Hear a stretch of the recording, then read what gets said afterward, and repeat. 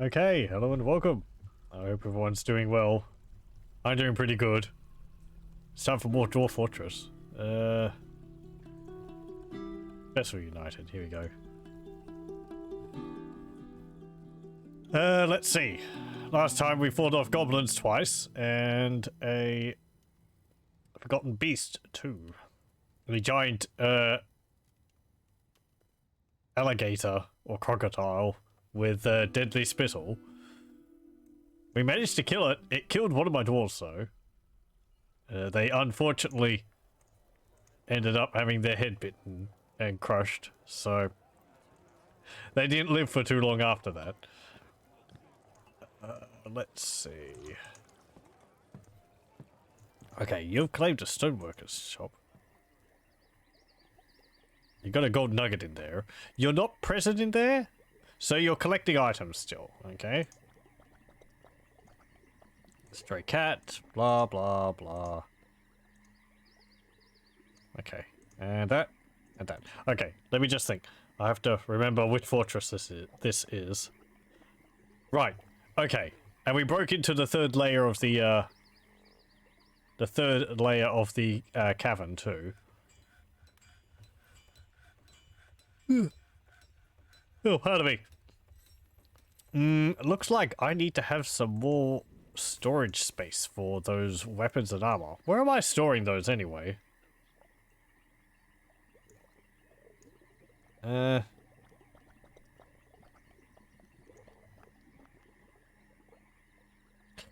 would be nice if it had scroll buttons here, so that you could go back and forth between all of the stockpiles you had, and it would just zoom around, centering on each of the stockpiles.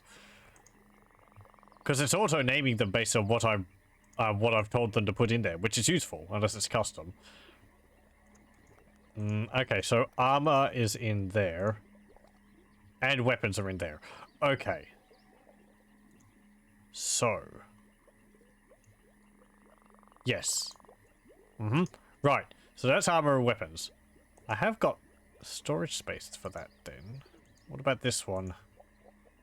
No.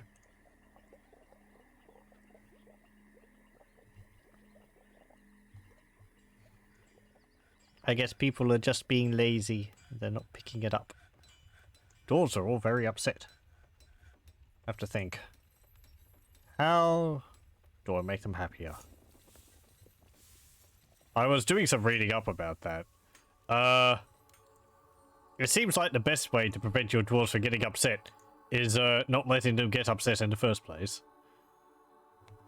In that, it's easier to limit the things they are. Let me think about it. It's easier to limit dwarves' exposure to things which will give them unhappy thoughts than it is to pile on things which will make them happy. Because it's like,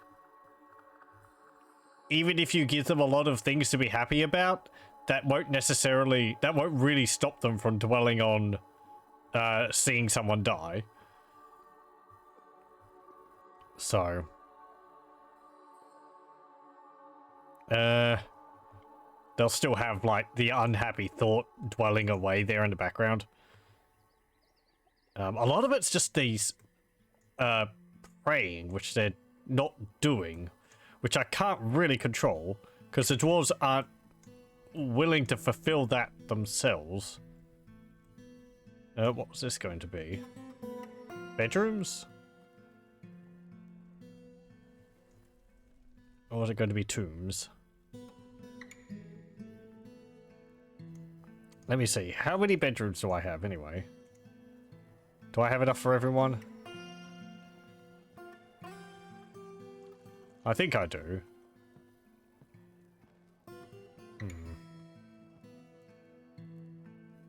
Maybe not. Okay. So I've got this here. I've got this going down here. This is another guild hall I was creating. These were bedrooms I was making, because this is the previous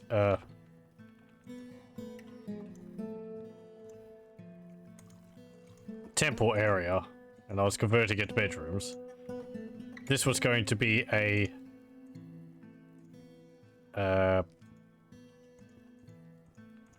vault for all of our coins and all that, and gems, which, well, they're in a bin over there. And we were smelting gold too.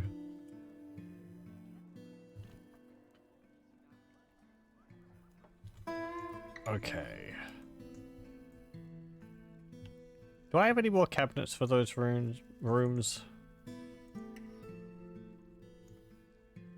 No.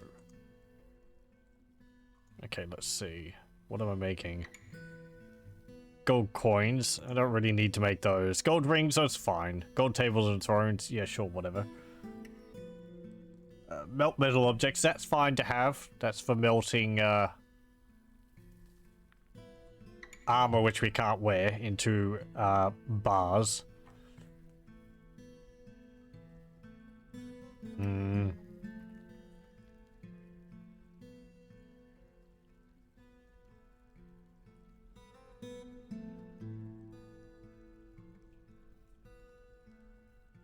We've got make sheets from plants here.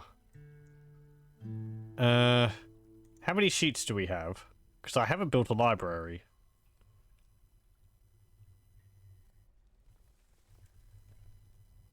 Eesh, it's taking a while to open the stocks menu.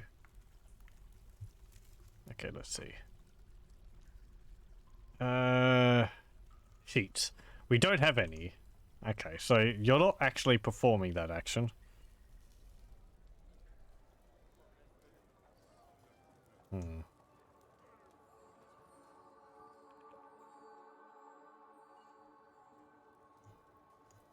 You're making meals, you're making meals. Make sheets from plants. Well, you're actually performing that action. Sheets from plants requires... I think... mash plant, you have to get a slurry, and then...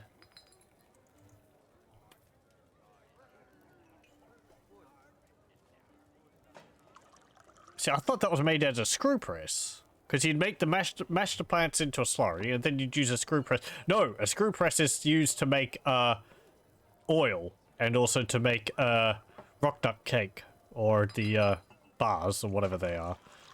Because you crush the rock nuts to get oil out of them, and also to get yeah, like a rock nut bar out. So so I think you can actually make sheets from any plant which you can make cotton from. So they're making them from pigtails. You could also make them from cotton plants, canaf, and so on. I would prefer if you didn't do that there, but that is close to the stockpile, so I guess that's fine. You have a lot of dwarven syrup in there. Wow. We can't actually eat the dwarven syrup. I don't think you can. I think you can only use it as an ingredient for cooking. So, let's see. Process plants to barrel.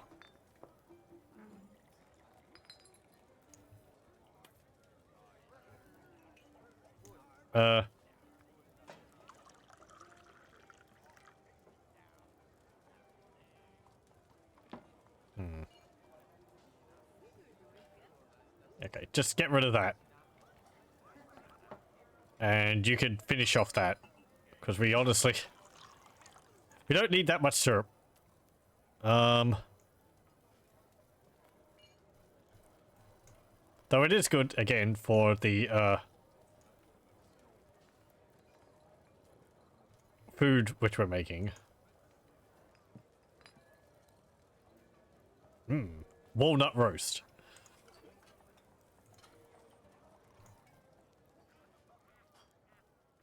Hey, it's actually got salmon in that one.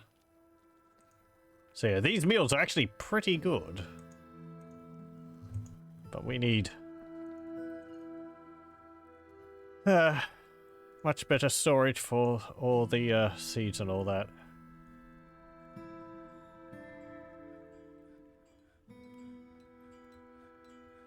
That's a heck of a lot of miasma around there. Yeah, Hawley's corpse. It's rotten. I think we could have butchered that. But, eh.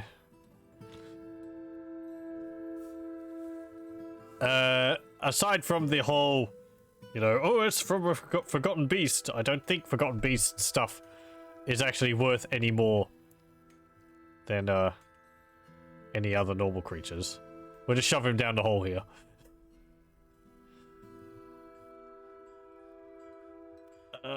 Right, so... What else? I have to keep ordering my thoughts.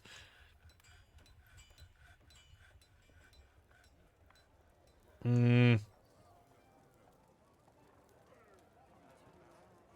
so I'm not going to be making...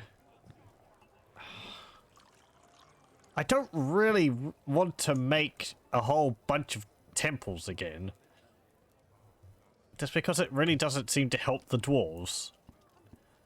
I guess I might make temples for the most widely worshipped ones, like maybe 2 of them. But, okay,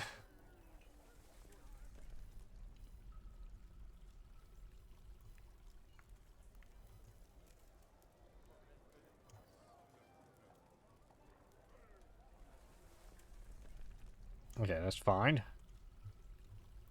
Hang on. Sheep from plants. Okay, let's just turn that off.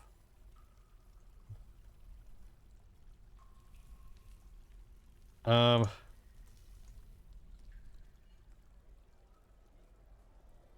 me do something else. Let me put a small stash here. And we'll go food, plants,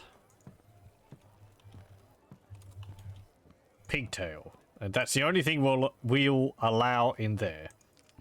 Then over here, food, plants. We'll remove that there. And we'll actually... hang on. Oh, I deleted it. Damn it. I meant to change the size of it. We'll just make it a single square. Food, plants, pigtail. There we go. So that we've got a stack of pigtails here, but not all of them. Because I want them in other places as well. Because we have our cloth industry up here. And this is where I primarily want our pigtail. In here. So.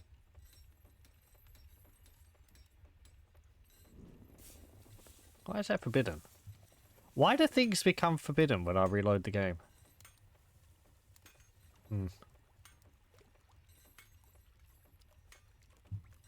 How much gypsum powder do we have?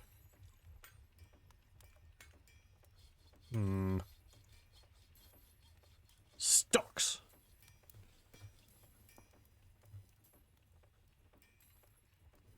Pause. Okay. We have 43 gypsum powder. Okay. We've got a lot of gypsum stone. Okay, so I have...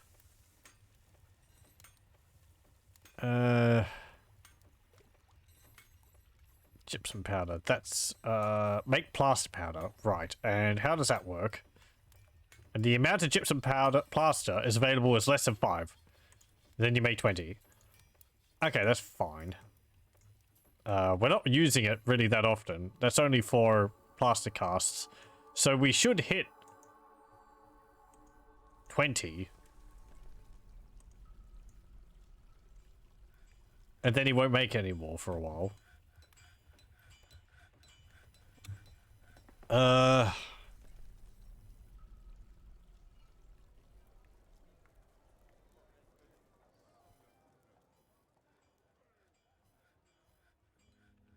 Okay.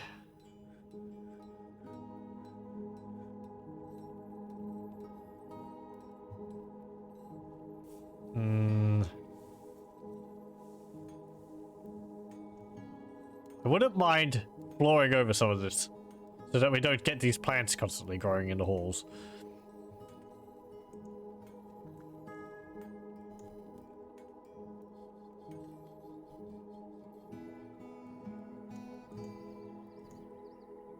I'll forbid that.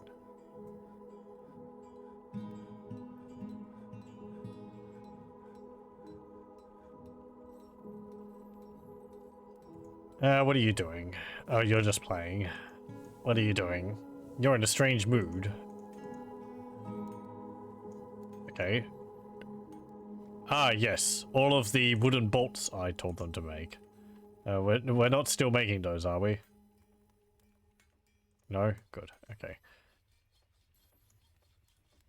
Yeah, holy crap. I got so many of those bolts. We'll put another storage pile down here for them. Ammo. Just all. And they can shove them down there.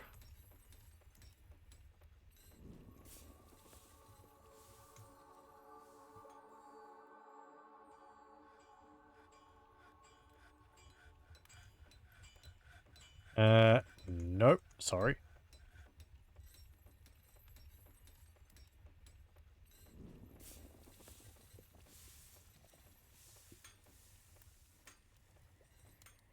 Okay. Anything else I want to change about our fortress over here?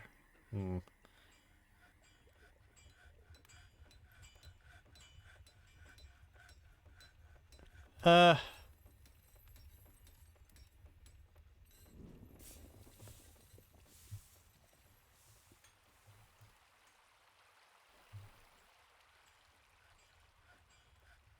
I can maybe move our farms down.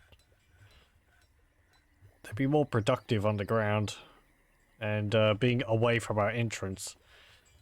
Though I guess the underground is another entrance now.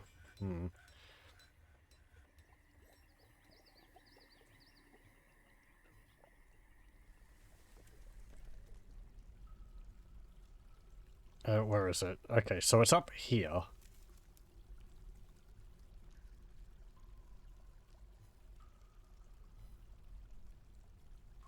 Uh...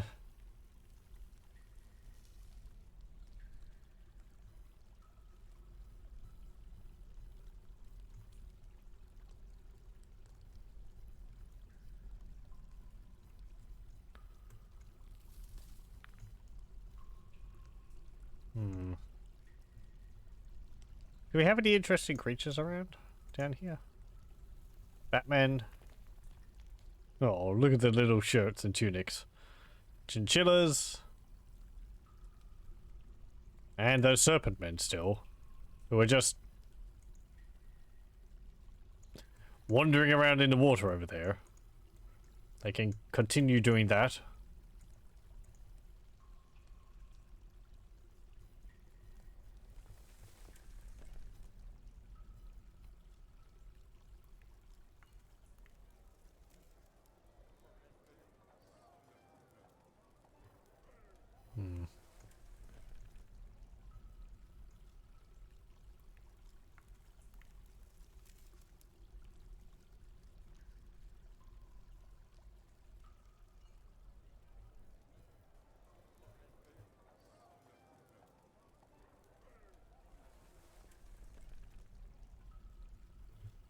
Okay. Oh yeah, whose room was that to be? Oh, you want more bolts made?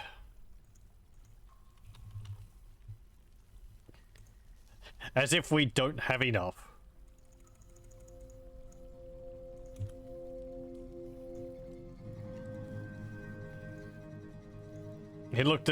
She looked at our stacks upon stacks of wooden bolts and was like, you know what we need more of?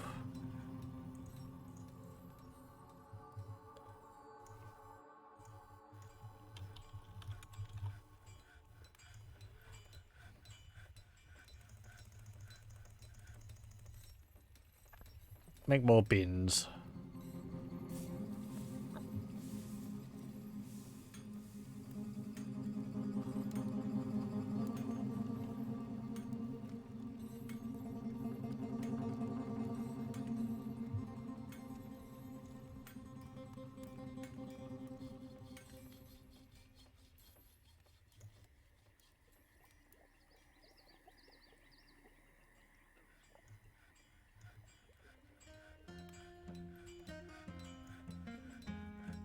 Make iron bolts, please, quickly.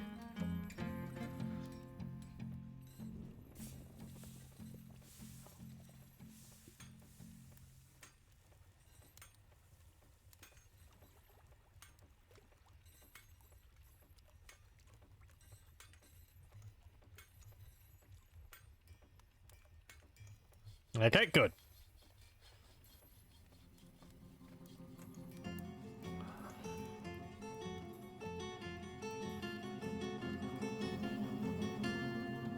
That's a great. Right. Hmm.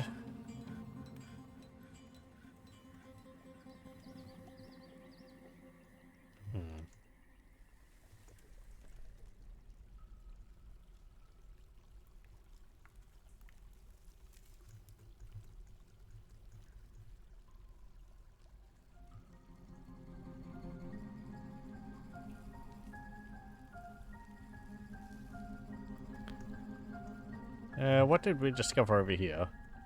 Nothing. Okay.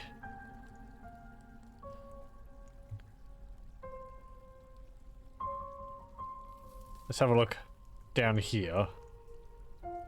So, last time we were down here, we actually discovered quite a few things.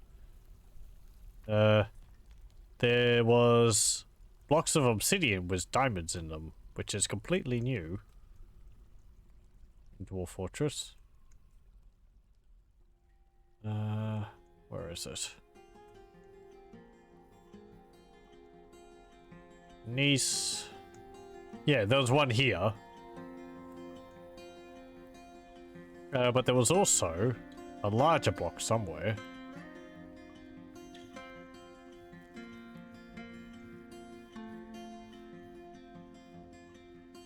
Yeah, over here. I am interested in having a look at this. Okay, so it's got warm stone in it. Hmm. That's interesting. I have to be careful.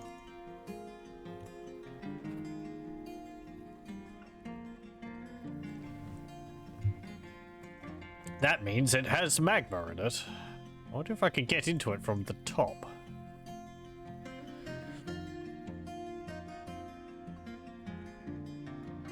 Let's see. Where is our...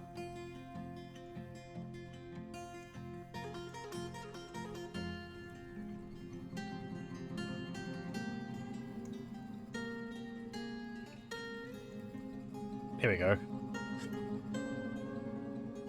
Okay, so that is over here.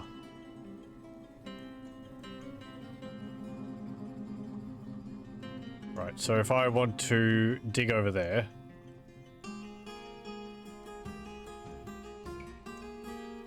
do this.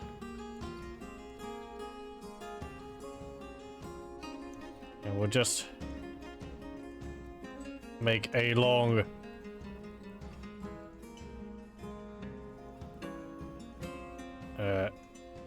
tunnel over here.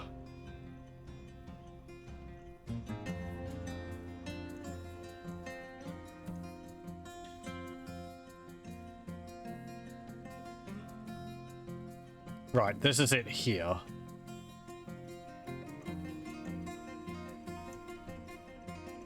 So we'll just mine down like that. And we'll have a look and see whether we hit some warm stone there.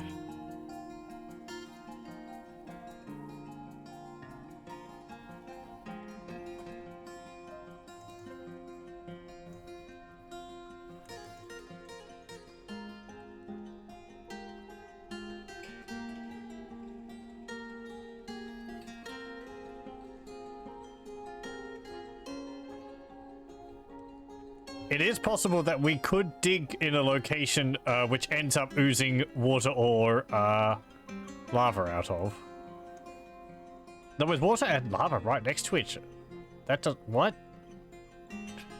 I guess the water could turn it into lava. It could also.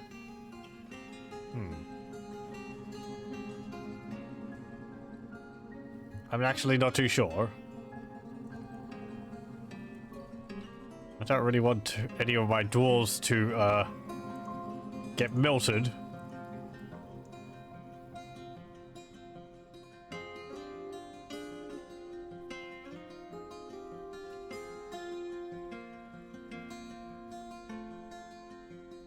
So there's this firelight over here.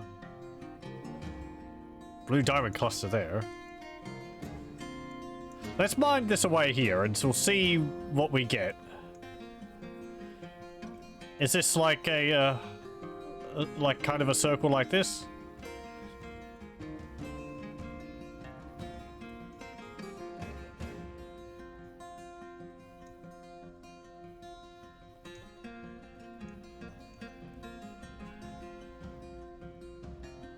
I want to make a tunnel over there because on the off chance that I can actually access magma from this, I'll have a tunnel within my main like staircase for my dwarves to get to the magma forges from.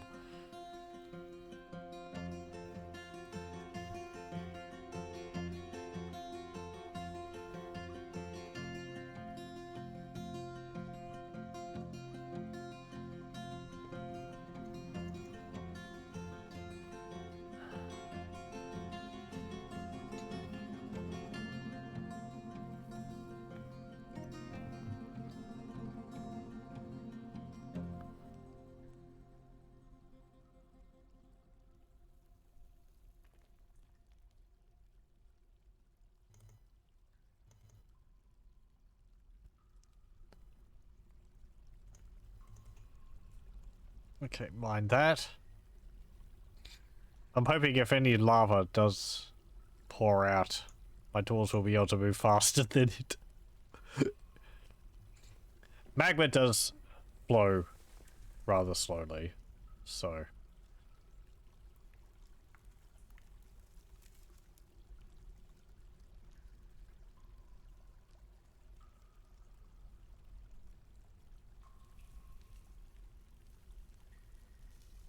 Yeah, they're having to go back and forth between it. I might wait until they finish that tunnel up there.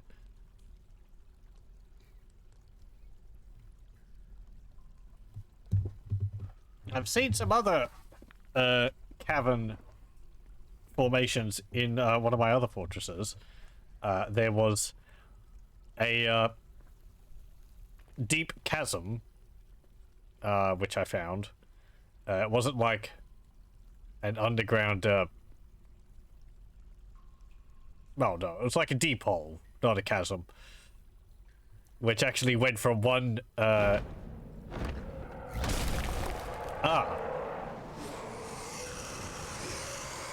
went from one cave system to another.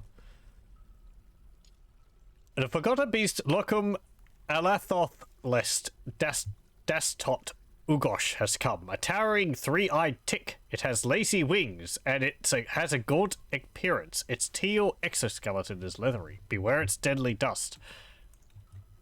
Okay. Where are you? Ah, you're up here. Oh, lovely. Locum Bolt Scorched, the Sword of Hollows.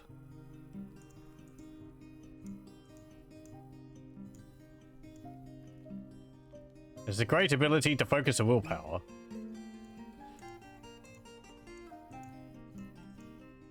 Yep, it's healthy. 325 years old. Has it got any kills? No. Okay. I think the other one had some kills. So... Now, Deadly Dust. I think I mentioned that last time. Unlike the Spittle... And it's going to come straight for our fortress. Okay. Unlike the Spittle from the other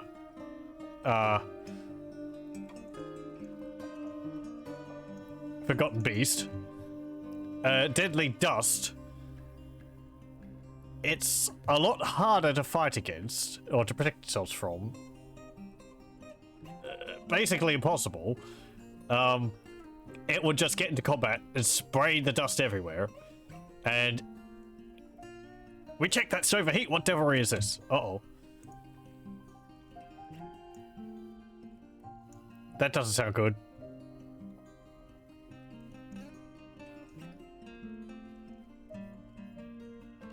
Is it leaking? Oh, there's fire there. Okay, that's interesting. Run away. Actually, I'm sorry, what?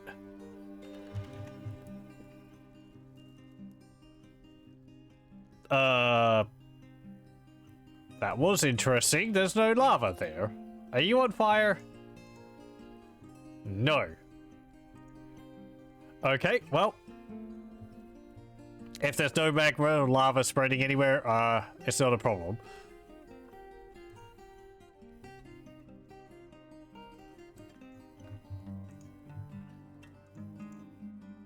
Okay, you go up there. Everyone also, I want you to be restricted to your burrows, please. So where's this giant tick? Ah, yes. I would really like to be able to export some of my bolts, please, Mayor. Do you like bolts?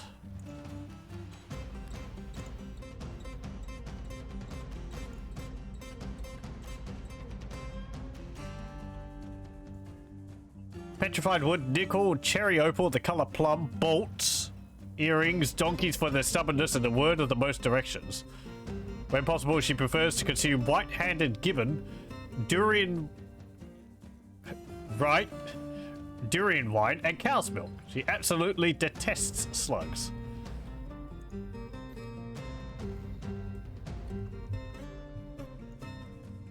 Okay.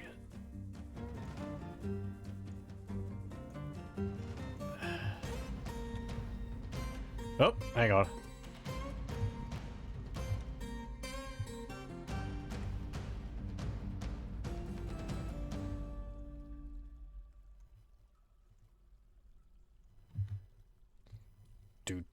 Oh, this one flies? I guess so. Yeah, I guess. Do ticks have wings? I thought they just attached themselves to people if they brushed up against, or creatures if they brushed up against leaves. Lacy. Oh, it did say it has lacy wings, so. They might not normally, but this one does. It's actually got 3 eyes on its picture there.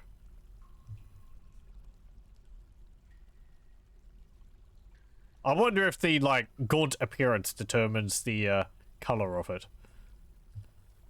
Because the last one had a gaunt appearance too, I think. Actually, does this one have a gaunt appearance?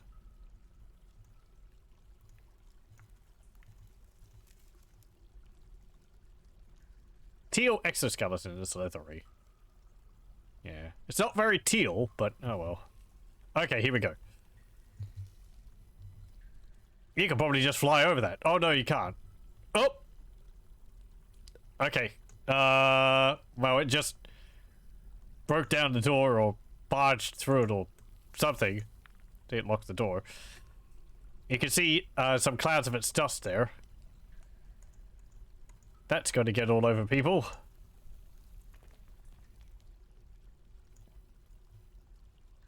The Forgotten Beast misses the Spear Dwarf. That's all that's happened so far. Okay. You two. Attack it. And, good luck, dwarves. Look at how... Look at that one! Oh, that dwarf looks great. Wild hair everywhere. Oh! Stabs a Forgotten Beast in the right foot. Ligament's been torn and a tendon's been torn. Oh yes, I'm glad I've got those spears now.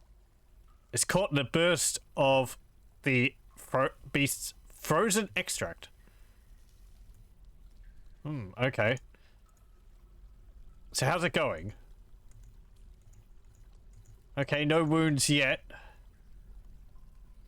Yeah, you can see his body is absolutely covered in the extract. That's just going to happen. Cross fingers that it's going to be a very mild effect. I think it took off into the air. Yes, it did.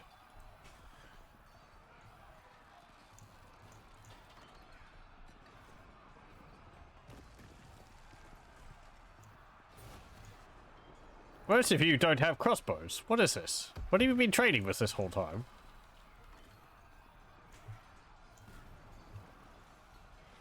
We got to land? There we go. How injured are you? You're bleeding. It's broke. Its right third foot is broken. Its right third foot's cut open. It's oozing. Left fifth leg is broken. Okay, so we've been hurting its legs, but not its body.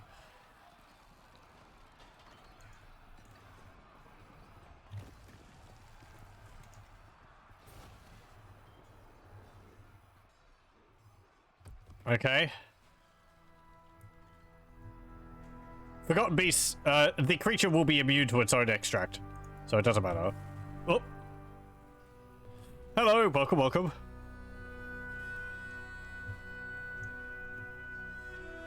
Poof.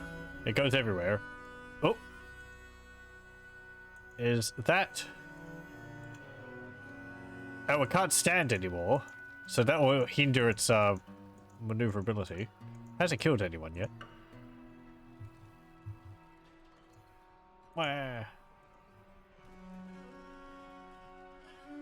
I got caught in dust underground. That's very annoying. Oh, nice, an ungodly horror from the depths. I agree and disagree very strongly.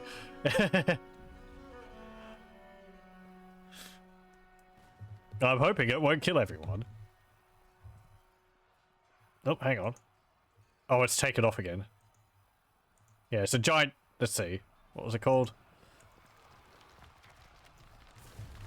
A towering three-eyed tick with lazy wings and a gaunt appearance. It's got deadly dust. Oh, hang on. These dwarves look like they're suffering something. Stunned. That might be because they got blasted by the dust, not because of any ill effects from the dust.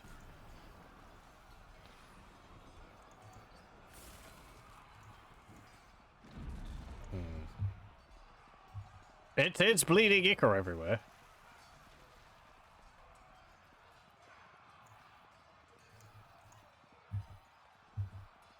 No, not... I'm sorry, what? Why are you going up into the air?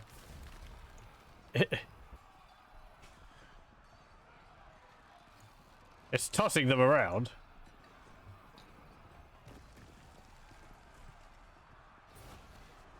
Oh, this one's not dying as fast as the last one. Heavy bleeding. Its foot's gone. Yeah, it's just got cuts and all that all over its body. And it's dead. Okay.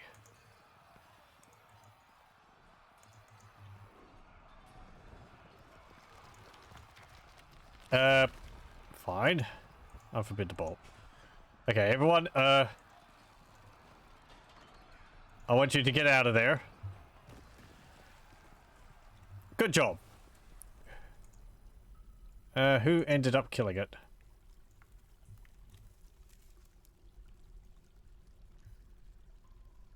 Oh, the spear dwarf stabs the forgotten beast in the head with her steel spear, tearing the muscle and tearing the brain.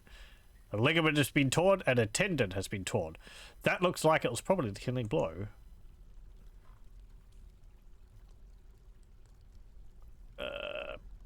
Which spear dwarf was that? Yeah, this is also where they're getting the bruising from, because the they get hit by the frozen They get hit by the frozen extract, and then it slams them into obstacles. That's why they were going up into the air, because it's just like blasting them around the place with it. Fighting in a corridor would be a problem there, because they'd slam into the walls and take damage from it. But it looks like their armor might have protected them from the worst parts of it. He fired a bolt at it. It didn't do much. You? Ah, here we go. So it was this dwarf. That was Tossid. Shemushil, I think. Yes. Let's see.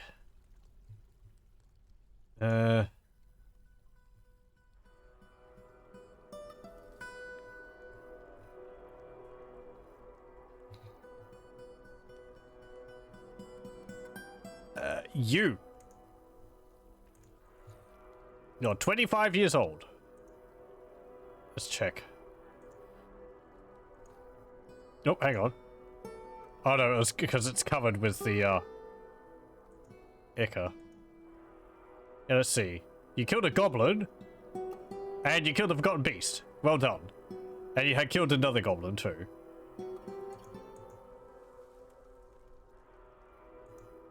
And I don't think you're injured. No, you've been injured before. Your left cheek is bruised. Well done, that dwarf.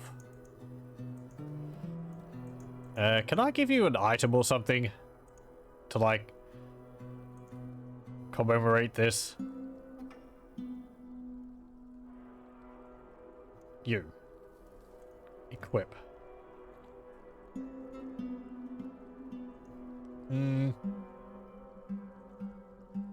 Not really.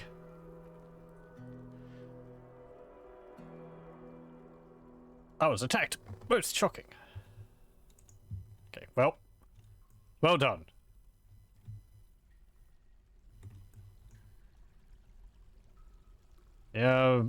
Let's see. Libash Saberyorn.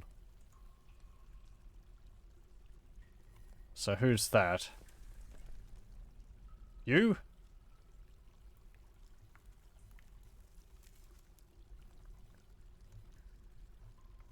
Spear Dwarf.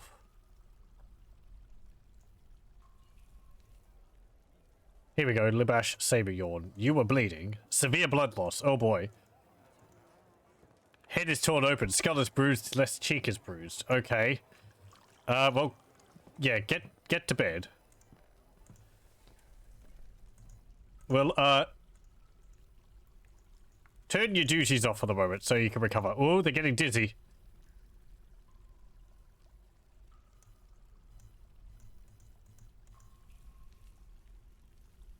Okay.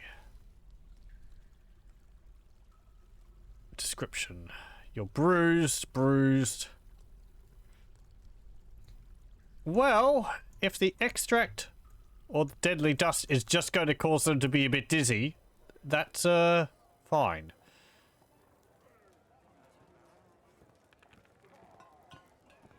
It could be much, much worse.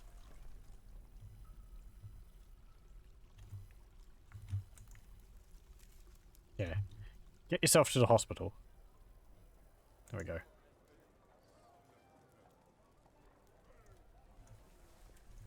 Okay, he's faint now.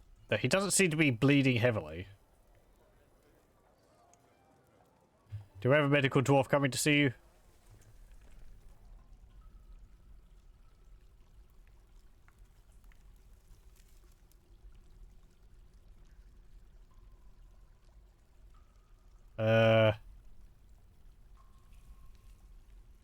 No.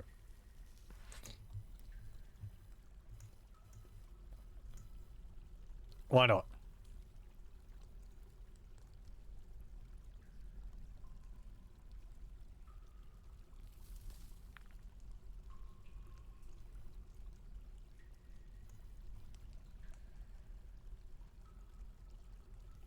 You. And then a doctor.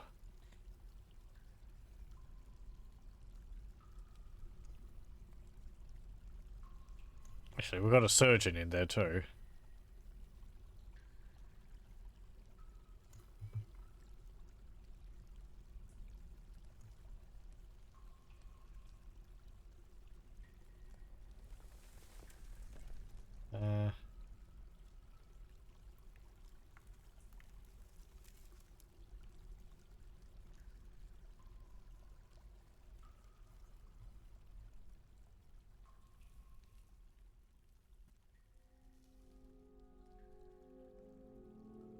Okay. Yeah, you. Do we have a bone doctor?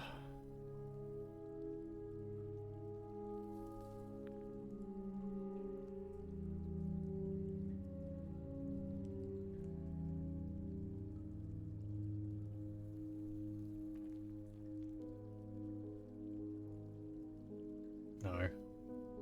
The fish cleaner could be a bone doctor.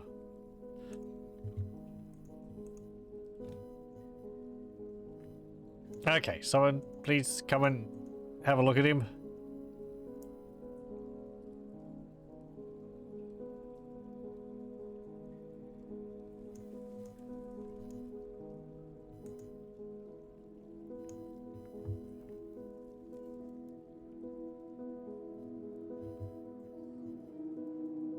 How's everyone else? You're dizzy.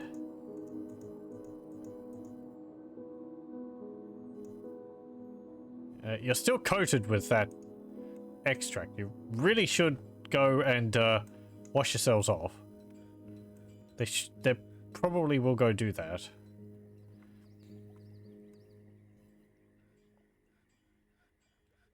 Once they put their equipment away.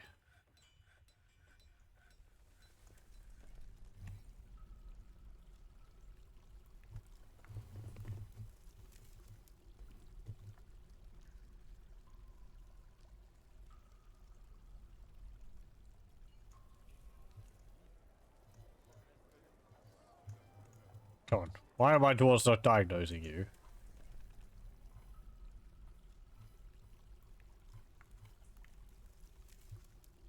No job. No job.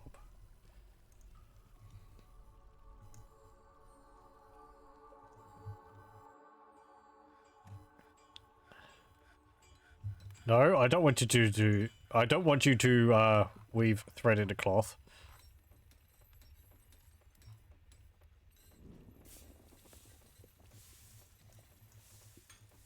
Anyone who's got something to do with the hospital, I don't want you to do anything else for the moment.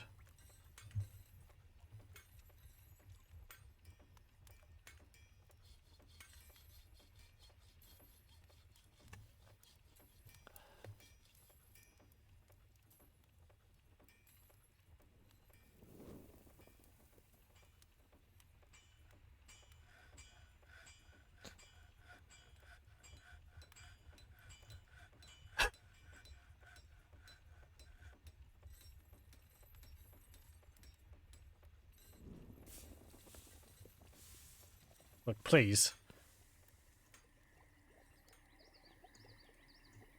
Oh! Hang on.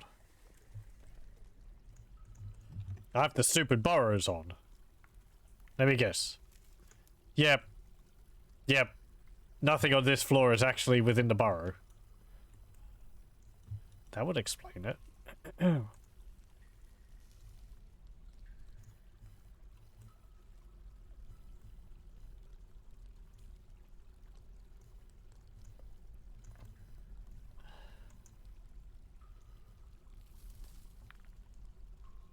Oh, burrows.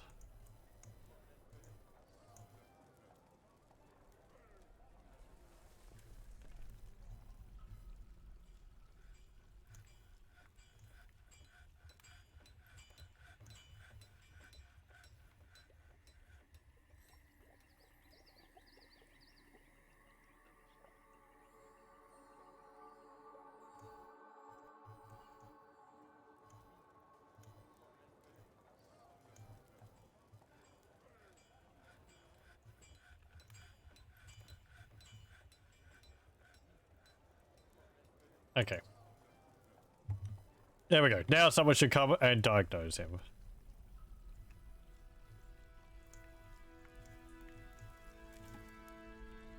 Okay.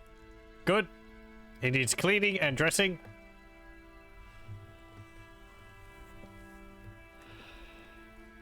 You really need to learn to set up burrows, especially on your current fortress, since you decided that embarking on an evil biome would be fun. They are certainly that. Burrows, I use them mostly to restrict dwarf movements when I'm under attack. So, oh hey, there's goblins outside. Don't go running into them.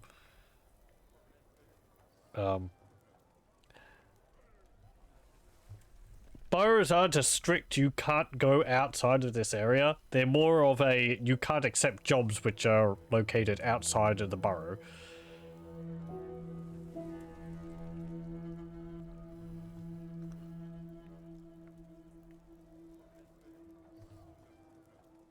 Oh, it's actually, oh. Oh, he is my bone doctor. He's gone to get something to eat. Oh no, his chin whisker is torn apart. Come on, get yourself to bed.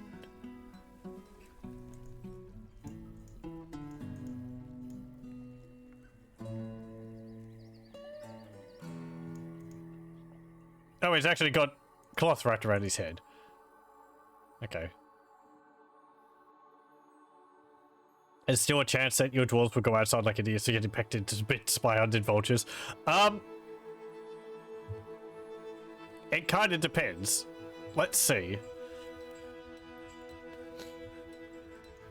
So, if we see my burrow here, the green one, any area which is inside of this burrow, they can accept jobs from. So, because the farms here are within the green area, they will accept jobs from the farms to pick plants from them.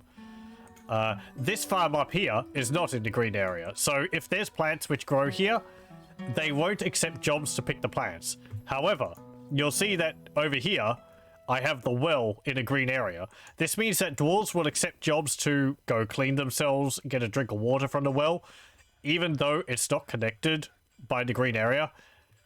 It just gives them, it just tells them where they can get jobs from. It doesn't restrict where they can walk. So if you don't have like any areas outside of the fortress on the surface where they can go to get jobs, then they will stay within the fortress because there's no, you know, they're not going to get any jobs like fishing at the river, getting fruit off trees or whatever outside. They won't tend to animals and so on. So it's something which I was wrong about when they for a while, where you think that it's like restricting their movement. It doesn't really do. It doesn't do that. Restricting movement's more using the traffic, but even that's not really restricting. That's just more saying that's just more like giving them suggestions on how to move. Like you can force them to take a longer route than the shorter one up to a point. I don't know if there's a way to like strictly tell your dwarves to stay within a certain space.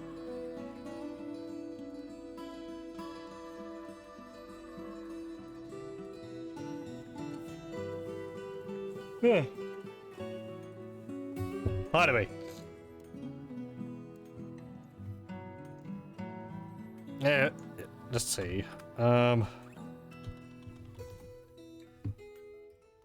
Probably can get a better explanation of it from the wiki.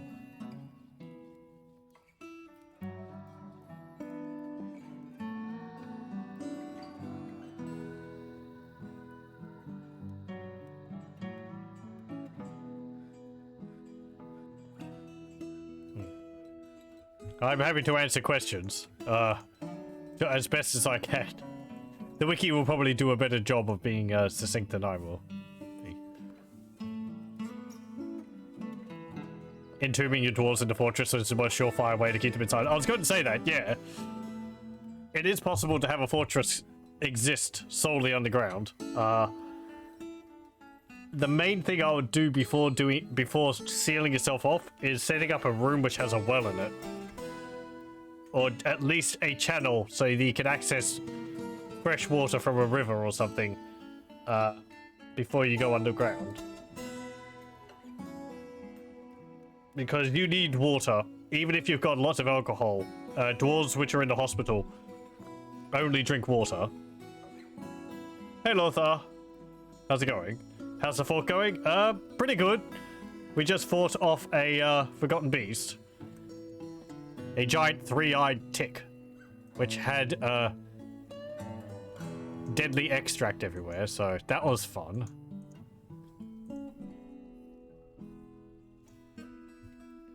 Yeah, go dump it down the hole. Ew, gross, yeah. It was pretty tough. I think my dwarves kept cutting its legs off, rather than actually killing it. Had a lot of legs. So... we're just having to, get one of our dwarves, tended to, because he took a bit of a beating in the battle. It was...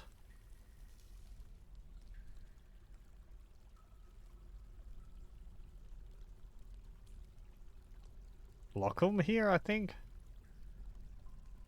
No. It was someone. One of my medical dwarves. Libash, I think. Yeah. So, he's, I guess doing a bit better now.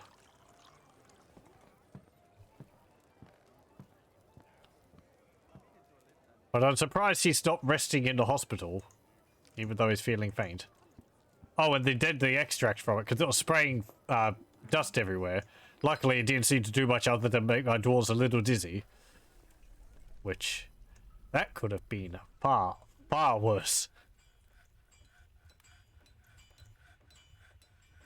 I've had ones where it's like, oh, now you've got blisters all over your body. Or, now you're blind. Now you're paralyzed and you can't breathe.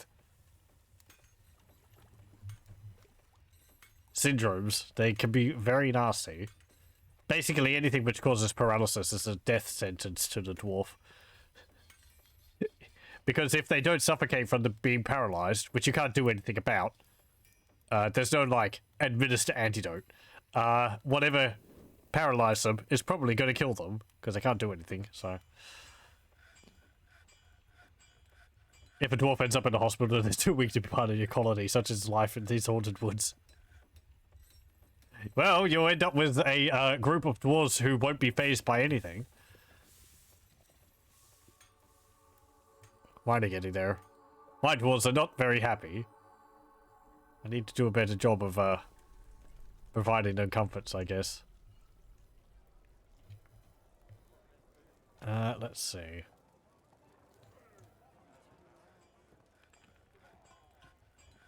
Oh yeah, there was that. We checked the stone for heat, so there was some fire which appeared there. But that was weird.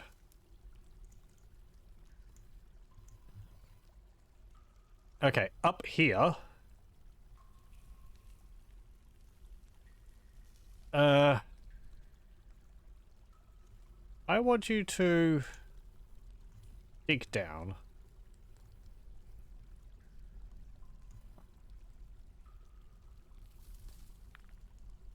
I've embarked in haunted zones before, and I didn't last very long. I'm not very good at it. Or the undead. And if you've got any of those sludgy rains or whatever, that just makes it even harder.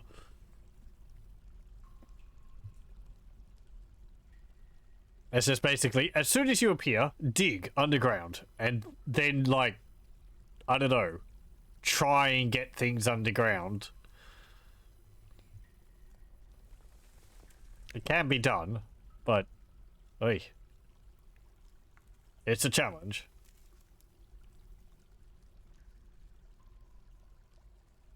It's fun embarking in different locations. I tend to embark in foresty mountain areas, which is pretty standard, but deserts are interesting because there's not much water, and your dwarves get, I think your dwarves overheat quickly.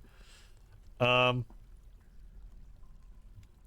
biomes are interesting because, again, there's no water anywhere because it's all frozen. And there's no trees. So you have to either import trees or break down into the cavern layer to get it, which can be difficult because you might be located above a dense aquifer, so you have to try and get through that. I remember some forts people did in the past where one of them was they built a ship on an ocean in like a little bay, but all the dwarves lived on a wooden ship they built on the water. That was impressive. Or you find a big valley or canyon and you build a fortress suspended between the two sides of the canyon. I wish there was a few more islands and cliffs in this.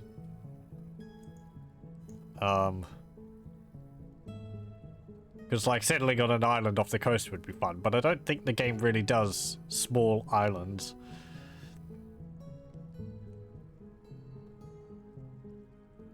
Smaller than the ones you see on the map. Like, this is not small. This is quite a large area. I mean, like, if you zoomed in, there'd be like a tiny island off the coast or something. Oh yeah, we are here. Vesselunited. There is dwarves around here. Oh, looks like some goblins have taken over these hillocks here. We have been attacked by the goblins a few times. 3 times, I think, so far.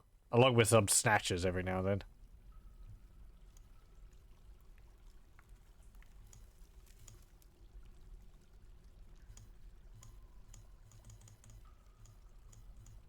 Okay.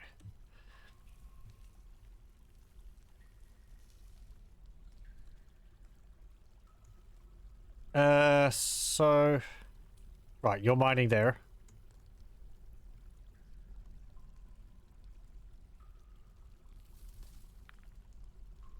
Okay, you didn't find anything there. What if you dig down again?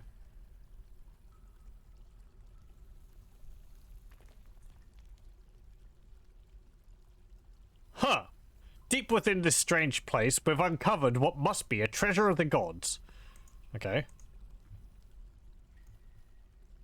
There's a bunch of things here. This is a dark metal figurine of forgotten beasts. All craftsmanship is of the highest quality. The item is an image of forgotten beasts in dark metal. This is a dark metal amulet. All craftsmanship is of the highest quality. It's like worth around 40,000 dwarf bucks. Dark metal figurine of a fluffy wambler. All craftsmanship is of the highest quality. The item is an image of a fluffy wambler in dark metal. Huh, that's interesting. So they've got items in it. They have names too.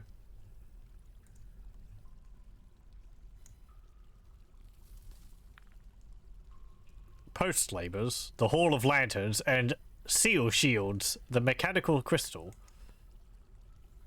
Wonder if there's anything else in here.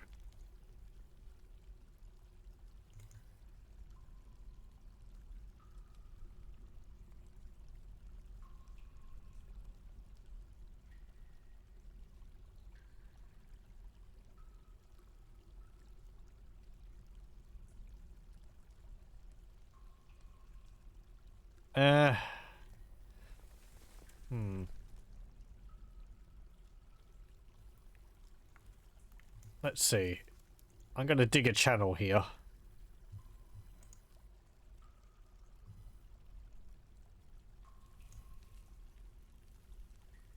I mean, that's pretty cool. I could give one of them as, like, an item for my dwarves or something. Or I could put them on plimps. Yeah, actually, I'll do that. We can put them on plimps in our vault. Over here. So.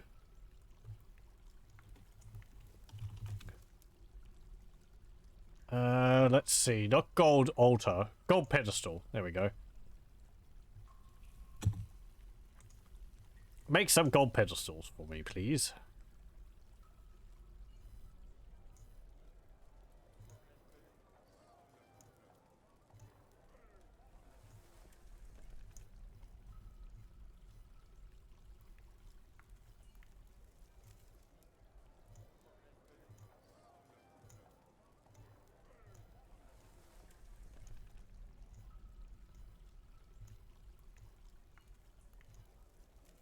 I'll just expand those bedrooms out.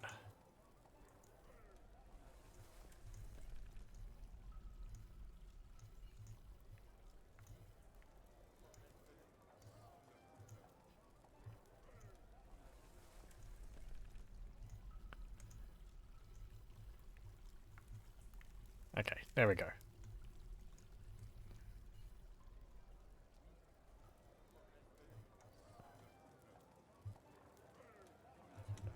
Do we have more doors? No.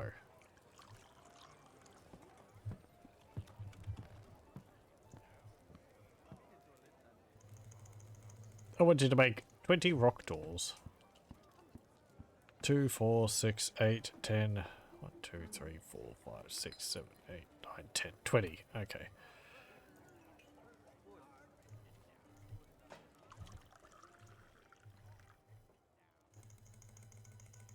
Make 20 beds. How many rock doors did I say to make? 20. Okay, that's fine.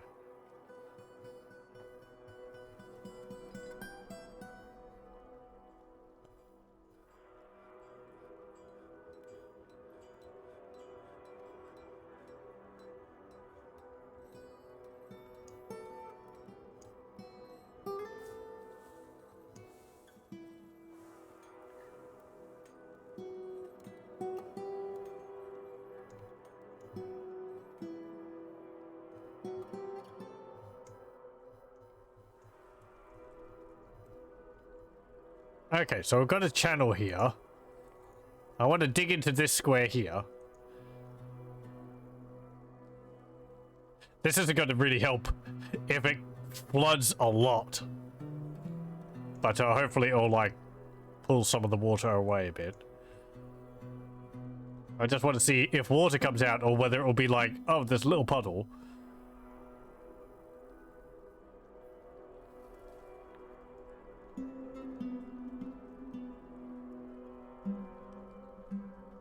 Okay. So there was a 7x7. This area here was full of water, and that's it. Oh, what's going on here?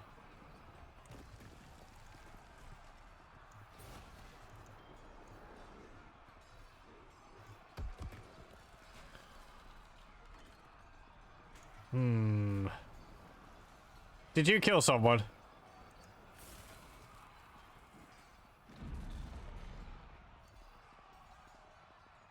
A farmer punches a fisher dwarf.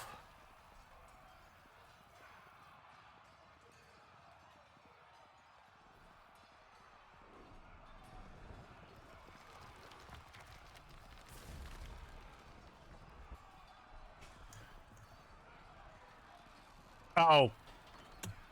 Right. I think he had a mood, and he didn't. He wasn't able to fulfill it. I forgot about him in the what with everything else going on.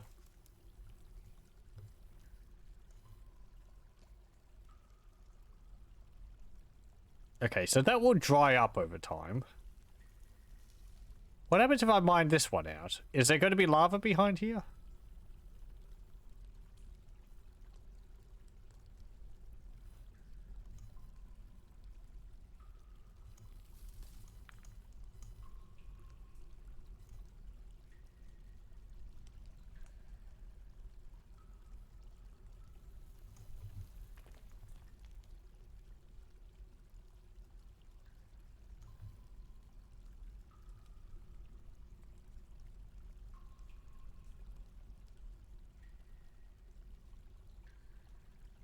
Let's see. Oh, okay. That's a fair amount of lava. It's not an infinite amount though, as we saw with the water. So that will just spread out. It's not really setting things on fire. Well, forbid those. Don't go running into the lava to get that.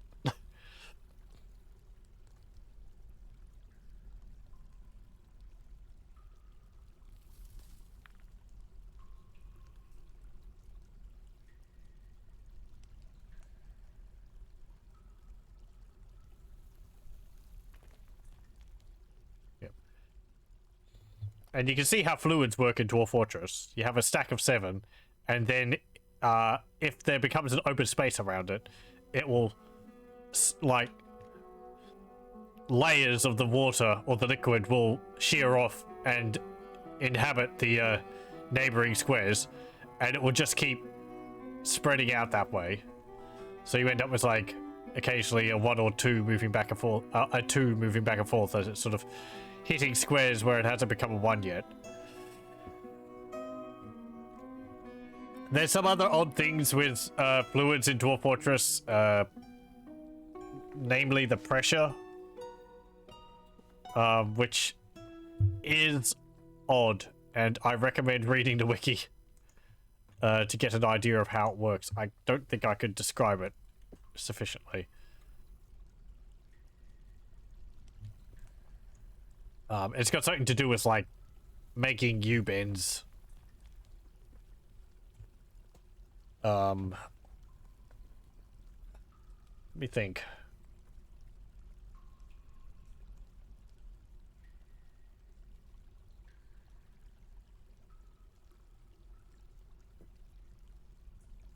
It's like if you have a source of water at a river, and you try to make the water from the river drop down a bunch of levels, and then maybe you open up a square.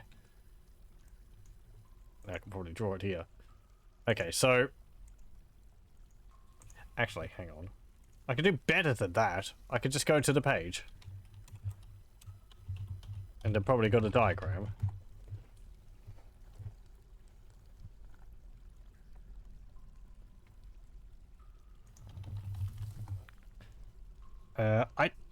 Lava might not actually have,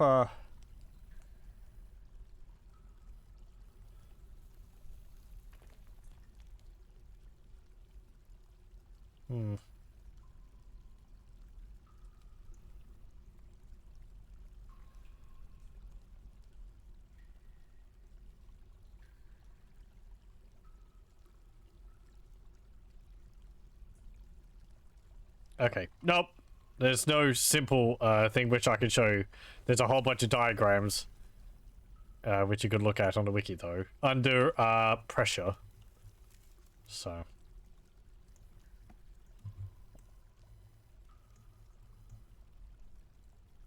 it's like if you have it from here and you make it go down to Z level and then you open it up again down like here, the water will actually bubble up through the hole which you made, flooding the room, because it will try to return to this level. But there's a way you can make... There's something you can do to stop it from doing that. But I forget what exactly. Or there's a few things you could do, but I forget what options you have. It's been quite a while since I've done anything to do with fluids.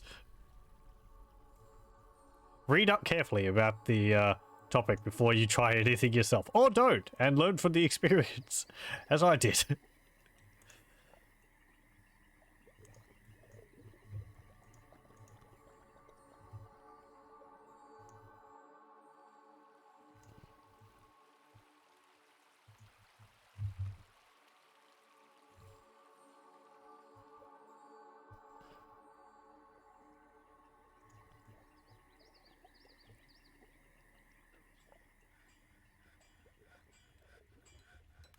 Okay, do we actually have enough coffins for dwarves? Yes, because we made this one over here. Okay.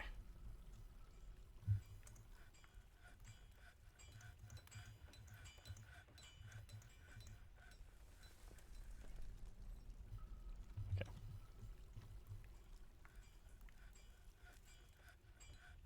Oh, you can't actually get to that tree there.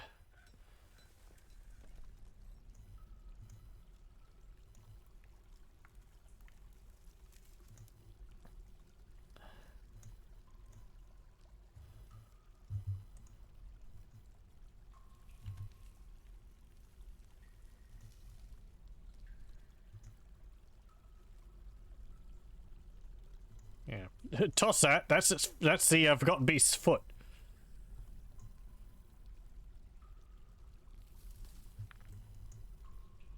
Okay, do we have those pedestals now? Display. Oh. I have to get rid of the stockpile. Okay.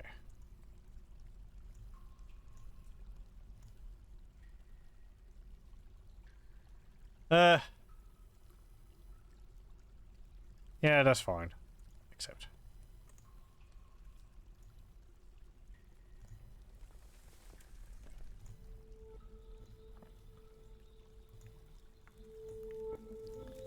There we go. Oh, can we do something else? So I want like that.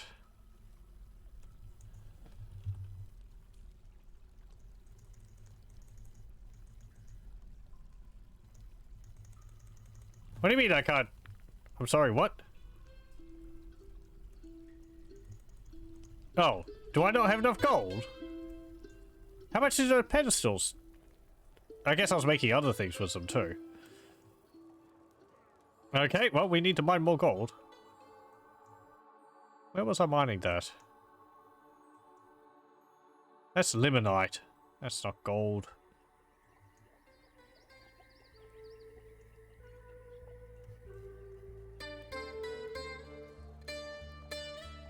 Was there native gold down here?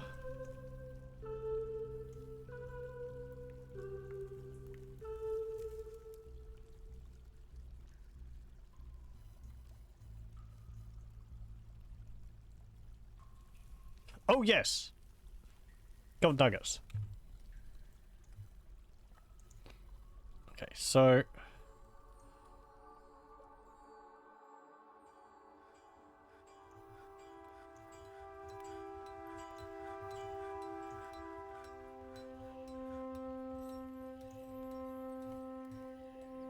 Well, you made the bins. Just keep making wooden bins.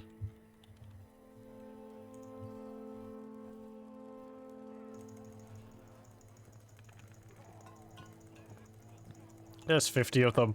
There's so many of those fungus trees down there. One of my other thoughts. If I don't cut down the fungus trees, they just keep growing. And they end up cutting off passages. So... I needed to find things to use the wood on.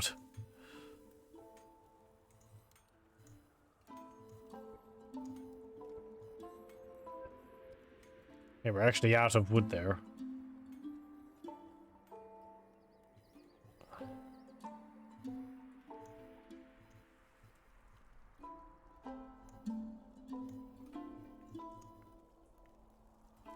Because each one of these little things here is a potential potential tree. Not these ones or these, but these yellow ones and these brown ones.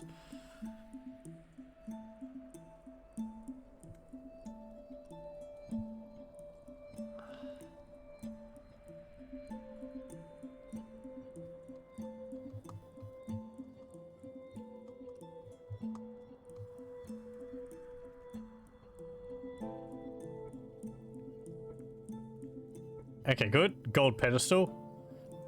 I want you to put... Let's see, what was it? Figurine. Yes, I want you to put that on there.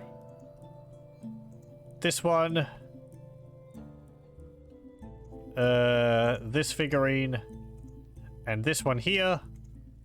The other one was an amulet, wasn't it?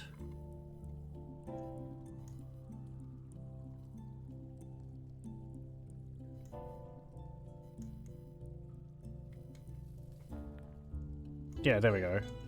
Why can't I collapse these menus?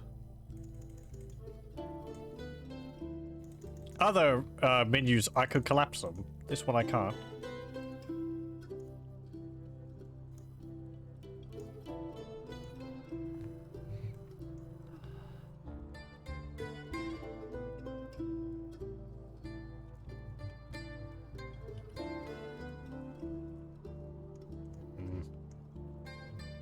What are you making?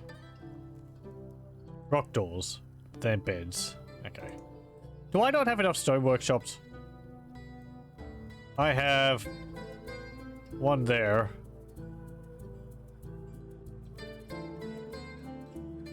Yeah, I guess I've only got the one. Okay. Well.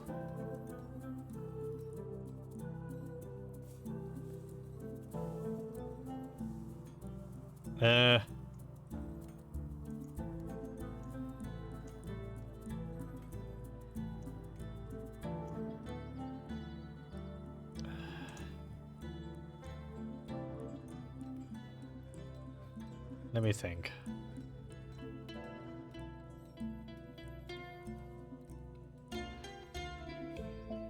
Where do I want to put this?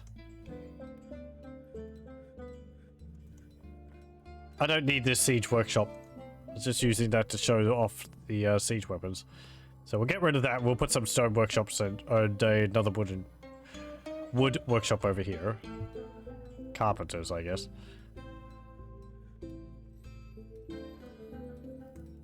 Oh. You lot. You can go back on trading. It'd be nice if I could click on this to change all of their schedules.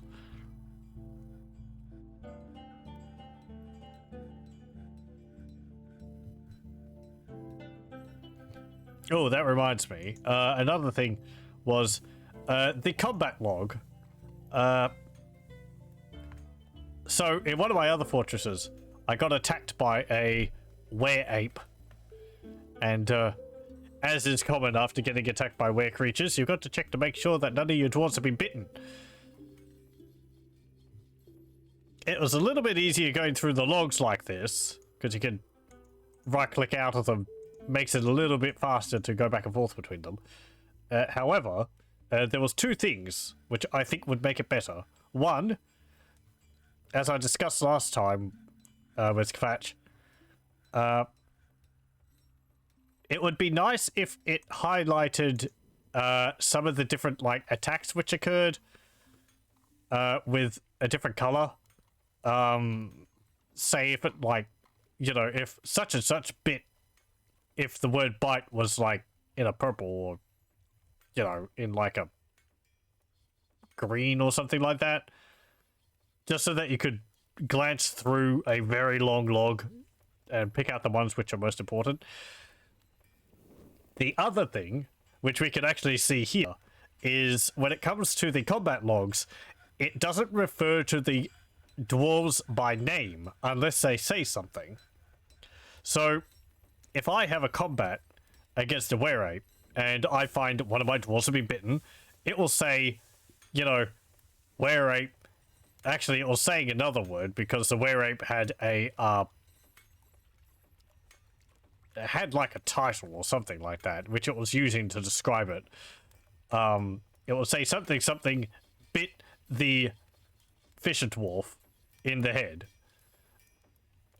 And it's like, okay, but I have quite a few fisher dwarves. Which one do you mean? So it would be nice if it said, along with just fisher dwarf, if it said their name next to it as well. This isn't base Dwarf Fortress thing though. This isn't specifically for the Steam edition. I think that's always been the case. Just be nice if you could see their name. Maybe if you had another tag here which could, like, order dwarves by injured or wounds or something like that, so you can see which ones are injured. It just lists the ones at top. Having sorting functions like this is very useful. They should be. It'd be nice if there was more.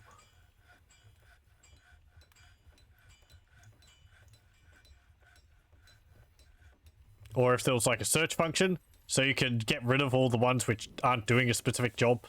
So you can say, so you can type in like no job, and it will come up with all the dwarves which have no jobs. Maybe also if it remembered it, if I got out of it and then went back in here. That way I could like check, okay, what's your problem? Okay, the reason why you've got no job is because you're in the hospital. So you go back in here and you can go to the second dwarf with no job and check why they don't have a job. Because they're stuck behind a wall which they're building. Anyway. Why is it someone removing that?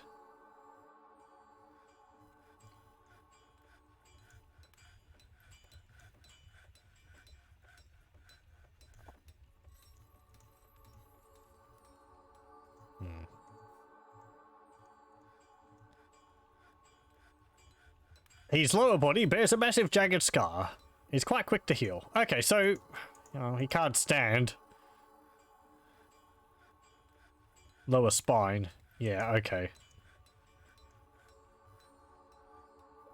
I do have enough crutches, don't I? Huh. The Hydra, Osnulsum Osdospo, has come. A giant dragon-like monster with 7 biting heads. I don't know if I've fought a Hydra before. Where are you? Yeah, there you are. Oh, he's a little baby. 366 years old. Grandmaster Observer, I would hope so. Talented fighter, biter, striker, dodger. Has it got any kills? It killed 2 dwarves, 1 in 59, Kumil wound tattoos, and 1 in 98, Odom nourish paint.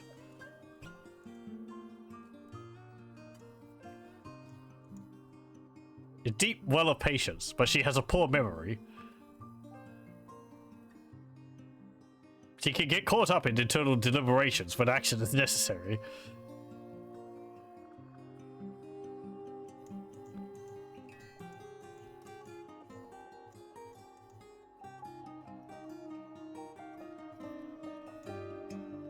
Okay. Well now. Yeah, I don't think I've ever fought a Hydra before.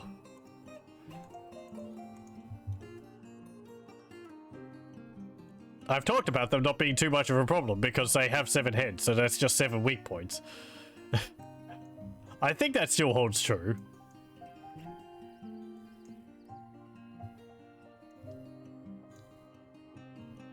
Let's have a look. Can we get a description of you? Of like all of your body parts or whatever? No. She is very muscular. Her scales are gold. Her eyes are black.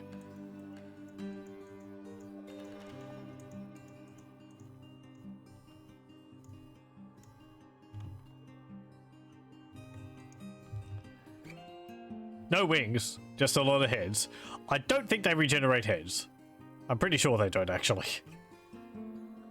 So they're not like, you know, super fast regeneration. It's actually getting shot at.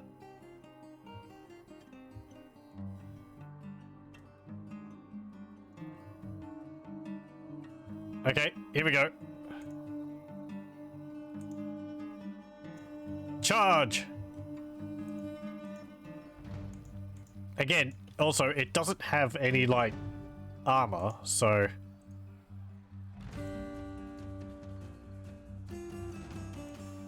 Hydra jumps away from the flying goblin cap bolt. Walnut bolt. Yeah, they're using wooden bolts to attack it. Hydra bites the doe rabbit. Yeah, it's killing some of the creatures.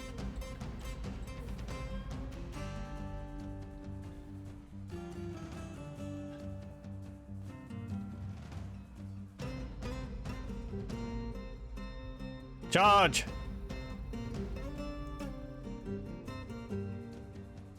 She feels vengeful when joining an existing conflict. No wounds.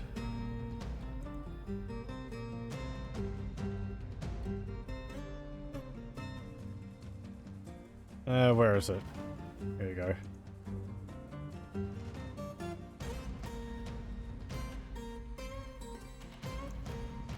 Stabs a Hydra in the left-right leg with his iron spear, tearing the muscle. Lodge firmly in the wound. Oh, it has taken some wounds. Hacks a Hydra in the upper body with her iron battle axe, tearing the muscle. Hacks a Hydra in the fourth head with her iron battle axe, tearing the muscle, fracturing the skull. Fourth head. Artery's been opened. Misses the axe dwarf multiple times. Spear dwarf scratches the Hydra in the sixth head. Stray dog bikes the Hydra in the fifth head. The axe lord hacks the Hydra in the first head. Force twists the first neck.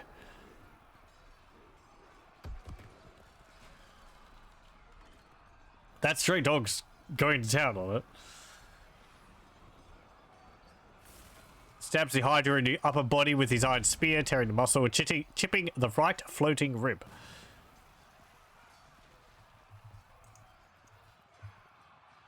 And they've sacked on top of it, and it's probably not going to be long for the world.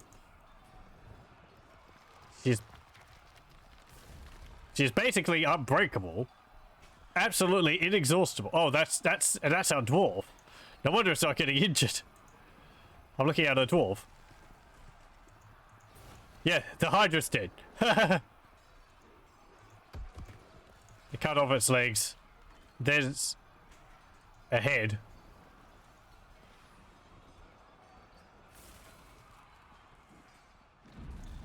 Yeah, they just piled onto the Hydra and hacked it to pieces.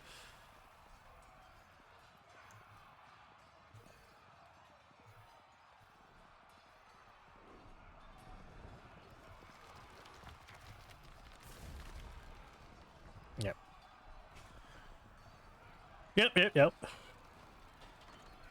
I don't know if anyone got injured from that.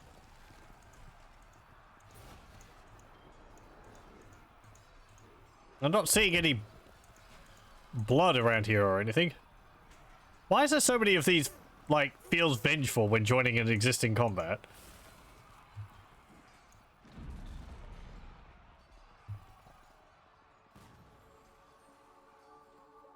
Good job, dwarves. Turn off the burrows. There wasn't even any blood. Wow. Yeah, how did that happen? I'd have expected the Hydra to be spraying blood everywhere, but no.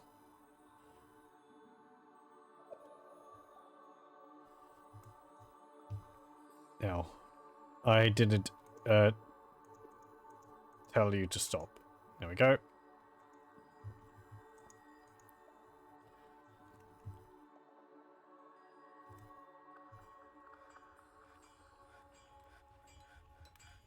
Well. Yeah, looks like some pets died. That's gonna make people upset.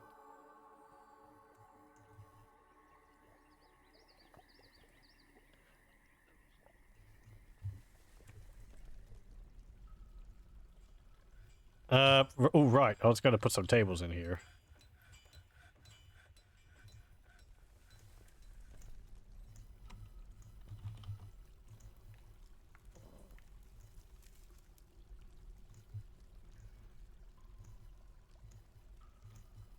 No. That was petrified, wasn't it? Yeah, I thought so. Don't want a petrified wood throne. I want a gold throne. Ah! I placed the pedestals before the ground underneath them got smoothed. Can't be having that.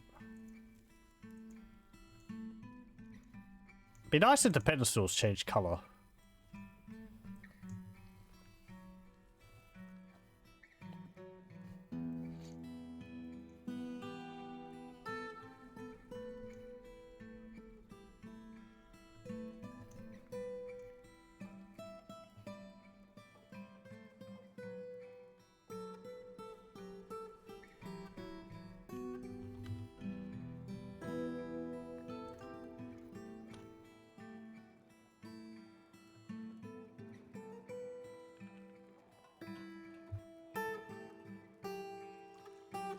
A stray cat has adopted Kel Koltarum, dwarven child.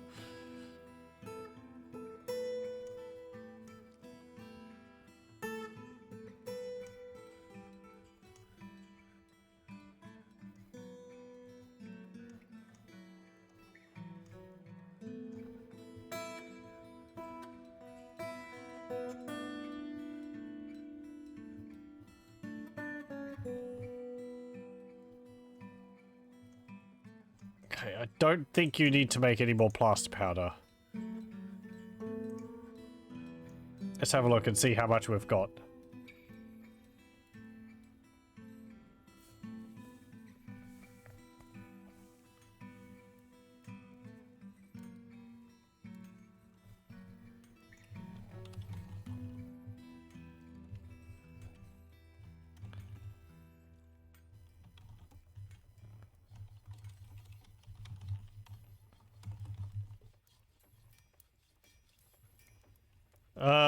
Yeah, quite a bit.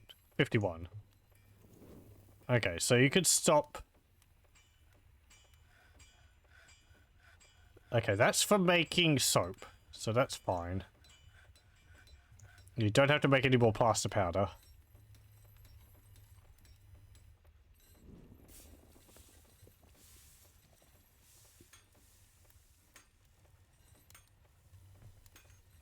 Okay.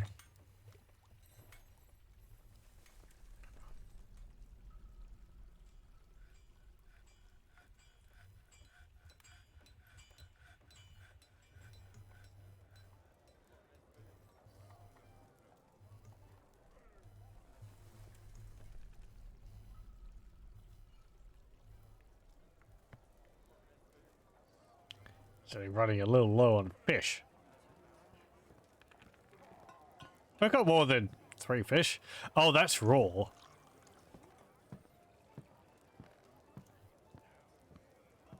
Do I not have a fisher dwarf anymore? No, I got 3. They're doing other tasks. Okay, that's fine. Whatever.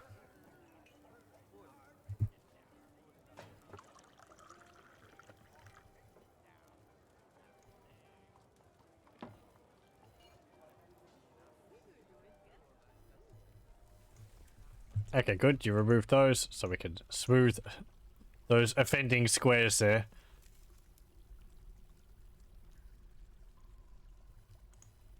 Yeah, it looks like the pedestals are actually gold when they're on the ground, but they lose their color when they're placed. Or maybe they lose their color when there's an object on them? Hmm.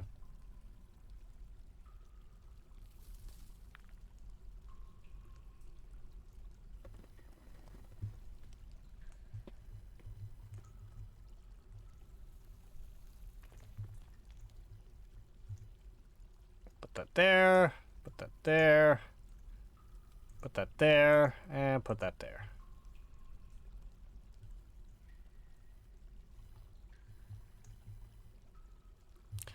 Okay, is everyone happy with their rooms? Looks like it. Okay.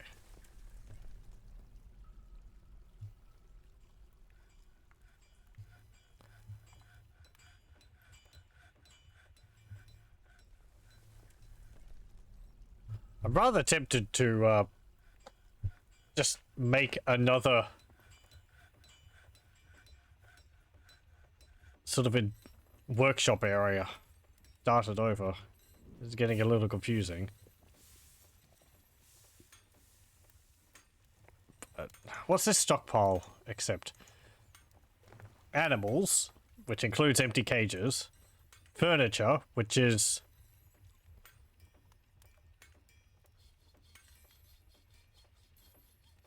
Yeah, okay, that's fine.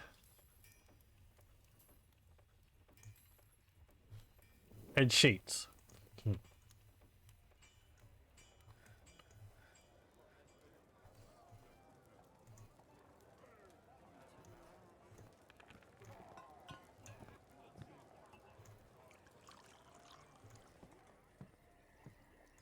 What do you mean I don't have any seeds for plump helmets? I've got 1,300 seeds. What are they? Probably someone's picked up the barrel. Is carrying it with them somewhere.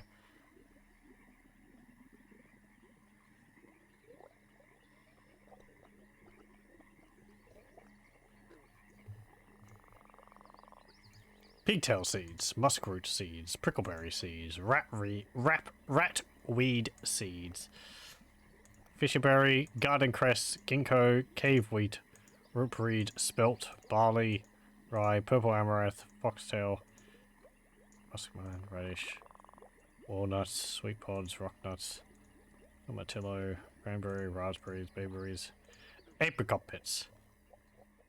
Huh. Okay, I don't actually have any plump helmets? Weird. Dump the apricot pits. We can't use those. Walnuts we can cook with.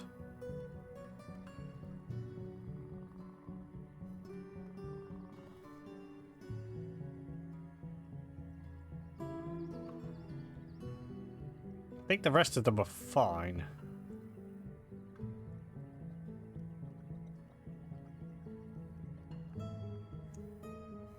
Okay.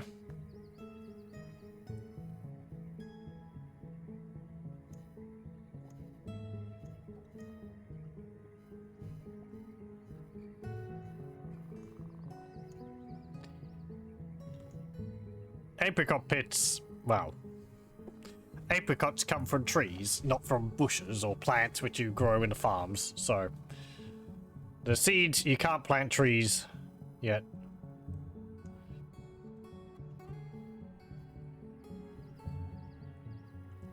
It'd be really nice if you could, but, well, unfortunately, no.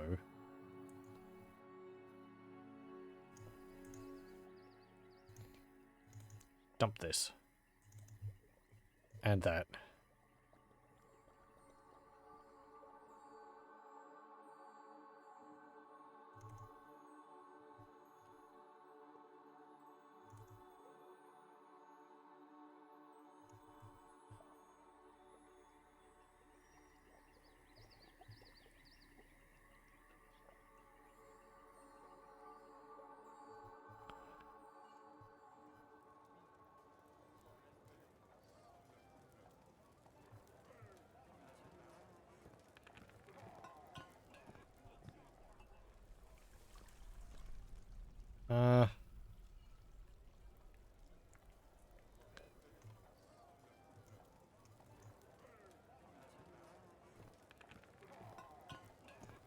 Okay. Let's see. Labor kitchens.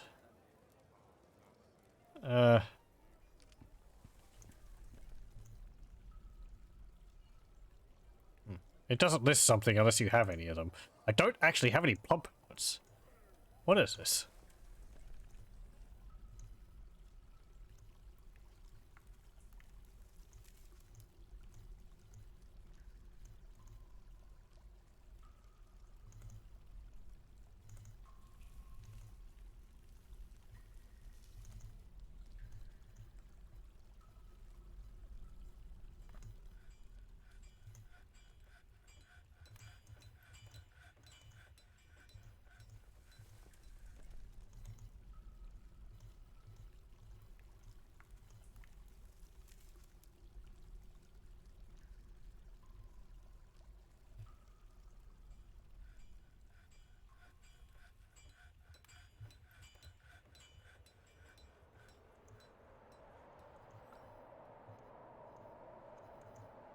Okay, so this is...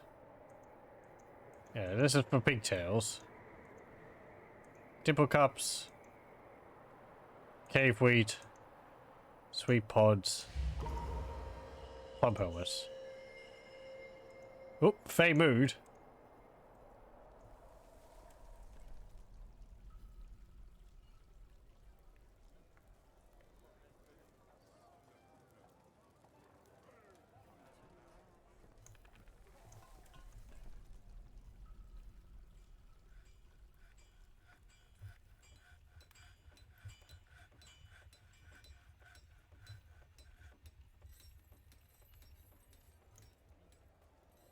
Oh. Okay, so what do you want? You have metal bars, rock, logs, bones. Logs, rough gems, and bones. Rough gems. Okay. Also, that workshop has so many things in it.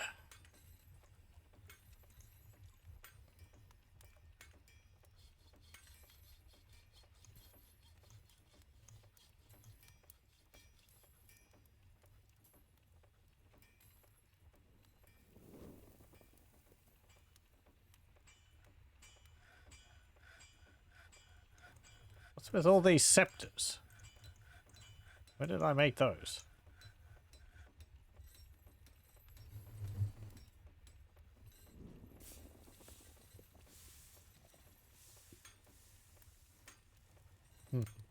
Quite a while ago.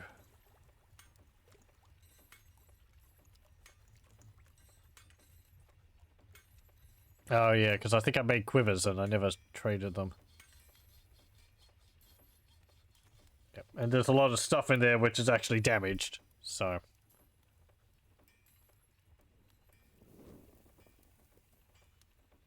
Don't think there's a way to recycle stuff. You pretty much have to just, like, trade it away, I think.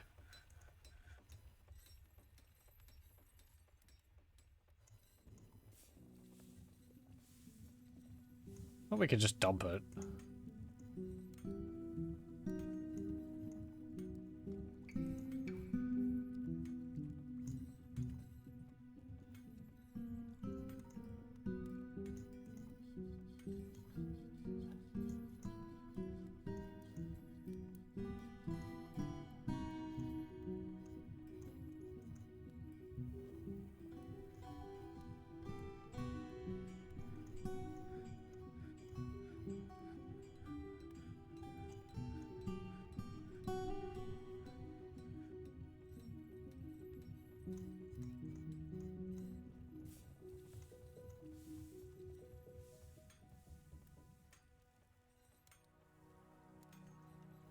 Get that, that,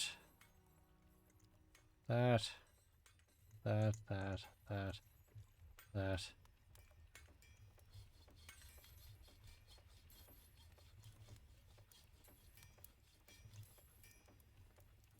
And so on and so forth.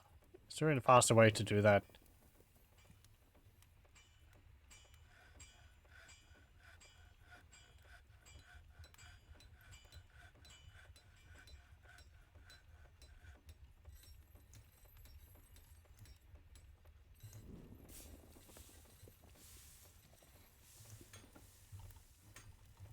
No, I can't put in, like,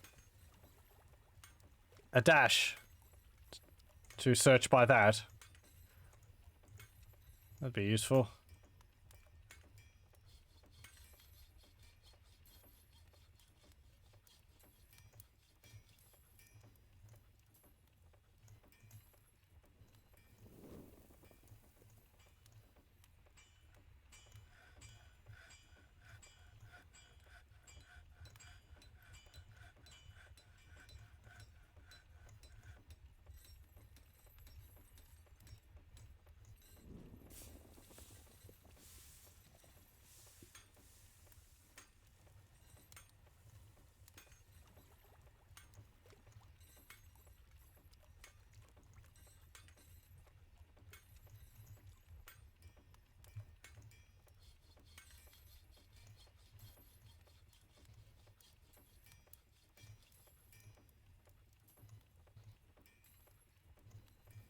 Hmm.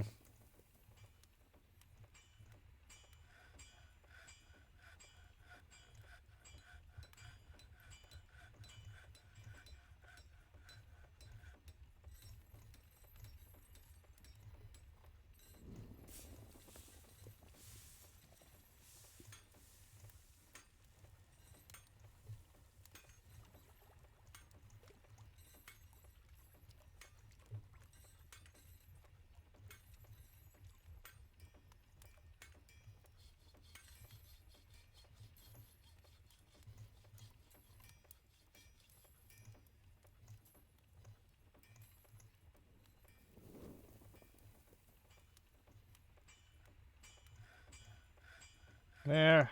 That.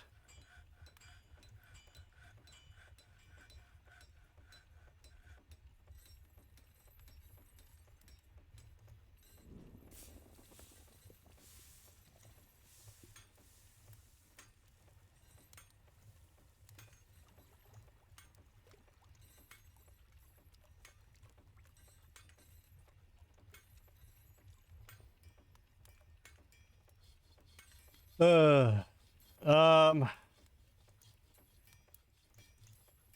guess I'll just do the ones which have large X's next to them for that.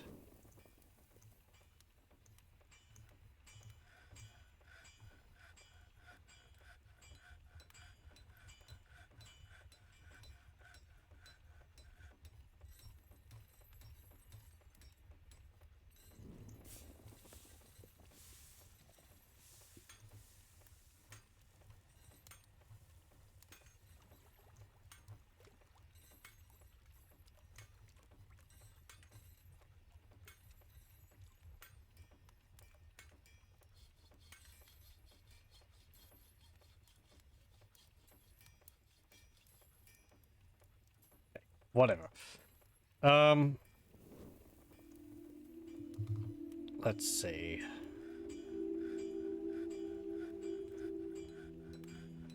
Right, you wanted stuff. I just need to get things out of the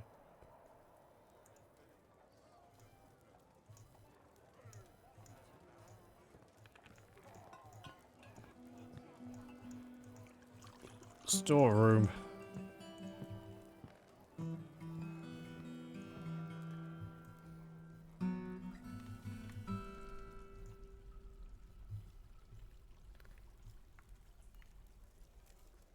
What was the other thing up there? Doors, wasn't it?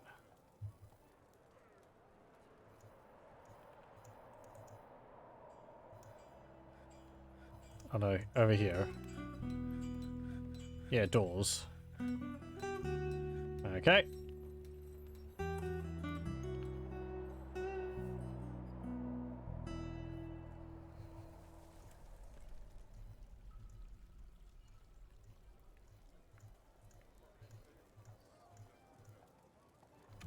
There we go.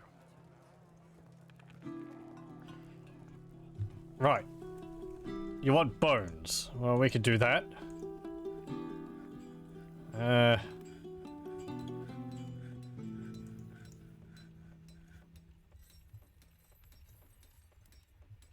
Some bones coming up. You got tower cap logs there. Some gold nuggets. Why do you have gold nuggets in there? Did you take them there? I guess so.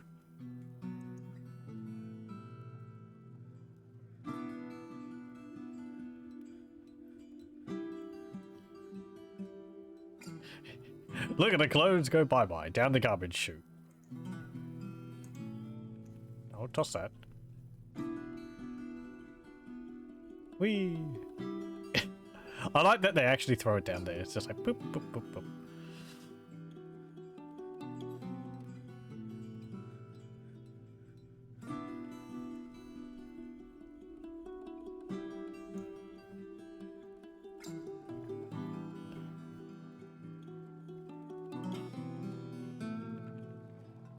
So many roasts.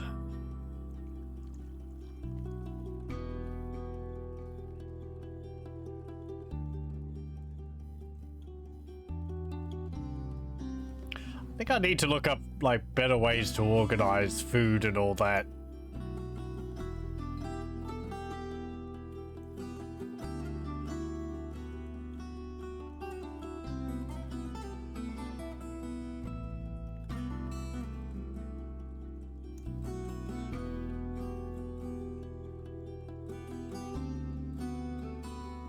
But I kind of just end up with... I don't know.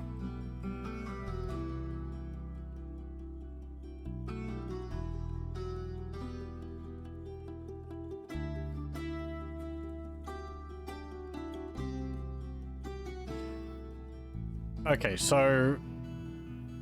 Oh! You got to get them? Good. Oh, and I was going to do this. Workshop. Stoneworkers. And stoneworkers. Carpenters, carpenters. There we go.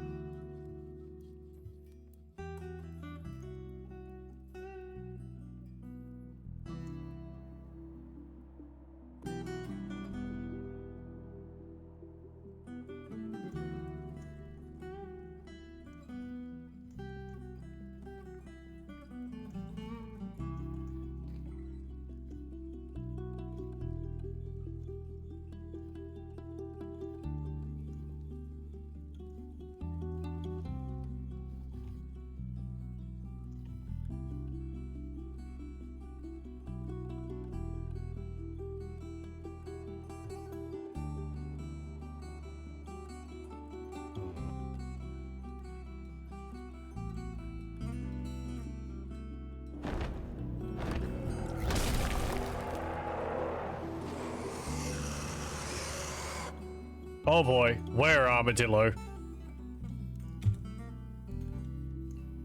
Okay, where are you? Over here. Oh no! It looks so scary, so fearsome. It's got glowy red eyes and big teeth.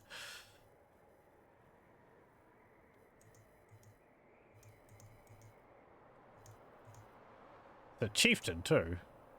255 years old. Now, this is an interesting thing because, as I said in my other fort, I got attacked by a were-ape.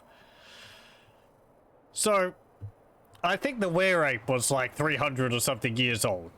That's fine, I think. I think some were-creatures get created at the beginning of the world. Others come into existence from the gods cursing people. Yes. There are gods, and they can curse people. If you want to test this for yourself, you can play the base Dwarf Fortress version, play in adventure mode, go to a temple, and destroy an altar in a temple.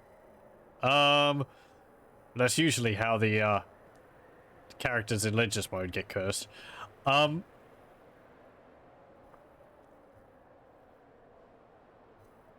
However, I noticed that when one of my dwarves became a were-ape from being bitten, when they were transformed, their stated age was like 250 years old, when I'm positive they weren't that old beforehand.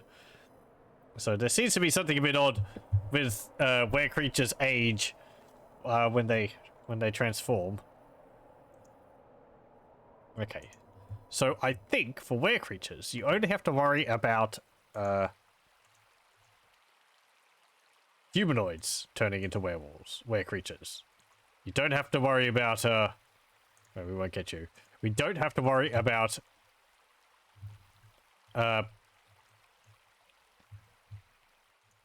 animals becoming were-creatures.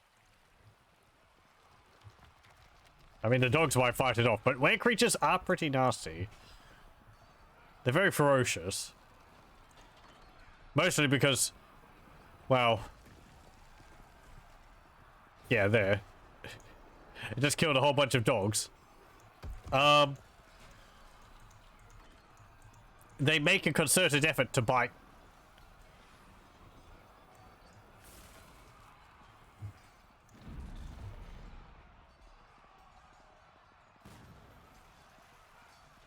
Where are you? I've lost track of you. Oh! Okay, there she is. She actually transformed back. And I don't think we can attack you now. Oh no, we can. But she'll just run off.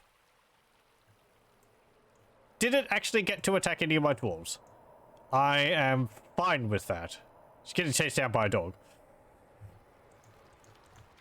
We know what you really are, monster.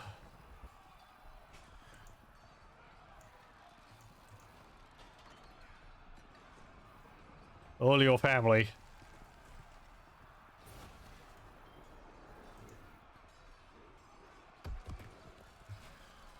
It is a dwarf.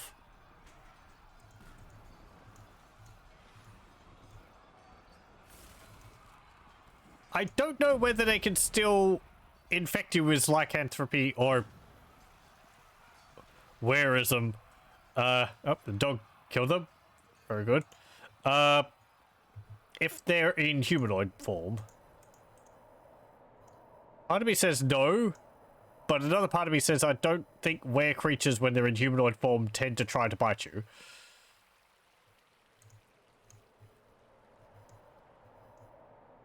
Though knowing how dwarves fight. Okay, well that were armadillo sorted itself out. Killed a bunch of dogs, but again, I'm pretty sure you don't have to worry about like dogs becoming were creatures. Actually, let me have a look at that. Werebeast. I don't really like werebeasts. In previous Dwarf Fortress versions,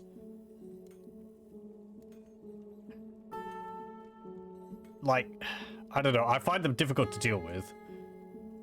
Because you send your military in to fight them, and then they all get, and then like 3 of them get bitten, so.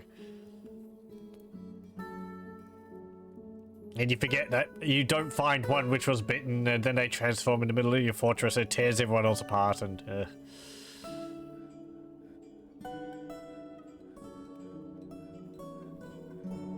it should maybe be a chance on being bitten.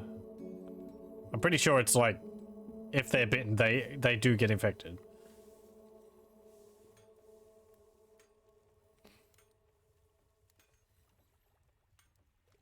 Flood trap for werebeasts. Yeah. I mean, the flood trap works against pretty much anything. Works against pretty much anything, so. As we saw there, though, if the battle goes on for too long, the werebeast can just transform back. And then they run off, so it's just like, oh, okay.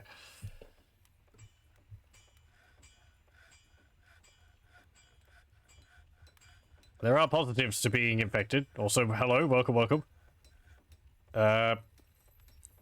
When you when a dwarf or when a creature transforms, they get fully healed, which includes regenerating any limbs which they've lost.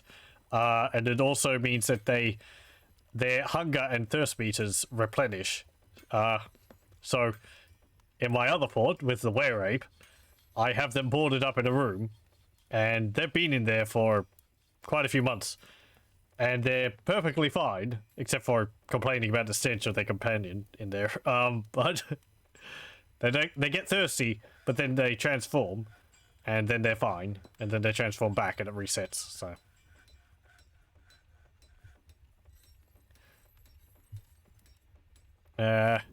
You can use that to your advantage by giving them a task which they can perform in that room without having to leave it. This is a common use for vampires you find in your fortress. You put them into a room full of levers, or like a desk, and put them as your bookkeeper, and they just will do that job forever. You don't need to feed them. You don't need to give them drink. They would just sit at the table doing the job.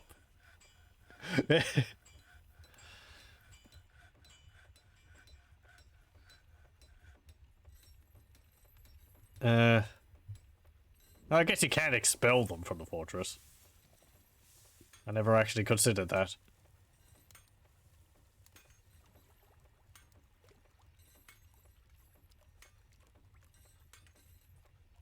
Yeah, infected dwarves infected dwarves will not die of old age and do not need food and drink. Note that werebeasts can still drink, and the only reason they won't die from dehydration is because they change before they can die. Healing wounds and removing thirst. Oh, before they die, healing wounds and removing thirst. They may go mad, however, so if you want to make them work, you should try to keep them happy.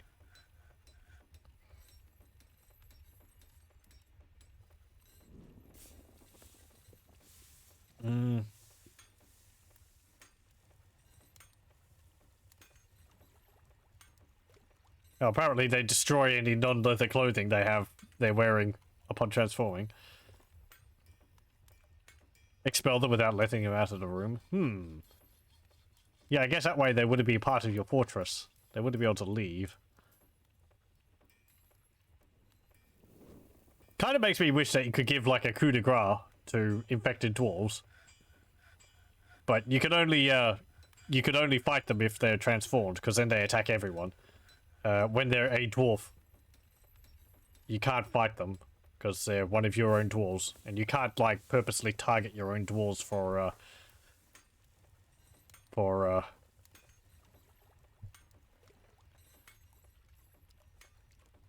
attacking that way. Dig them their own private staircase. Yeah, I think I've made use of a vampire in such a way before. You haven't actually seen a vampire.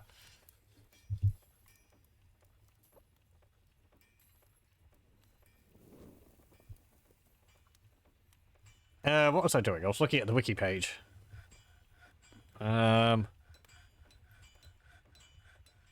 Whatever. Anyway. Also, welcome.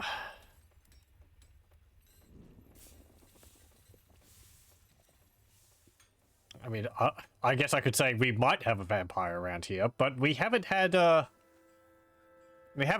dwarves turning up randomly dead. The ones which have died have got very specific reasons for that. Namely kids punching them in the head, but yeah, we haven't had any like mysterious cases of, oh, such and such was found dead in their bedroom.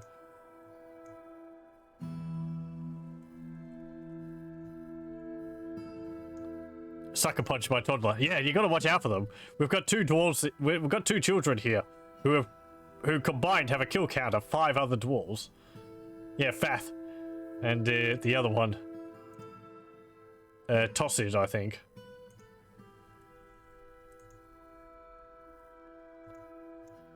Yeah. He's killed 3 dwarves. Fath mostly just tantrums all the time, but she has killed 2 others. I can't convict them. You can't put children in jail. She's killed a cat and 2 dogs.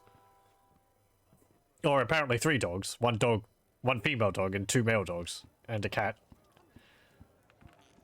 And then 2 other dwarves. So, yeah. Yeah, it's funny. A notable cat. It's like, I wonder why the cat was notable when the dogs weren't. Oh, makes me sad. I remember that Todd Adams' pet cat Scamps passed away a few months ago. Whoa. Hope he's able to get another one. Another pet. Anyway.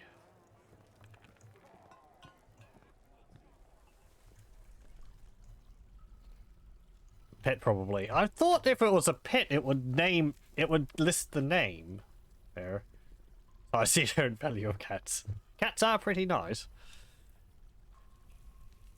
We've actually been adopted by a cat here ourselves. In real life. Hung around the house for a few years before she became bold enough to come inside, and now she's sleeping on the couch there, so.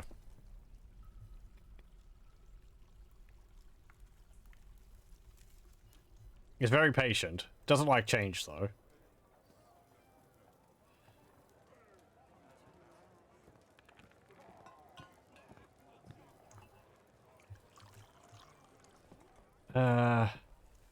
What's I doing? Lost my train of thought again. Oh yeah, I had a dwarf with a mood. How are they going? Okay, so he wants... Okay, so he's got... gold nuggets. We've got metal bars. I think he'll take any metal bars. He doesn't need specific metal bars. Rough gems. We don't have that. Rock he's got... No, the chalk there is from it, so... He's got logs. Rough gems. I guess that's what he wants.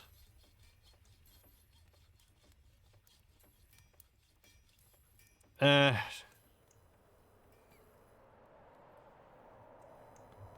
hang on. I've got the burrows on still.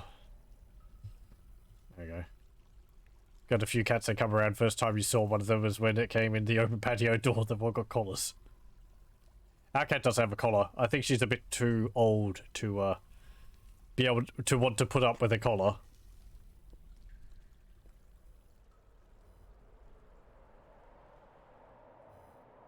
She doesn't really like sitting.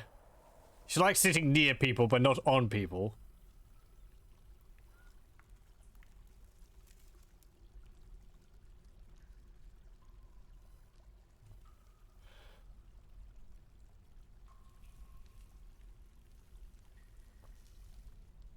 You're morally opposed to letting them outside. Our cat sort of hangs around the backyard. For the most part, she doesn't hunt birds.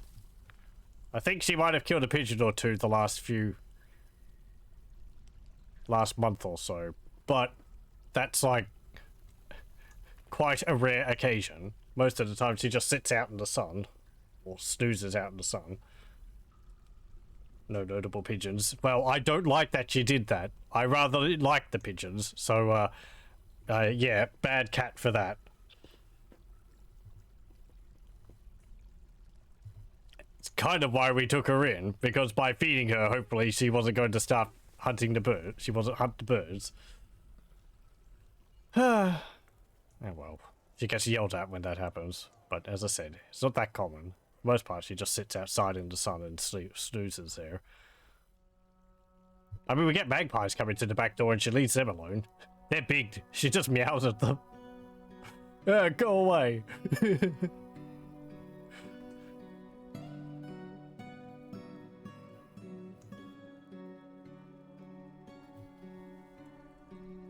Cat's extorting us. She's got a good deal going. Better than what she had before she appeared around here. She gets fed. She gets to sleep inside. She gets all the pets she would ever want.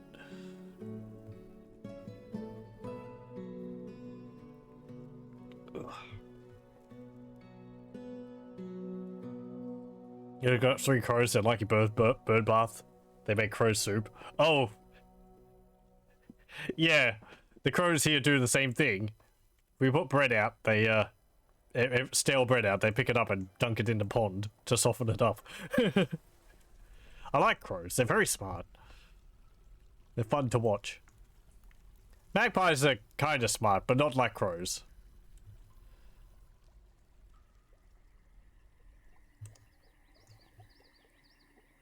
Okay, so you got the gems. Okay, so you're going off and getting things.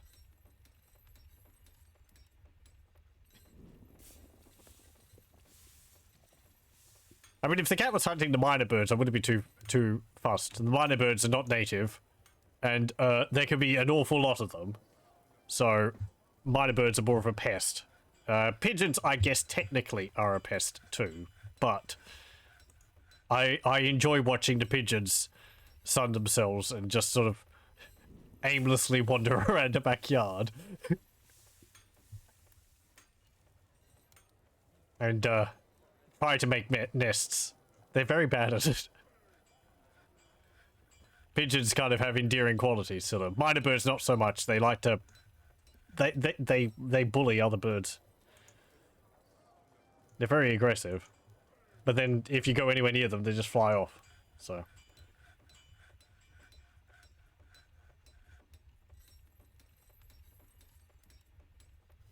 hopefully roadkill birds are small mammals. I don't think our crows have ever like put other animals in the bird bars.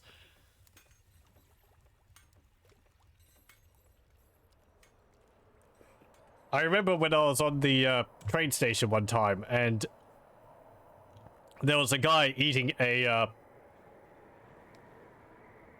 I think he was eating a bag of chips next to me, and a crow flew up behind him on a rubbish bin, and it sort of looked at him. It was noticed that he was eating something, so it swooped right past him, landed in front of him, but the guy ignored it and kept eating the chips.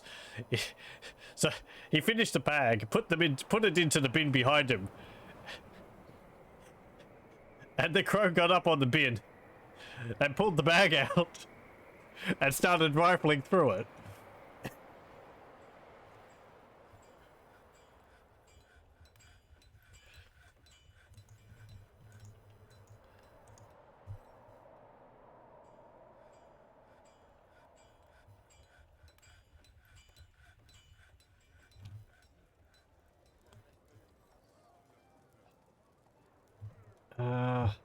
Have you started? Good. Yes, you're working furiously. Okay.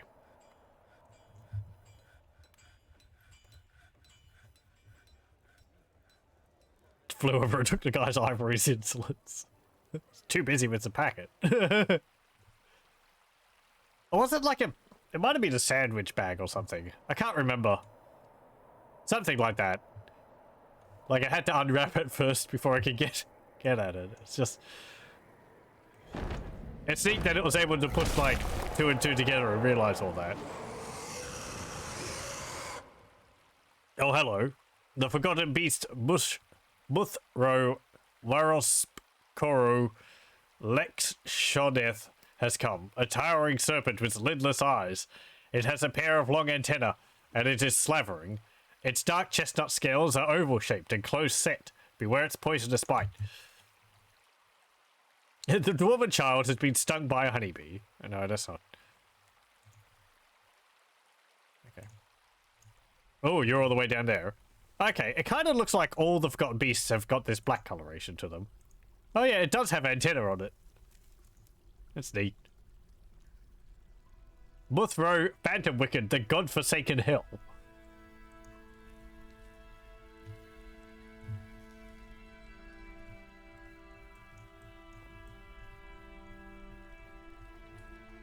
Okay, so we're going to want to form up down here. This one just has a poisonous bite. Compared to the syndrome-inducing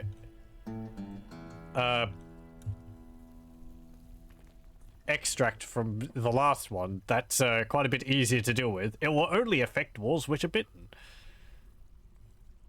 Though again, it could be very nasty. I think poisonous bites would tend to be nastier than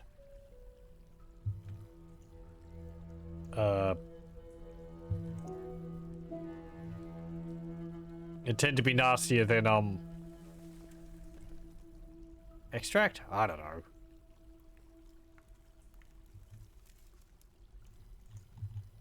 Oh, yeah, you're right there. Hello. Okay. Attack it. Please kill it. It's heavily bleeding. It's got the bronze spear stuck in its body. Its tail is broken, its tail's cut open, its tail is running with its blood. Its tongue is bruised. Its skull's fractured.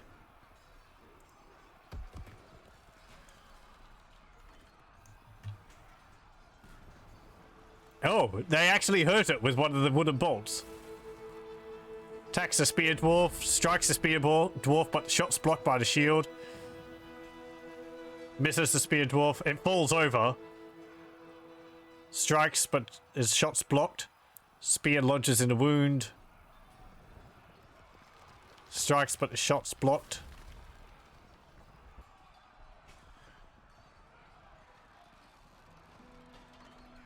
Marks Dwarf bashes the forgotten beast into tail with her crossbow. I really don't want you to be in combat.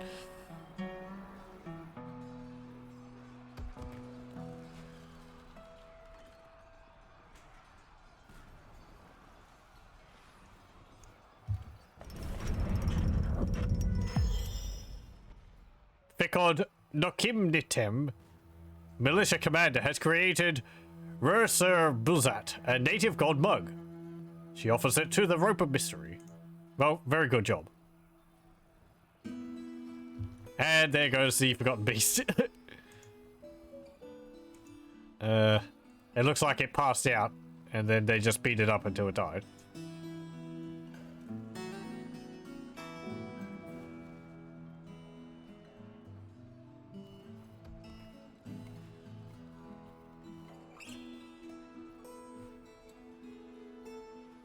Oh, The Forgotten Beast pushes the recruit in the right lower arm from behind and the injured part explodes in gore. That's not good. So I got one hit off or something and that hurt. Spear Dwarf bites it in the head.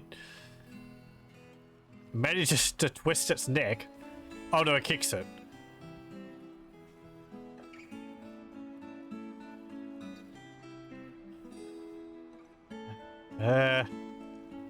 Yeah, okay. So someone here is badly injured. You? You're bleeding. Oh yeah, your lower arm is mangled beyond recognition. Ugh.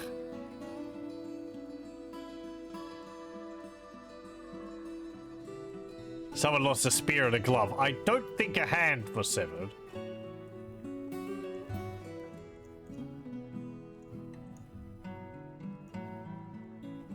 Okay, well, good job.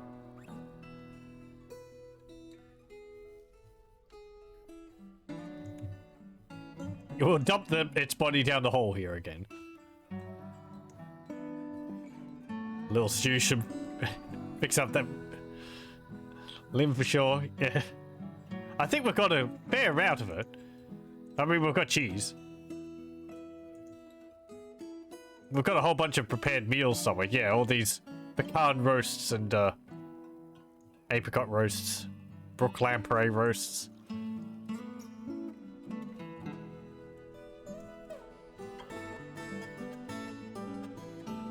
I don't think you were bitten though, so you didn't have any venom injected, which is good.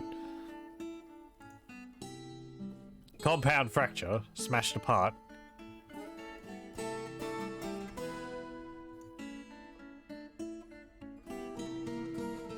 Hello, dwarves. Oh, hang on. Oh no, okay.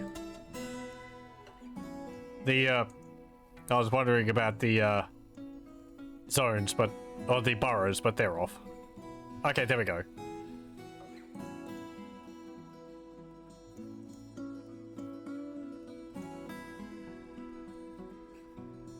Good. Had a bath. You need some surgery next.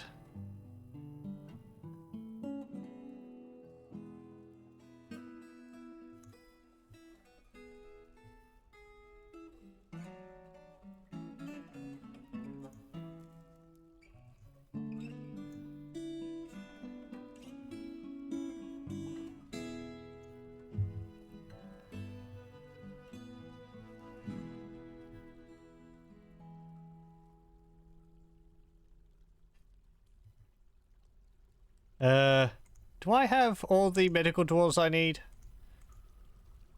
I'm pretty sure. Yeah, I designated a whole bunch of them earlier. That's fine. What have we got? Thread, cloth, splints, crutches, powder for casts, buckets. So, yeah, that's all. We've got everything we need. Okay, good. You're cleaning the patient.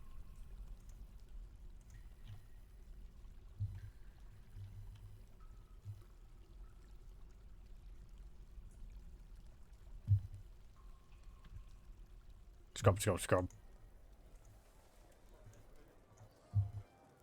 Okay, now we'll have, I guess, the surgeon come along to put some sutures in.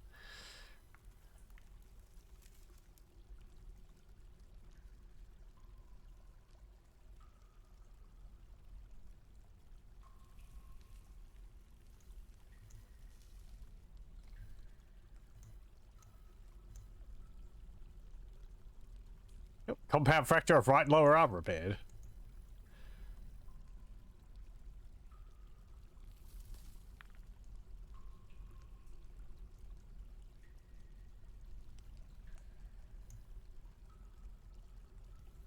Time in Dwarf Fortress goes past very quickly.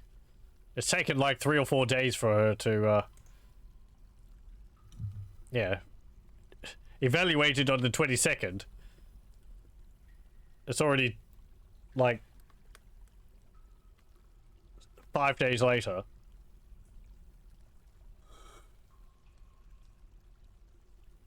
You don't have a day-night cycle in this like you do in RimWorld.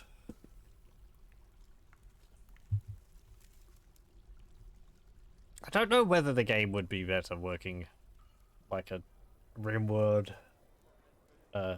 RimWorld speed or something. It's most likely been discussed before, but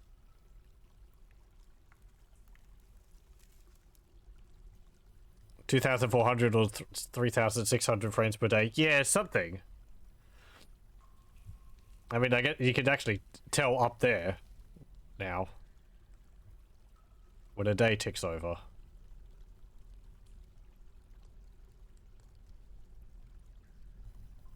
Oh, and a save. 1,200. Okay. Yeah, it's really not that long. I think it means like a year is maybe about 2 hours?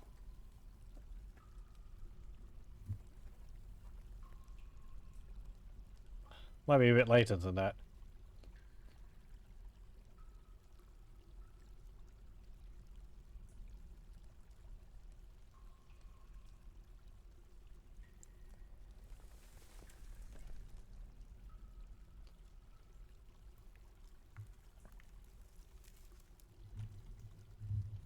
And embark on the equator, day would last 6 seconds. Bit of a strobe. Yeah, does it actually change how long the day is based on how far to the poles you are? I thought it was the same across all of it, but again, they go by so quickly, I don't really pay attention to what day it is, just really what month it is. What season it is, really, even.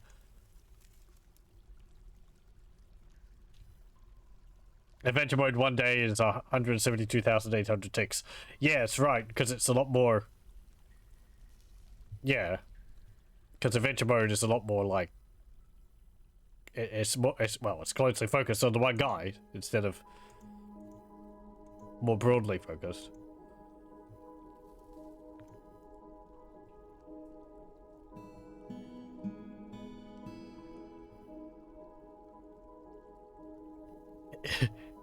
With everything else the game focuses on, you can't imagine it's ignored. Yeah, it's true.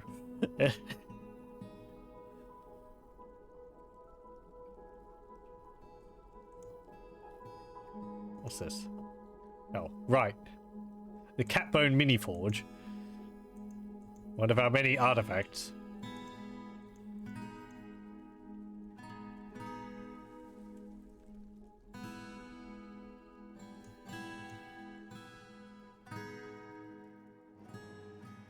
Oh, hello. Gobbos. Been a bit since we've had them. Okay, so who are you?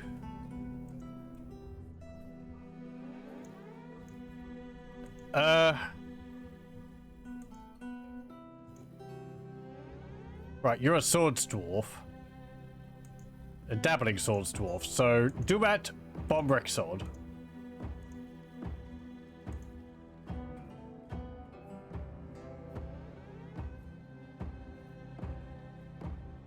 No, hang on. What?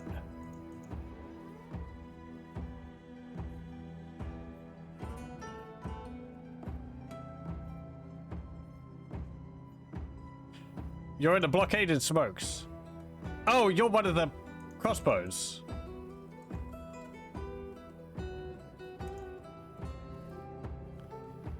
Right, I'll swap you out for someone else.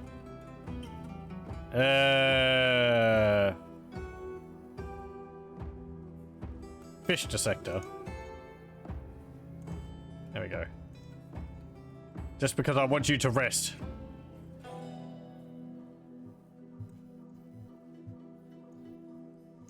Okay. Well, how big is this siege going to be? Let me just check I've got everyone assigned to this. Yes, okay.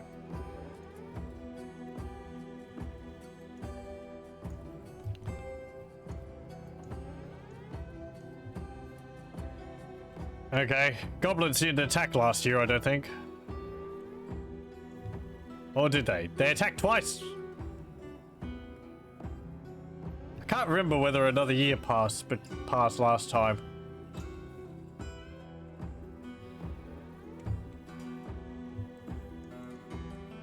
Looks like quite a few of them.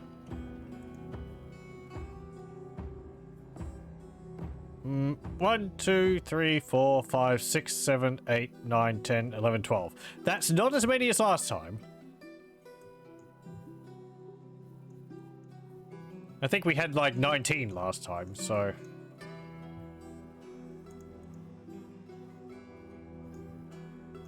I do like this music that's playing.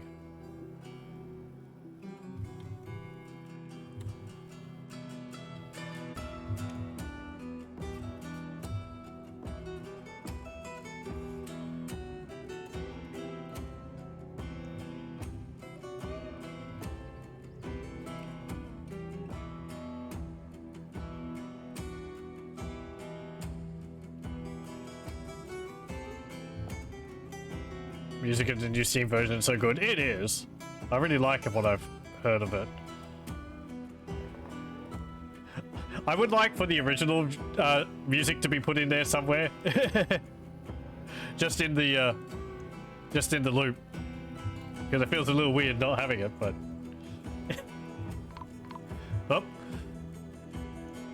Oh, snatches. Right.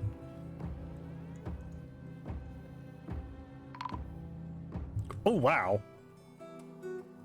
5 snatches.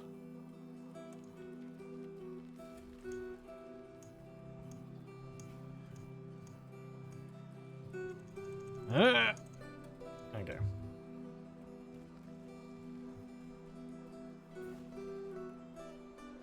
Alright, well, you gotta waste your ammunition on the animals out there again. All you wanted was a second Tony track. I wouldn't mind to hear another track from him. Though the track he did for Dwarf Fortress, I think he did... I don't know, 20 years ago or something. Or the two of them? The one which plays during main game and the one on the main menu.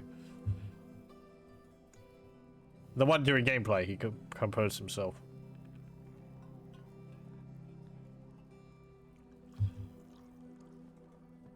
I would have liked to have heard something else from him.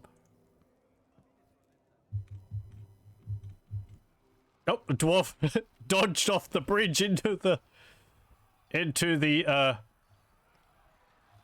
pit. I think he actually cut the goblin down all the way up there.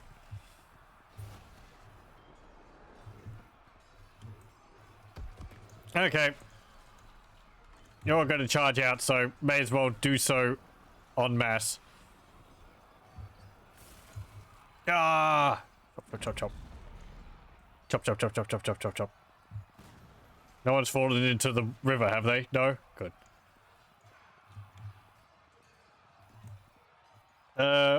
Where's some of the other goblins? Over there. Okay.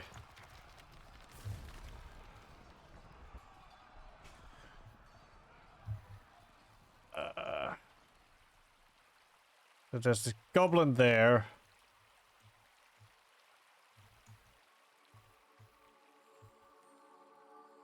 No one's snuck in behind us, have they? No. Let me have a look. Okay, so you are over there. Okay, yeah. Oh, there's actually 4 of you there. Yeah, sure. Get them all. Go, go.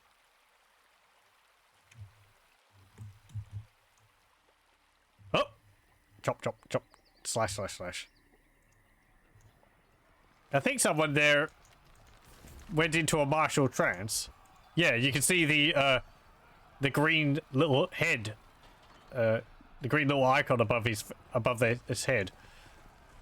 Martial trance is something unique to dwarves.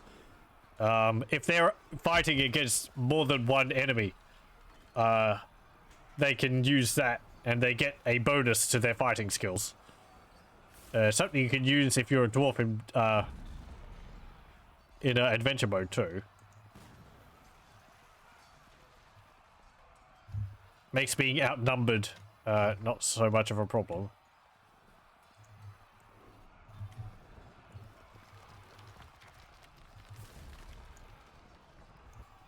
Okay. So you're there.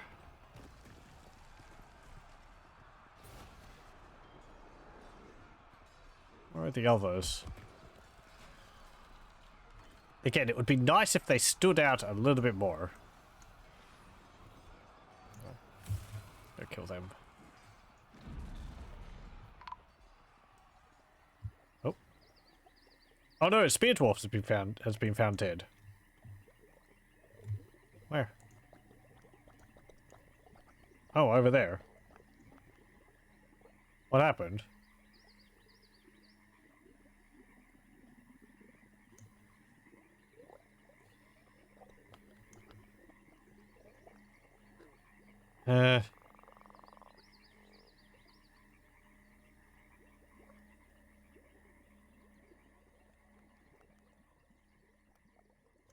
Who was it? Libash Astam.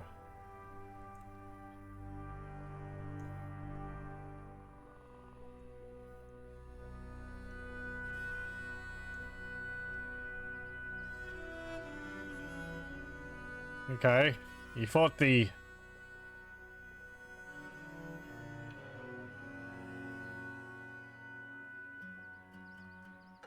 Okay, so you took a crossbow bolt to the head, which didn't penetrate but twisted your neck.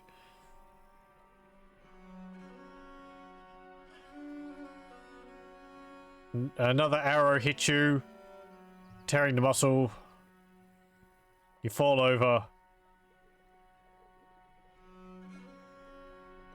Goblin bowman grabs you, kicks you in the neck, kicks the spear dwarf with the left foot.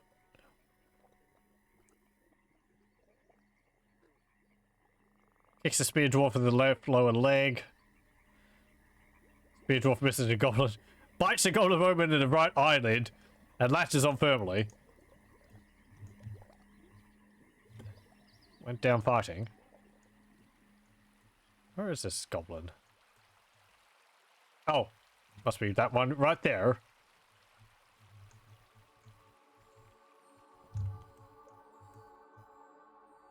Well.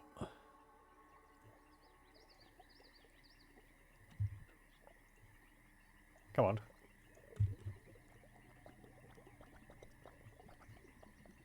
Oh, there's the other one. Go get both of them. Chop, chop, chop. Charge! Chop, chop, chop. There we go. And I think that's all of them. Do we have those... Oh no, there's still another one. Do we have those snatchers around still? They seem to have run off.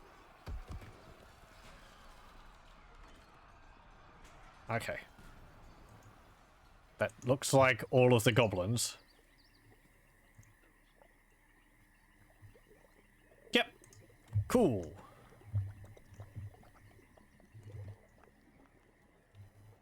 Okay, let's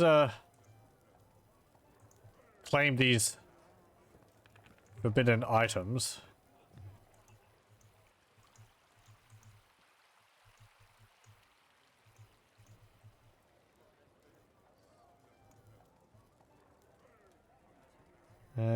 There.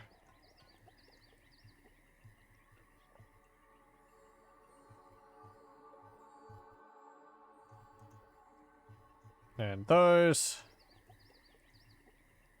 And some more bolts down there. Yeah. Okay, there we go. Victory!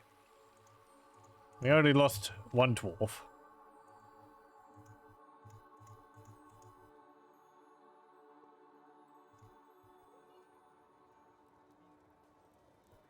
No one in that squad.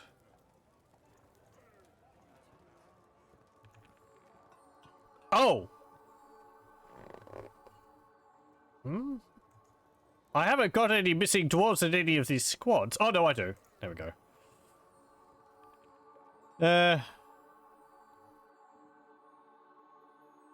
Cole. You're a new spear dwarf. First snowfall warning of the year. You're having snow there. Oh, lucky. I wish it snowed here. It doesn't get cold enough here, though.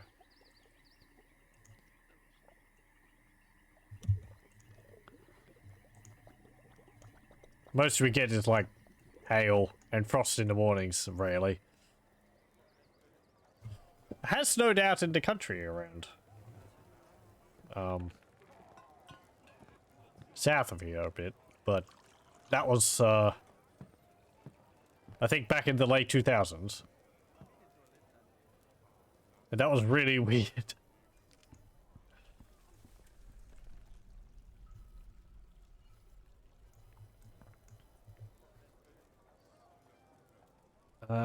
Right. What was I doing?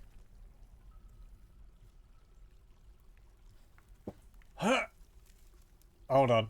I just have to wait for the next thought to come along. Oh yeah, I was... Okay, good. That's a guild hall. I don't think I established that in time. Yeah, whatever. Oh, right. I was going to put the artifacts on display here. So I had figurines. This one. And over here, this one. And then on this one, we had an amulet. Yeah, I can't collapse those. This one, the dark metal. Gachi Seba. There we go. You could put the Forgotten Beast corpses on the pedestals. I've seen people do that. You have to wait for them to rot away and just leave the skeleton.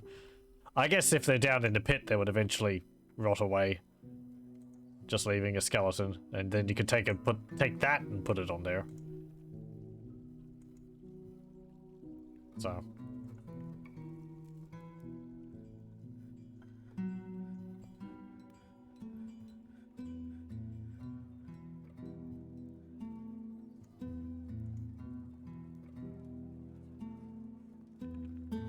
What's stinking up that place?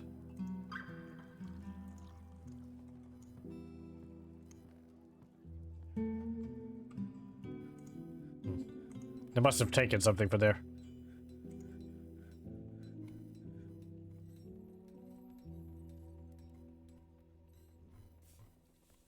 We don't have any drinks. That's not good. We got barley. Why are you not creating any drinks?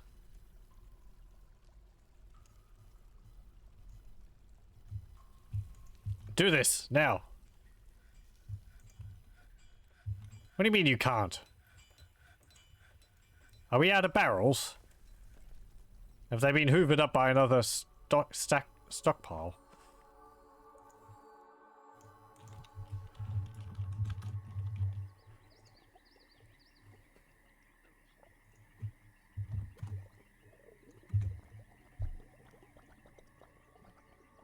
What would they been taken by? Guess lie over there. Those there. Seeds?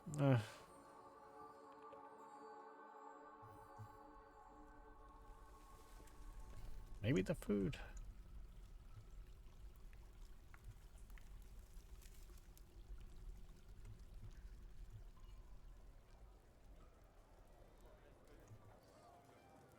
Can I get a job cancellation? Here we go.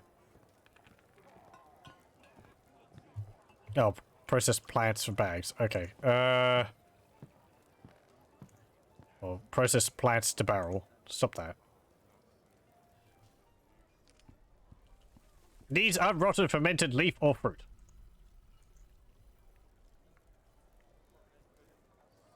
Okay. We got rye and barley. Is that not enough? Do I have to, like, process that first?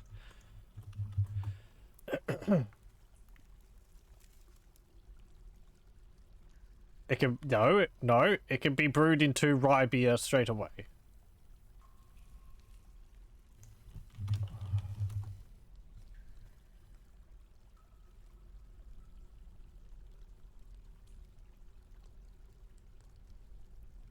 Interestingly, the primary grain used in beer is barley. Dwarves are not very smart, so they turn this beautiful plant into wine. And they make barley wine from it. Oh well.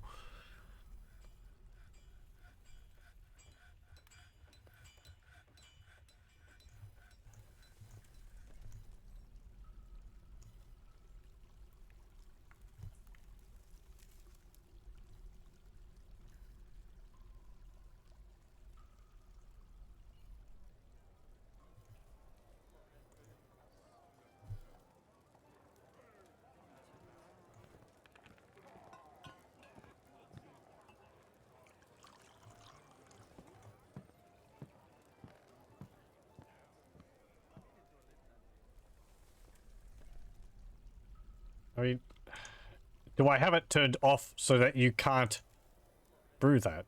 No, you can. And the rye.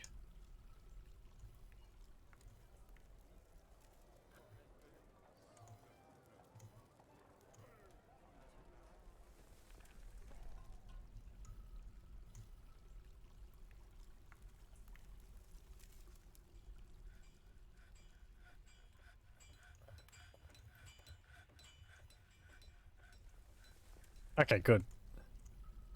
Someone started brewing something there. And they're making barrels. Okay.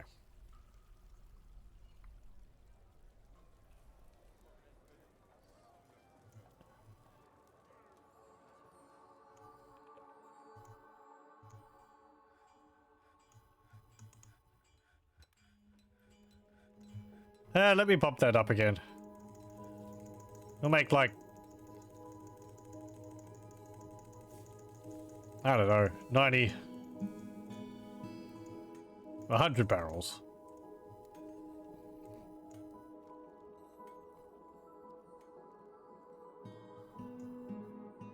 I've got a lot of wood down here, so...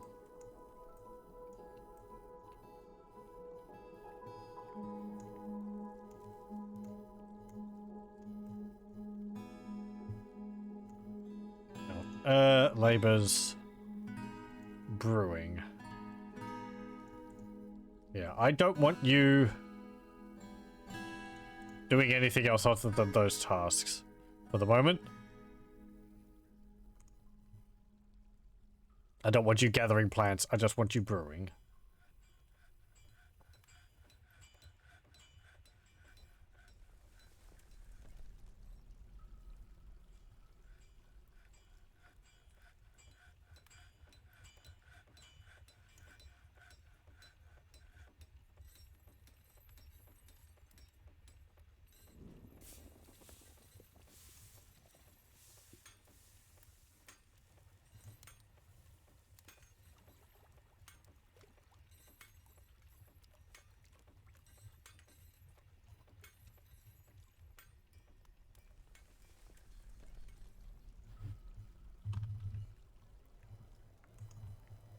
Did I not ever make any of those?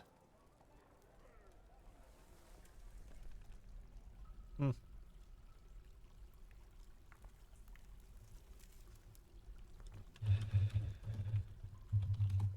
Okay, so make rock cabinets, and I need 20 of those.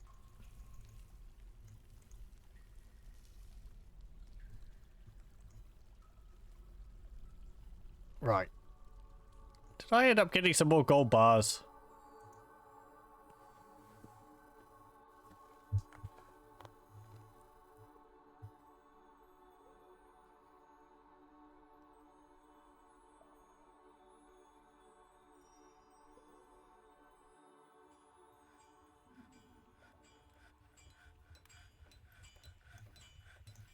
Iron.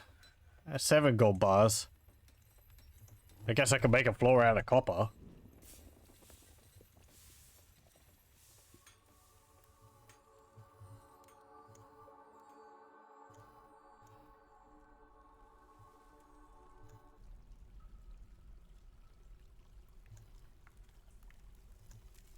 Okay, so that... 4.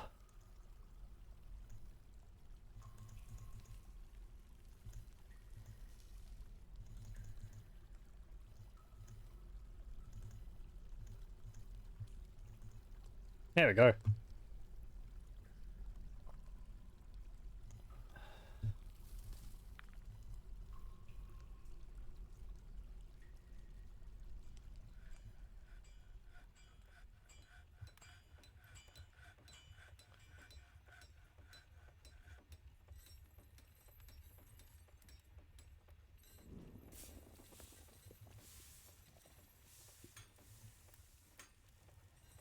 Okay, good. You're actually making some drinks again.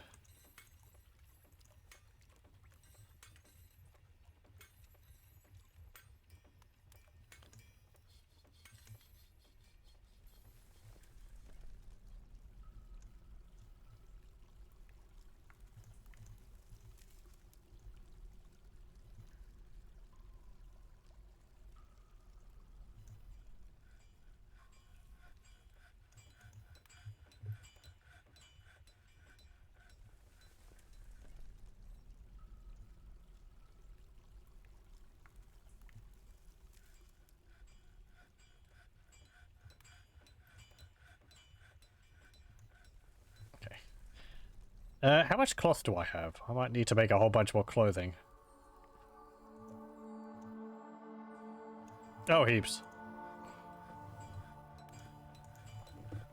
Okay, make silk dresses.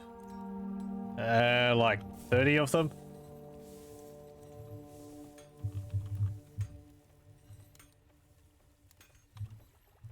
Cloth trousers. 30.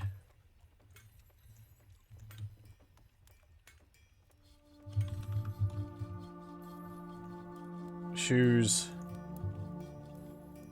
30. And silk hoods. 30 of those. There we go. Oh, and I completely forgot was the siege. Thank you very much for the follow, kittens.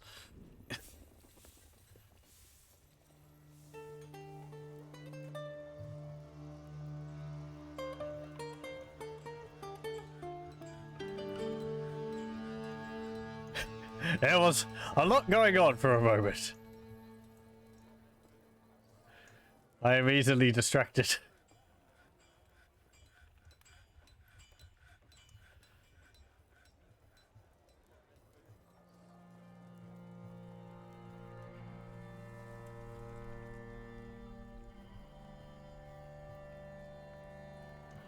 Let's see. I've got a mushroom growing there. Whatever. Sieges, beasts, and drinking shortages, oh my. Yeah, it's all happening.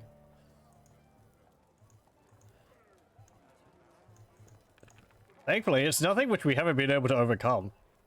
I do kind of feel like this version of Dwarf Fortress is a bit easier. I think the, siege scaling and when they start occurring has been changed. Because I think you would get sieged by goblins by the, by the second year? But that doesn't really seem to be the case anymore.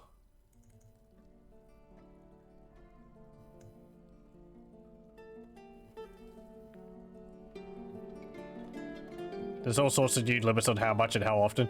I saw those in the menu. There's actually quite a lot of customization you can do in-game now. I'm pretty sure you could change all this in the ini files. But...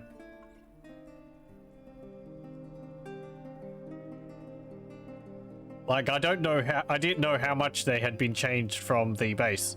It's not something I would, it's not something I remember. Let me see.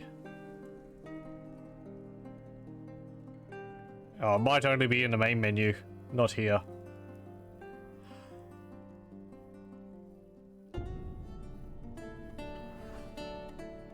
Yeah, you can change how big the max embark size can be. I think 16 is the max that used to be able to. Or is that bigger?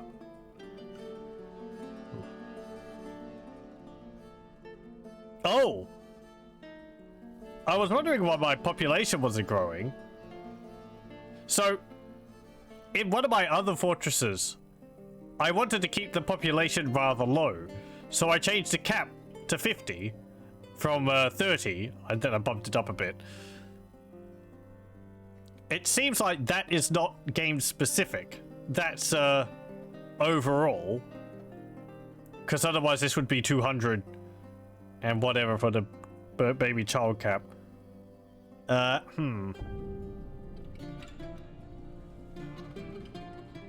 It never was? Yeah. I guess so. I guess I was thinking because it was in the menu here, it might be game specific, but...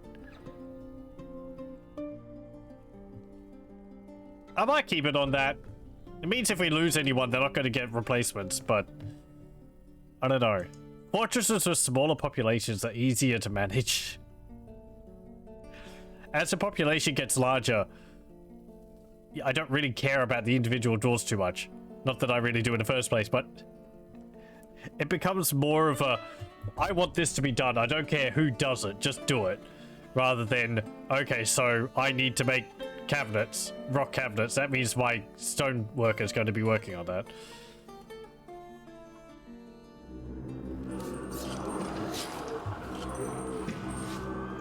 Oh, cavern dwellers. Oh no, we've got snakemen. Serpent men.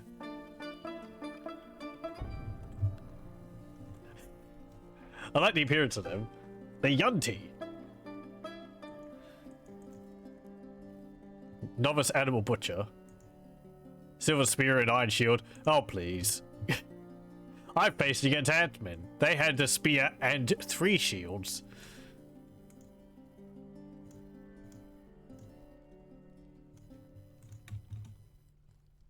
This is something completely new too. Actually getting attacked by cavern dwellers. Oh, looks like they've cornered someone over there.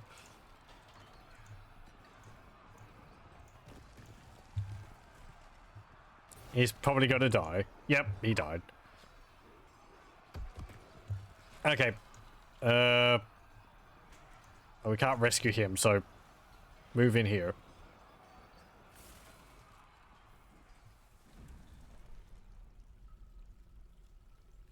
Oh, hello, there's a human coming around.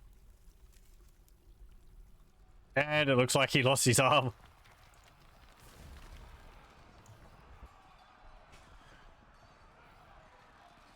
Oh yeah, strikes it into the serpent woman, but the shot blocked. Stabs him in the upper arm. Loses hold of his shield.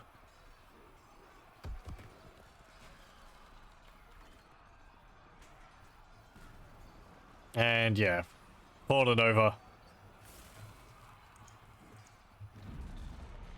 And he's most likely dead. Yep, there we go. Looks like his armor broke too.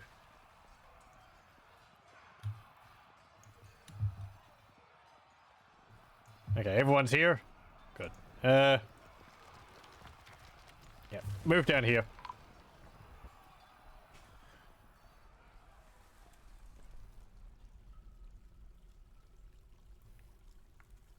Oh, you have to get down over there. Hey, where you go? Get back over here. Holy moly! What the heck? The snake people want to go by Totus. It looks like 2 more sieges decided to occur. Just as I was going over there. Lovely. Okay. Well, there's a lot of killing to do, dwarves.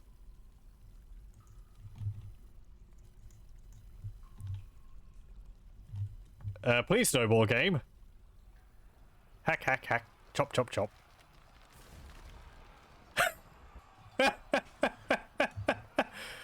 And that's how it's done.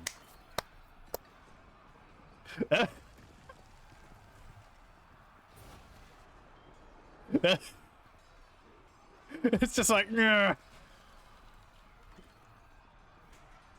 I knew we were highly trained, but geez. Come on, get the other guy. Oh, there's another one. We might be in danger of passing out from exhaustion. Chop, chop, chop. Chop, chop, chop, chop, chop, chop, chop, chop, chop, chop. Another one! Holy crap! How many of these sieges are there going to be? I mean...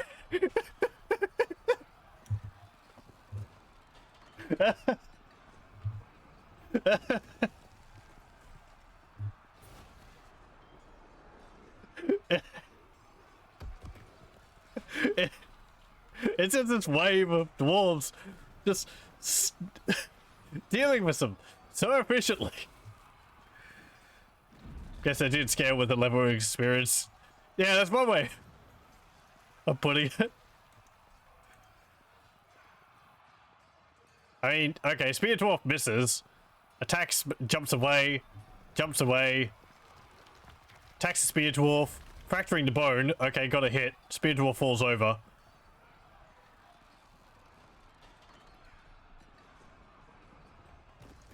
So someone got injured there.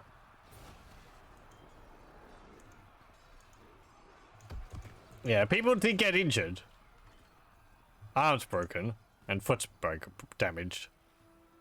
But oh,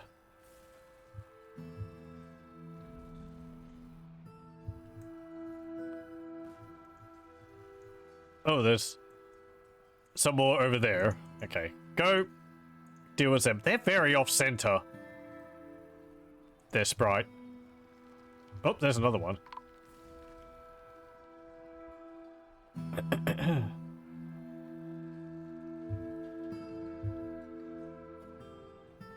Okay. Oh, you're injured. Stomach's broken. Well, that's not good.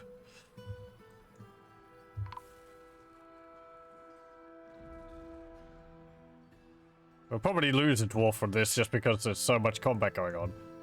Oh, someone came around there. Esum and Tum.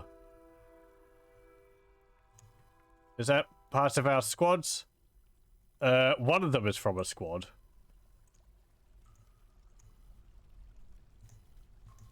No one from the Ironbreakers. And one of the crossbow dwarves. Okay.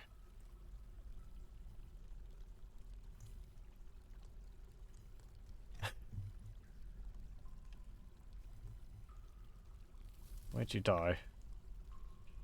Oh, Esum there. And Tum was up here. Yeah, Tun. Okay, well. It doesn't look like there's going to be any more. Okay, geez, dwarves. You're seriously injured. You might end up dying as well. Hey, you haven't got any kills. No.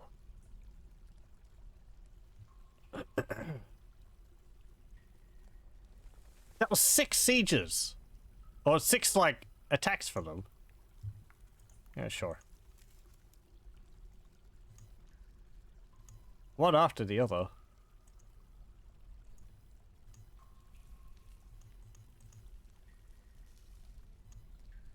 A lot of snakes.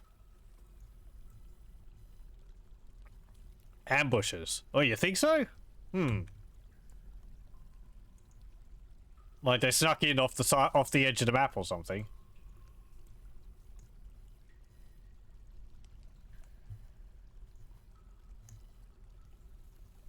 There is some others still around here, but they're in there. There's 3 there.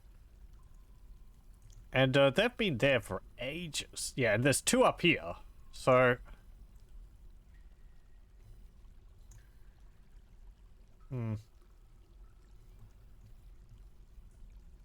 The event class, you call it. Oh, okay. Yeah, sure. Just the way of them popping up like that. Yeah, okay.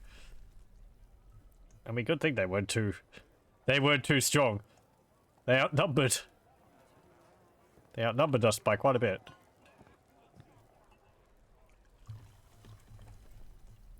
Okay. So you're getting treatment. You're getting treatment. Did you get any kills? You've killed a goblin. You killed the Forgotten Beast and another goblin. And a third goblin and 4 serpentmen.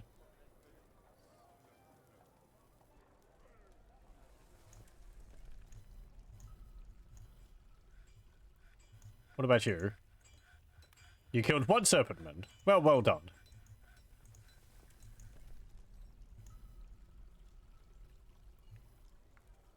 Oh, what about you?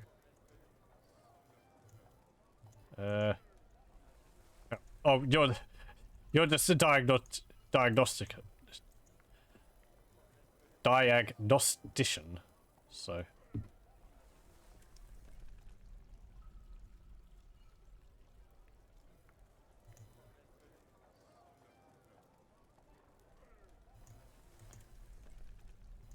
Did you lose any? No, just your arms fractured.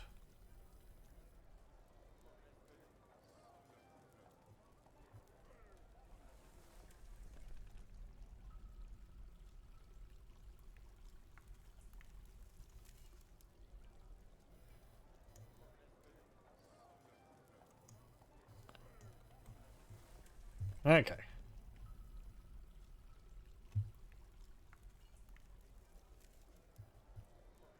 We've got quite a lot of stuff here to pick up. Hmm?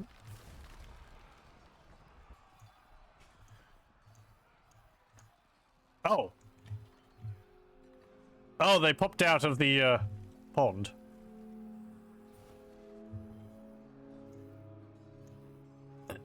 Okay, well, get down over here.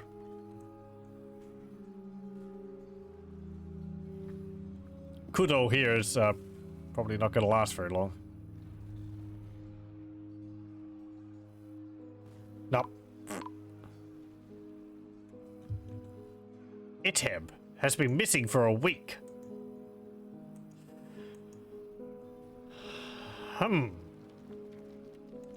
Okay. Does that mean they got stuck up in a tree? We should be able to see them if that was the case. There's an arm up in the tree. Lovely. They also might have fallen in the river.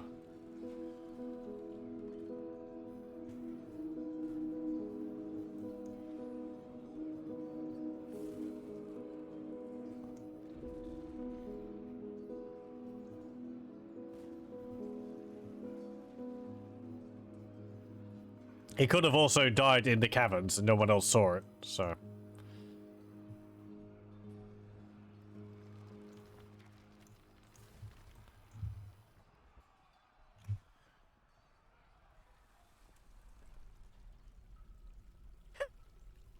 Acid flush will descale these caverns.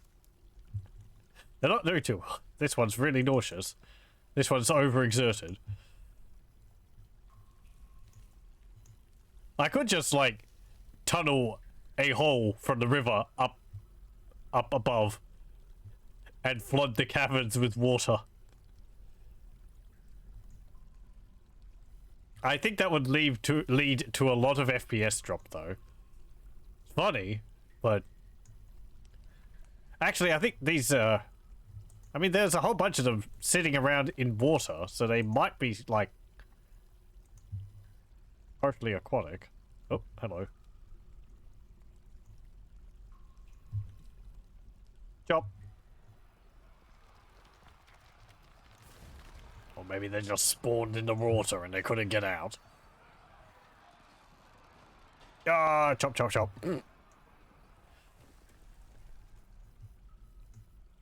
Okay, so that one's dead. Where was the others? Right, you're over here.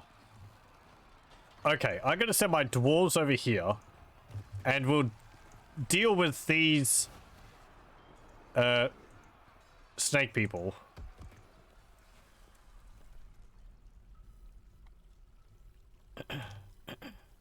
Just get rid of all the ones on the map. Hopefully they can get over here. Not going to be any of these tower caps in the way. Oh, it kind of looks like there is this, like, 2 there.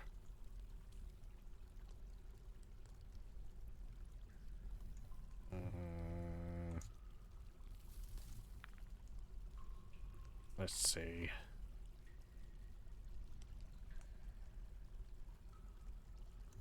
Mission. Axe dwarf. No, wrong dude.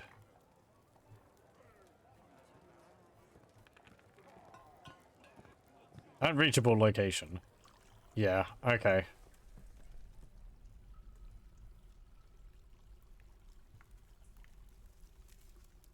I want you over there.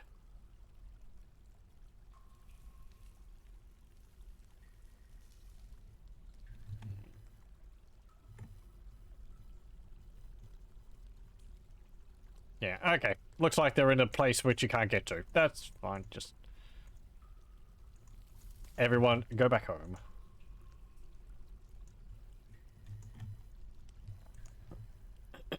And, let's claim all this new loot.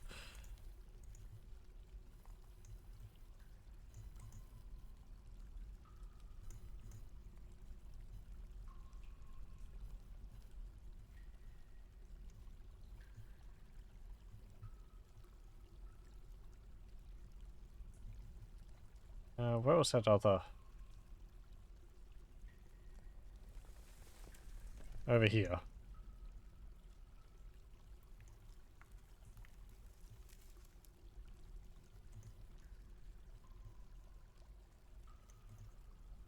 There we go.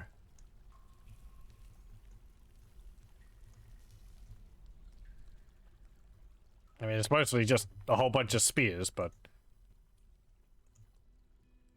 What are you dumping there? Eh.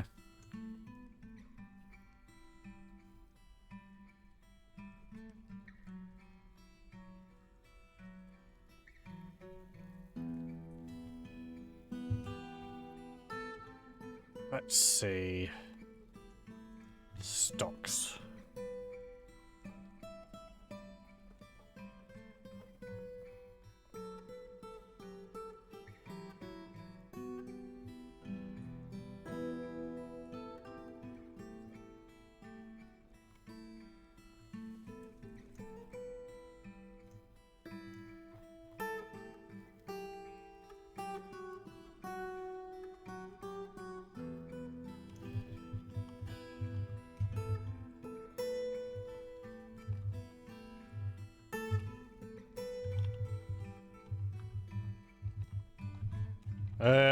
I can't search.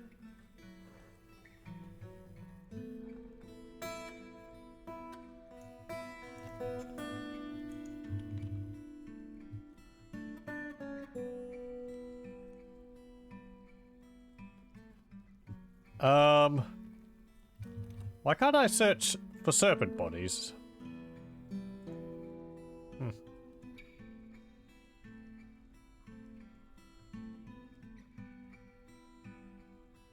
Yeah, well, whatever.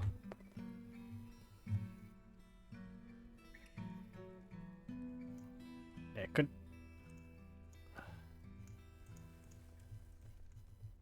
Someone come out and rescue you, please.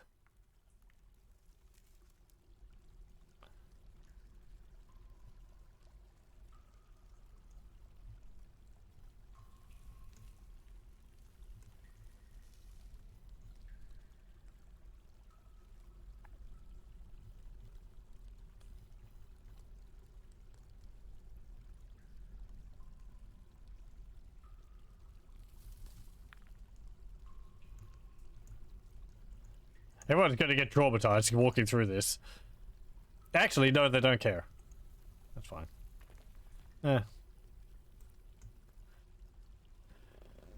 Something I like about Dwarf Fortress over RimWorld. People get used to seeing dead creatures if it keeps happening. And there's some of them which they just won't care about. I think it's only sentient creatures they care about.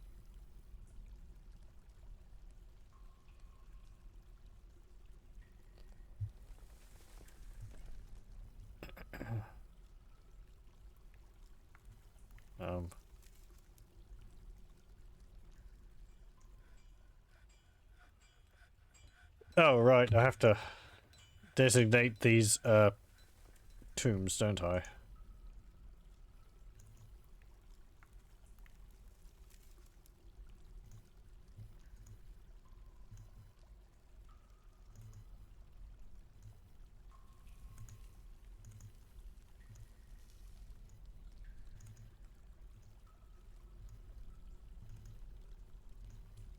You can do multi, but that means that you have to have every single tomb in its own little room with a door. Which...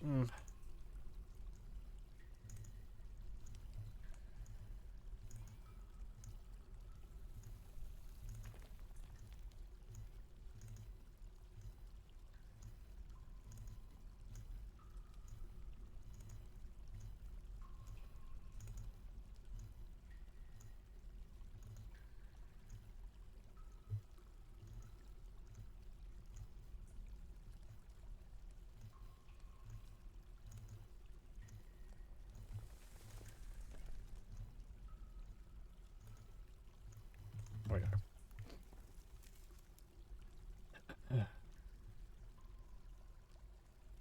Hey, they actually brought you back. Nice.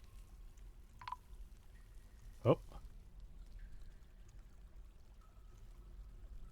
Item has been found dead. Drowned. Oh. Really? I guess you dodged into there. Okay.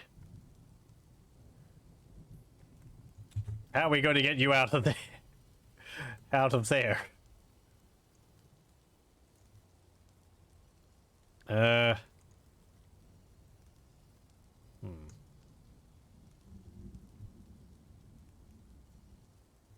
guess I could drain it. What would be the least amount of effort? Really just digging a big hole out and thinking of that. Pumping it out. Oh yeah! That's a good point. It will get absorbed by the river, won't it? Or at least it will just flood this area. Sure, let's do that. Okay, so for a pump... It also lets me show them off.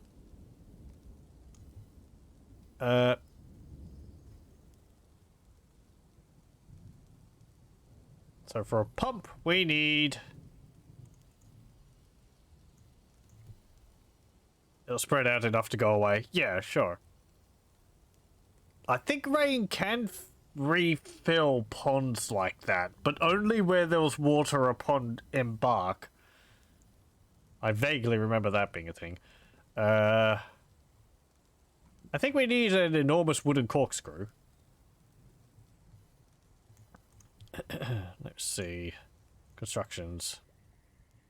No? Machines. Screw pump. Here we go. Screw track component. Make a workshop. Pipe section. Yeah, so you need the enormous screw and pipe section.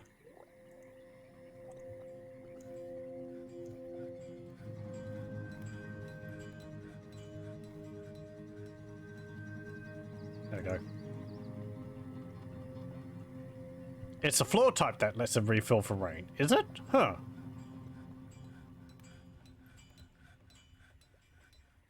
Is that just like muddy water, muddy floor or something? Murky pool. No, that's...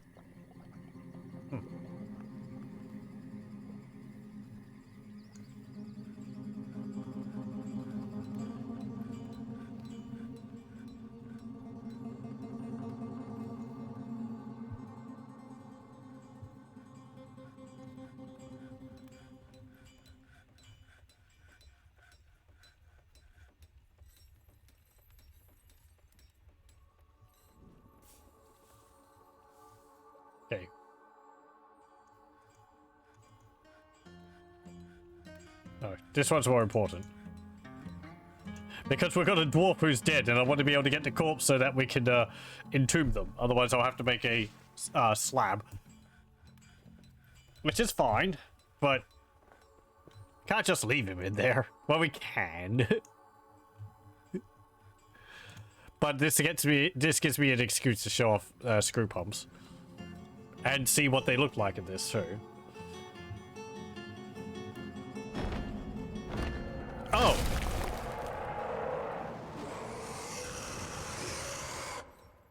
The forgotten beast Reksas has come. An enormous eyeless cockroach. It has a spiral shell, and it is slavering. Its moss green exoskeleton is leathery. Beware its noxious secretions. Oh, lovely. Giant cockroach. Yep, that's a big bug.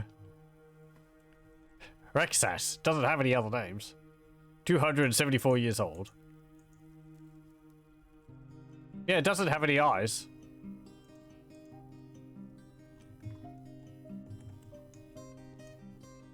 Okay.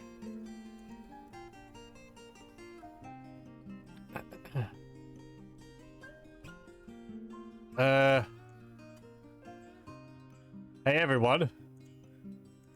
Back into fort. And I want you to hop out here.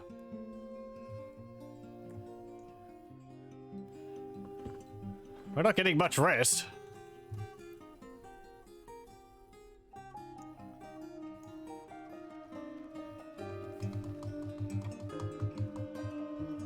Oh, is that fighting?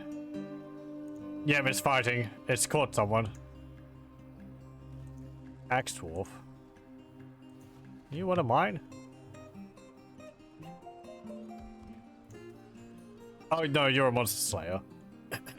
Okay, well we'll be able to observe the effects of its noxious secretions. It's heavily bleeding, so he's actually done a very good job. He's a competent axe dwarf too. Maybe he'll deal with it for us. Left lower leg is bruised. He is covered with, well, sweat.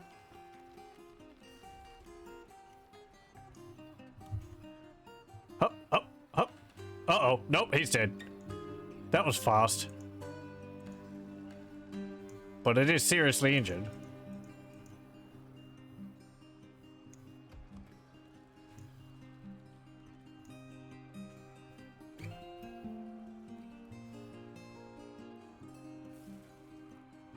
Yeah, he was doing a pretty good job on it, and then it must have just, like, caught him, knocked him over, and just tore him apart.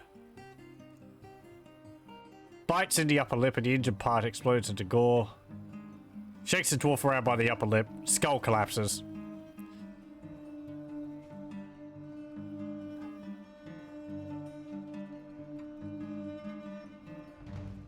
Yep. Yep. Being shaken around like that would kill him pretty quickly.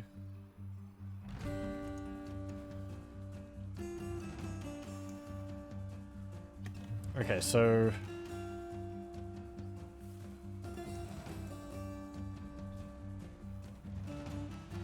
here we go. Hey, child, you might want to get in. Fine, we'll move up here.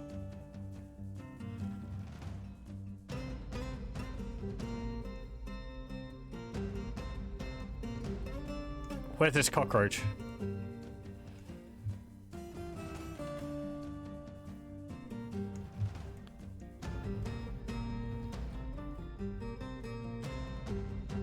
Oh no, am I ye? Don't you go dying. I like our polar bear man. He hasn't really done anything, but he's neat. Okay, where are you?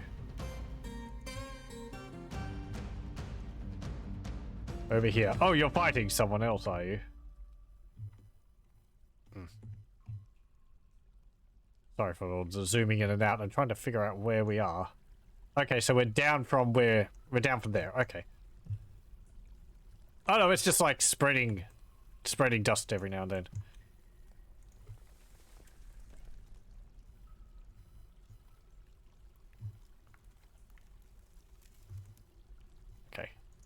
Hop down over here. Oh, hang on. Actually, no, because you're going to go down over this. So, hop down here.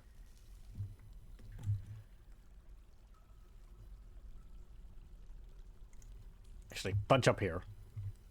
Here we go. Chop, chop, chop. It's already badly injured, so it won't be much of a problem, I don't think. Heavily bleeding. And dead. Good job.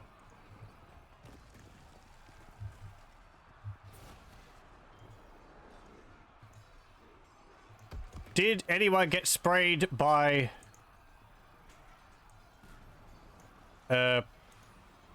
noxious vapor or anything?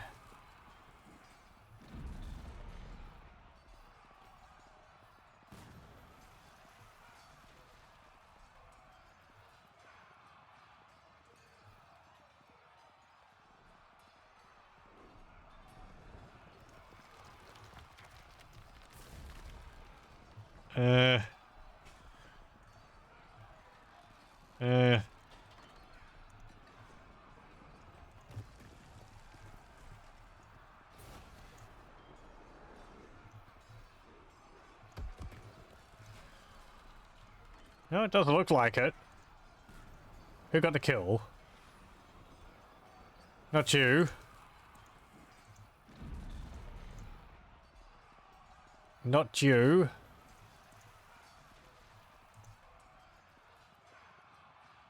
Not you. No.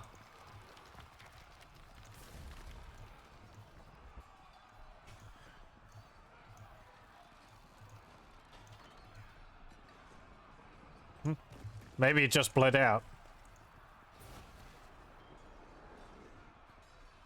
What was I doing? Oh, right. I was going to check the, Oh, no, the axe part. Axe dwarf.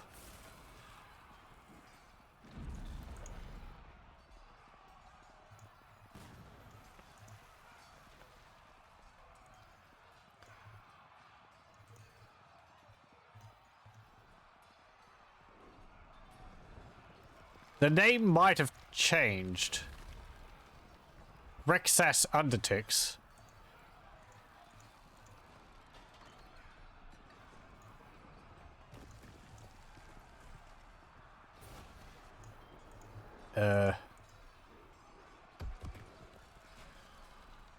Yeah, there we go. So, Zutan. Zulban King here. Oh, he's actually got a title. Zutan Bannersteam the Deviant Reverence. I was going to say, if Forgotten Beasts and other creatures get killed, they actually get titles, or they get, like, longer names and additions to their name.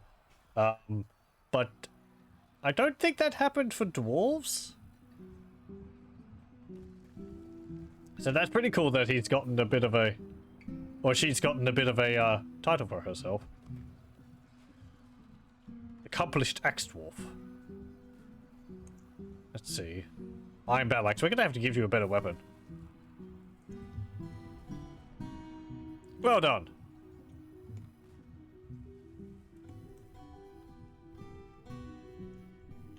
Another horror beastie dispatched from the tunnels. And all the dead serpent men are now rotting away. Lovely.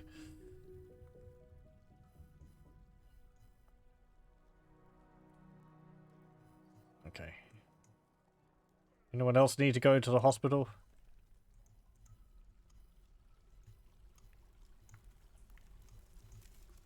No. Our medical dwarves are going to be getting good experience from all this.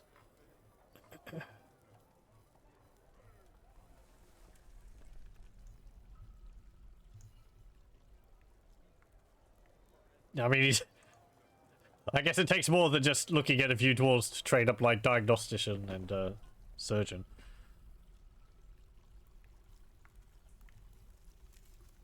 Hey, look at that. God floor. That doesn't look too bad. it actually looks quite a bit different than I was expecting. I like that it joins together. When I was making floor, I was expecting it to be in like square plates. Rather than this, which kind of looks a bit more like wood flooring. Though I think wood flooring actually looks a bit different from that. Oh no. No. Okay, it is like the same appearance as wood boards. Okay. So I think stone looks like stone floors look a bit more like I was expecting with that. Kind of big. Actually, I think it's like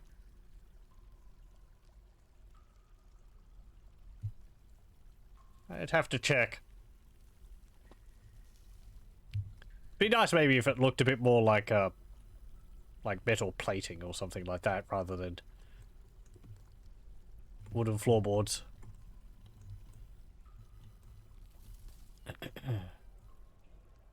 Let's see. I could just put some down to have a look at it. Okay, so no. Construction. Floor. Material. Okay, yeah, put like some rock salt down. It's actually made of one of my fortresses. I made dining room look pretty nice. Yes, this looks more like like stone cobbling floor. It's like in little bricks.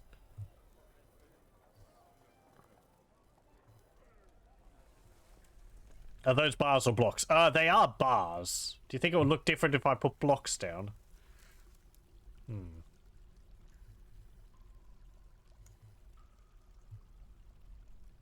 Might try that. Let's see.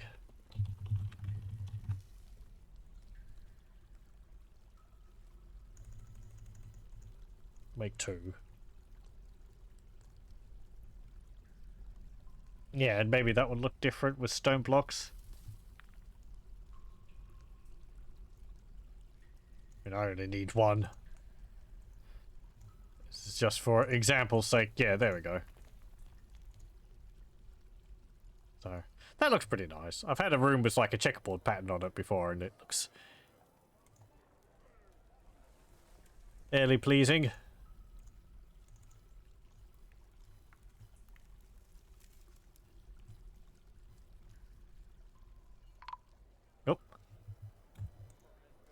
Farmer has been found dead. Oh dear.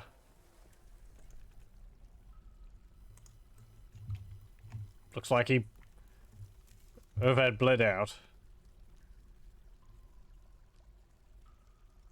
Who was that? Yeah, Irvad Tamalutheth.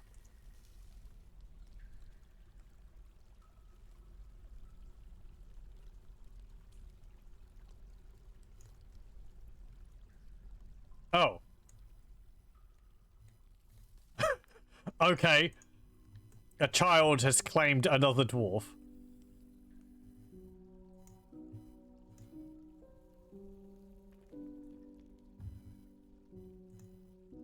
No, don't interrogate.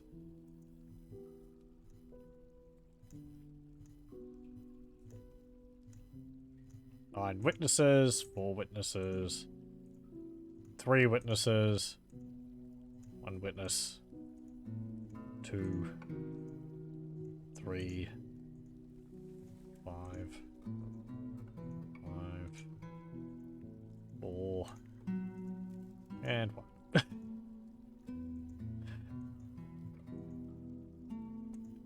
Yeah.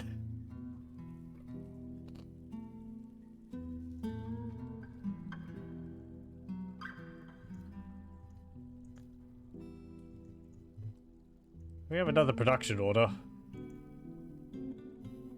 Oh, I think she asked to make earrings and I didn't do that. It's all in Armok's hands now. That's me, by the way. I guess I could expel them from the fort. But I think the parents would be upset. Actually, does she have parents with the fort? I wish that was a little bit easier to check. Adil Uzolin Shao, Axe Dwarf, has been missing for a week. Now, where is he? Oh, is that one of the... No.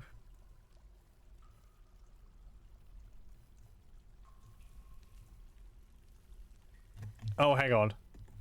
That was the one which fought the Forgotten Beast all the way over here. I believe.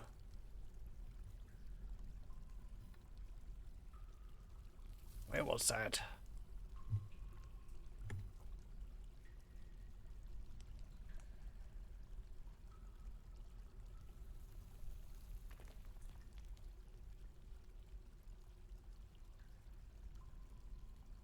No, that was another dwarf.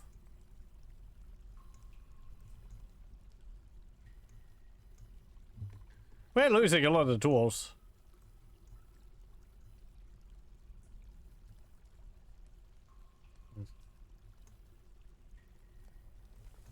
Someone else might have fallen into a pond.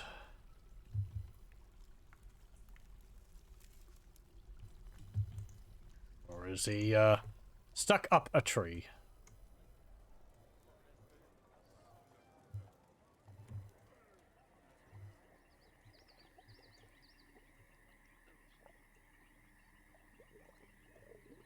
It used to be the case that you could actually just find the dwarf. You could just zoom to them, regardless of where they were. But a number of updates ago, it was made so that unless another dwarf or, like, member of your fortress, like, physically sees the dwarf, or physically sees them, then you can't actually go to them. That's why it says they've been missing. So, that means nobody has seen them for a week. Like this person here who fell down into the pond.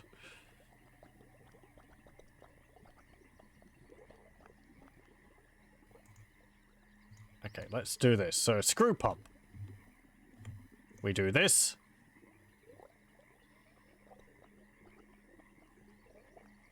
And we need to put it here.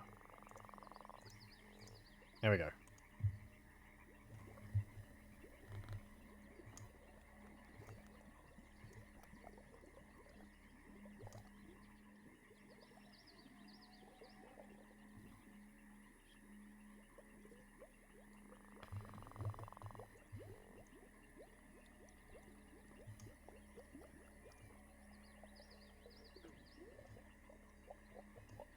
Have we lost any dwarves from our squads? No, none of them. One of them.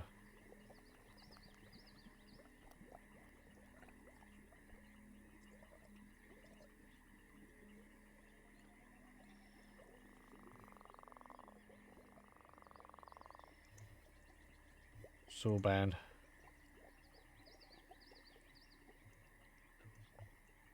And... I don't know, planter. There we go.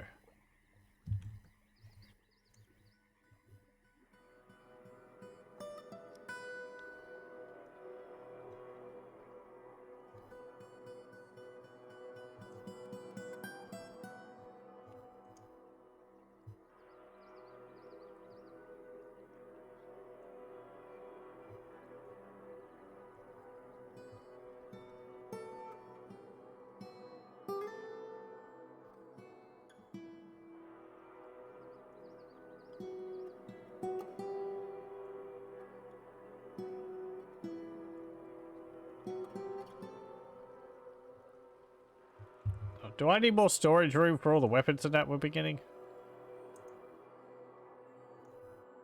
No, I don't think so. Oh, hang on. I have to deactivate those.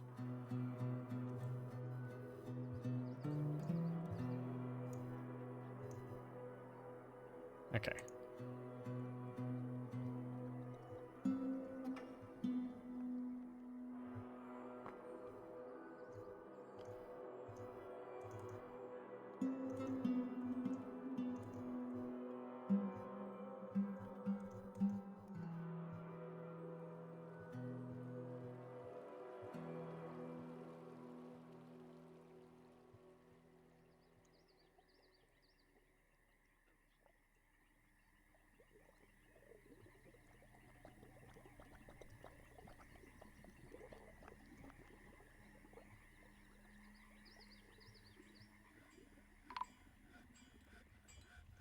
I found him. Yeah, okay. Yeah, he was killed by the beast.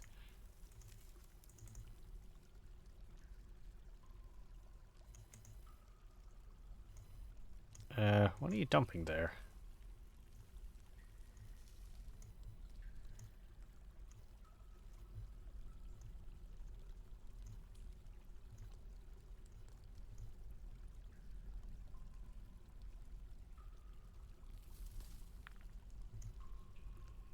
Hmm. Okay, well, found him. He's dead.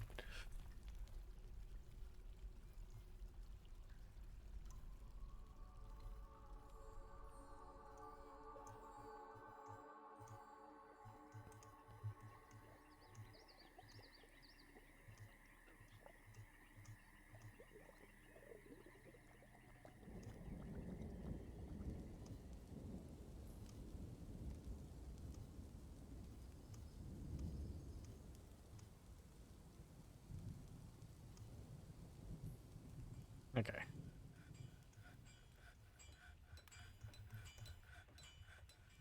Let's see. There's some gems over here I'd like to get.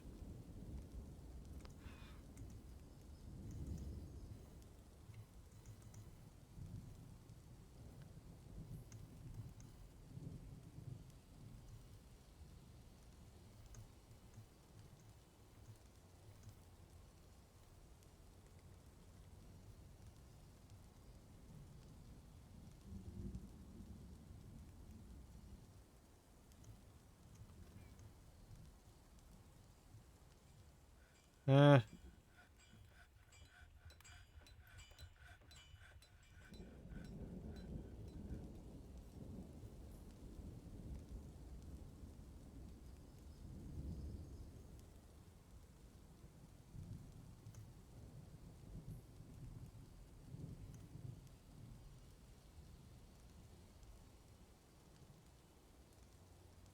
oh, you're sad from someone passing away.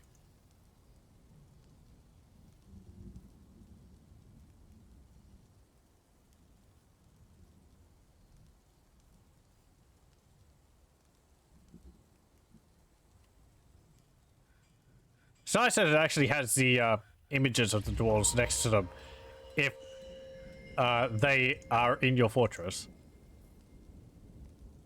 Nope, farmer's been possessed. I'm sorry? Wow, okay. The seriously injured dwarf who was resting in the hospital suddenly got possessed and has to drag themselves, or is now being forcefully dragged out of the hospital to go make something.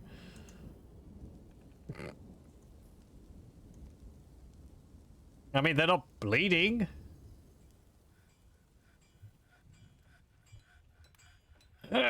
Give me workshop.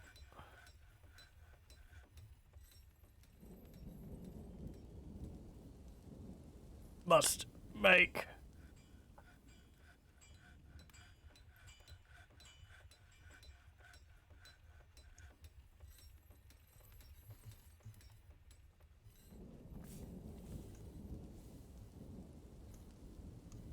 Oh, he did.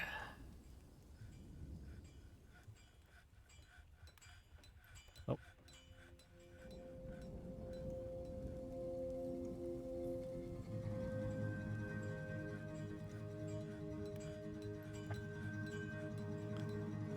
Now you wonder what happens to one that cannot walk or grasp? I'm not sure. Is it... It might be if a dwarf can't grasp anything with their hands, they would carry it in their mouth. Though it might, yeah, it might just stop them from being chosen if they're unable to hold anything.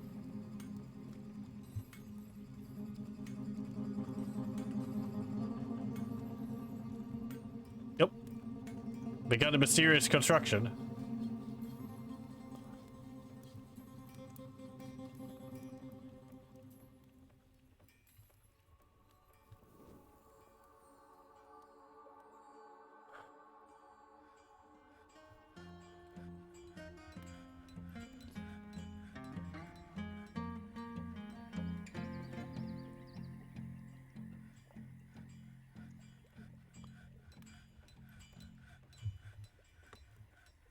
Let's see. Ooh, there's some gems there. And some up there. Some there. More over there. Good.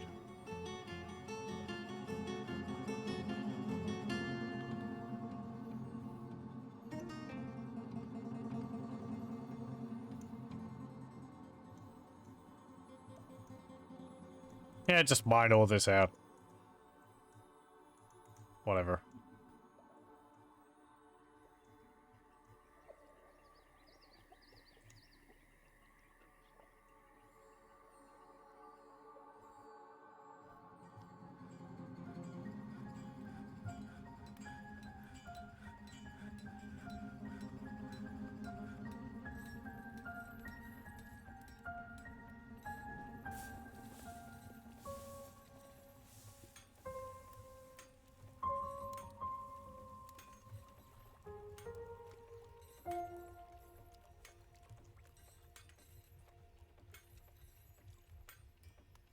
Uh.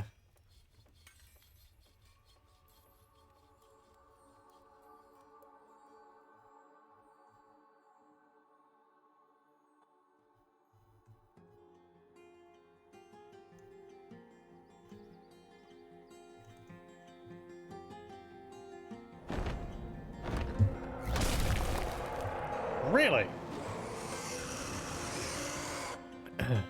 Oh, this looks like a fun one. The Forgotten Beast Spothrib Eslimtega Bora Thrireg has come. An enormous blob composed of water. It has a knobbly shell and it undulates rhythmically. Beware its deadly spittle. Okay. Where are you? Oh, you're down here. Huh, interesting. Yeah, it's agile. No eyes. Yeah, it kind of looks like a nautilus or something. Yeah, it's composed of water, you say? I mean, it certainly sounds fearsome.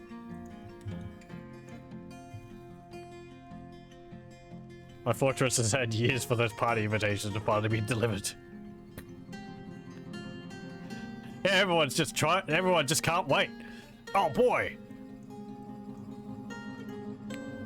It's all the gold and wealth stuff which I've made. They all want a piece of my gold coins. Where are you?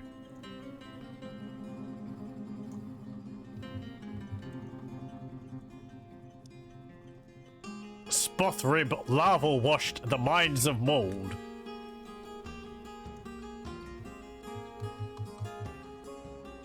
Now, maybe agile, but it's not very fast.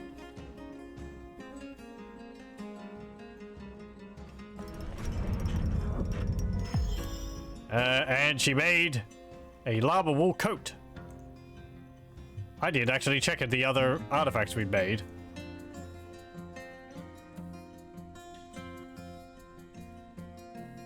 Let's see. So we saw these ones. These are the ones we found in the obsidian. So we had Rosir Buzat, the Flighty Twigs. This is a native gold mug. All craft dwarfships of the highest quality. It is encrusted with round, brilliant cut blue jades and encircled with bands of rectangular native gold cabochons, tower cap and octagon cut blue jades. This object is adorned with hanging rings of iron and menaces with spikes of tower cap and dog bone. On the item is an image of a guava tree in native gold. On the item is an image of Sibrak Goldenburgers the dwarf in dog bone. And the other one,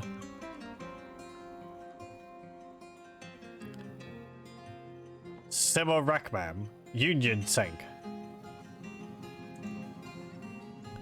It is studded with iron, decorated with lava wool, and encircled with bands of lava wool. It is made from lava wool cloth. Very good. It'd be very warm. You haven't written anything.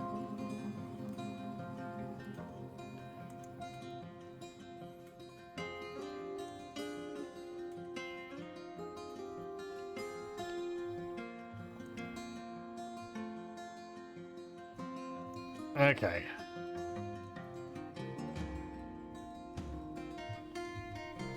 Everyone get around here. And we have to wait for this thing to scuttle over here. I wonder if it'll be able to go through the water. Kind of looks like it's heading straight for it. Or maybe it might go around that way. But it is composed of water. Eh. Okay. It just went straight into the water. So they got two parts. Body and shell. Oh, it's turned around.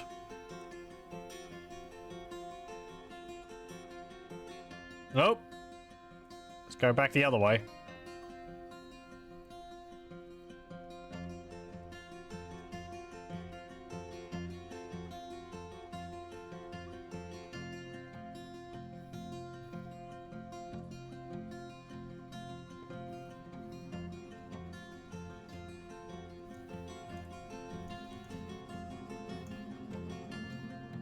Where are you going?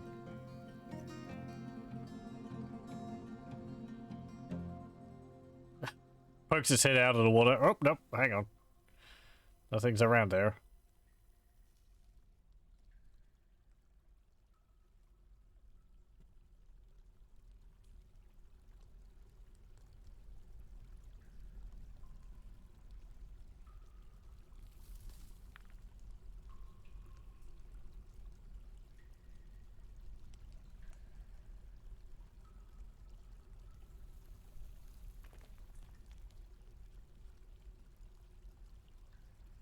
Kind of looks like the sprites for Forgotten Beasts are supposed to have different colors.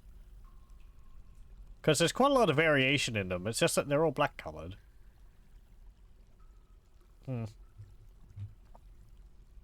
Okay. Oh, you're going to come around that way. Okay. Okay, that's good. I didn't want to fight you near the water. How's this battle going to go down? Charge! Poke. Okay, jobs are good. Time to go home. Oh wow, it actually hurt someone? Oh no.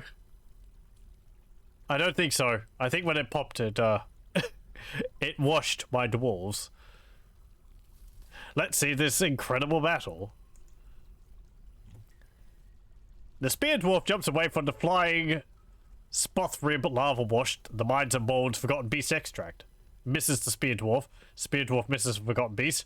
Breathes a glob. Scratches the Forgotten Beast in the shell, breaking away half of the tissue.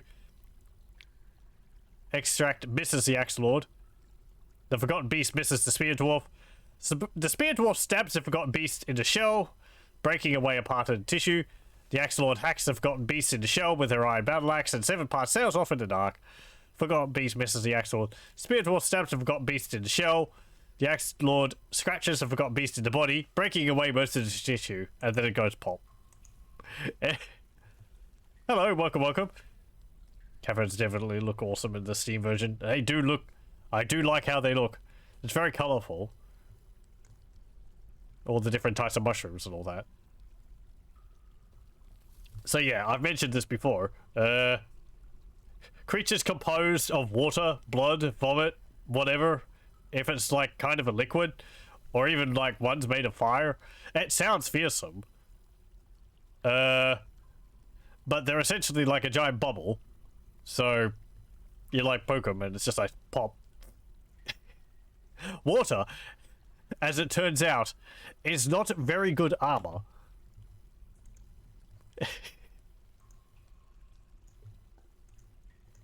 It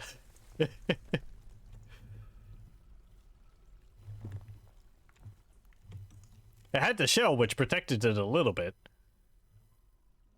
but also welcome, welcome.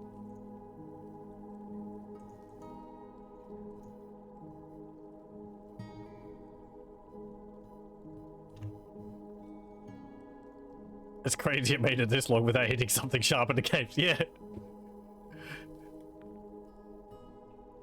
Bags of flesh are mostly water as humans. Well, you're not wrong.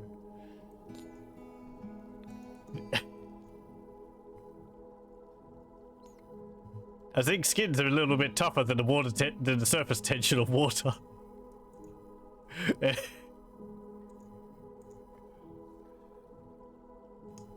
Oh well. Oh, hang on, I have to turn off the horrors.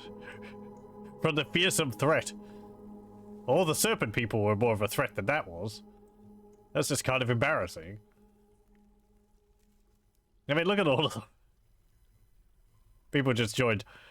We got ambushed by like 6 groups of serpent people. That would have been fearsome, except for the fact that my dwarves are very highly trained, so they carved through them with very little difficulty.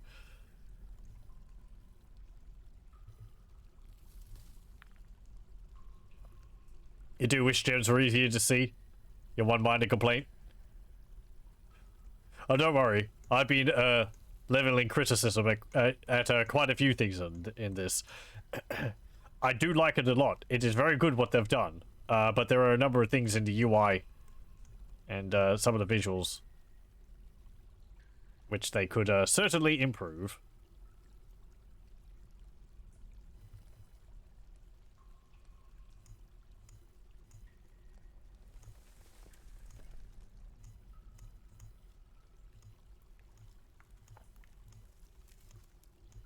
It's all feedback. I love the game so much. I will criticize it heavily.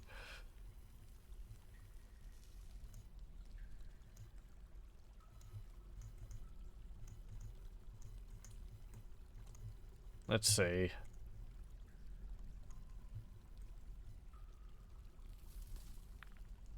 Oh, cat, why are you down here? Okay. Let me zoom out a bit more. There we go. So yeah, this is our fortress. Our dining room area. Our tomb. Another tomb. This is our rubbish pit. Our hospital is here. Kind of a dungeon here, but our prime offenders can't be incarcerated. Mining floor. Primary work floor. And then we have the surface. Where we had a goblin siege. What the heck's going on? Oh, mountain gnome.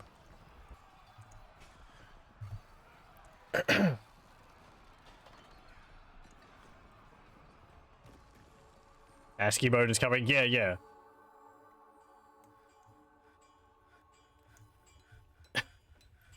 All these dogs are just tearing apart these gnomes. No! Run away. Hey, they finished the water pump. Okay, start pumping manually. So you can attach screw pumps to a windmill so that they work automatically. This might not be the best option because you would have to disconnect it from the windmill to be able to stop pumping. And you might not want to keep pumping. Depending on what you are pumping. You know, attaching a screw pump to a river and then attaching a windmill onto it, you're just going to be pumping water constantly because the rivers never run out of water. I would like if the keyboard shortcuts are a bit similar to the base game. Yeah. That's the part. It's more because the camera keys take up WASD.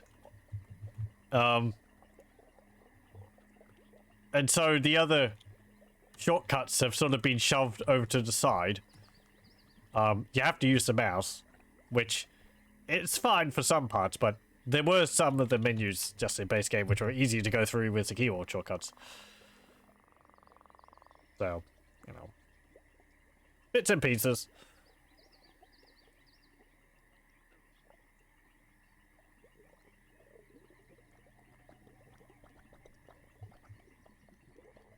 And stop at a good biome once, where as soon as you clicked on pause, a huge group of nodes swooped in and drained all your alcohol instantly. Yeah. I had to go watch out for those gnomes. That's what Gnome Blight's for. I can't say I've ever used it for that purpose.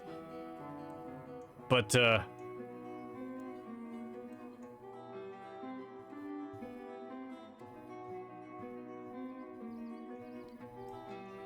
this is a good biome. I think a blissful biome? Let me see. Yeah, we're over here.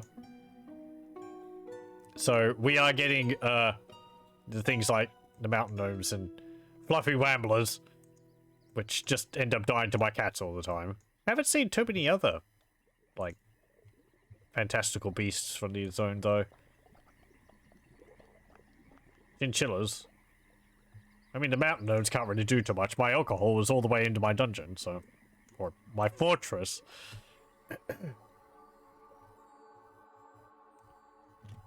Deadly unicorns. Yeah, I was expecting some unicorns. I haven't seen any. Nope. No. Another mountain gnome.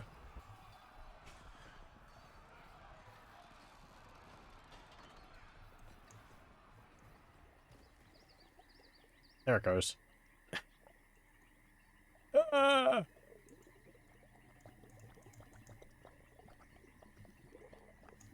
Upper front teeth are gone.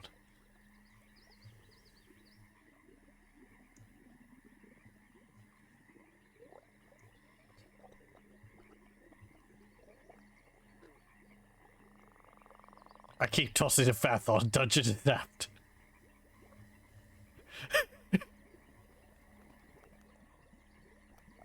They're born killers. They'll do great in the military.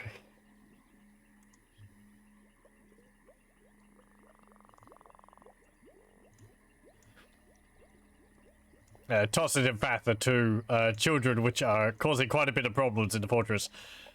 I think they've killed like six dwarves amongst themselves now. Because they keep throwing tantrums and throwing punches. And I can't put them in jail.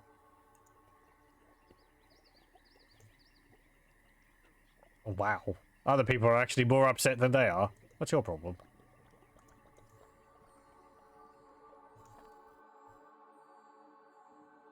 She is a nervous wreck. Oh.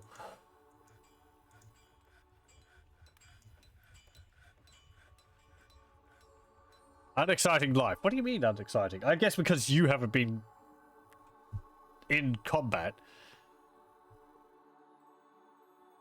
Yeah. Also, all the praying, which, from what I've read, is kind of a problem I can't do too much about. The dwarves are not good at fulfilling their worship wants on their own, so it's just kind of how it is.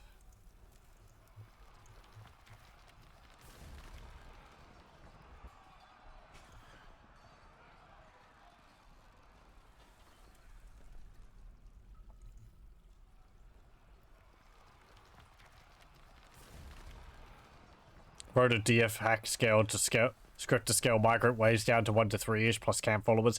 Yeah, I do think maybe the migrant waves could be a little bit smaller. The thing is that they can vary an awful lot if it hasn't changed too much from the base game.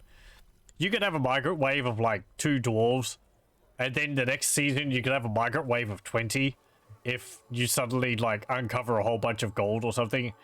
And that can be a lot to adjust to, which can be fun, but having an option to maybe keep it like 1-2 migrants a season would be nice, so that it can grow a bit slower.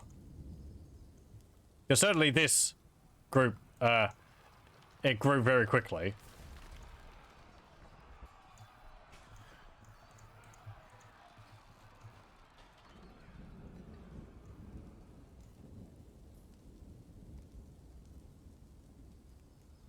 Forget it.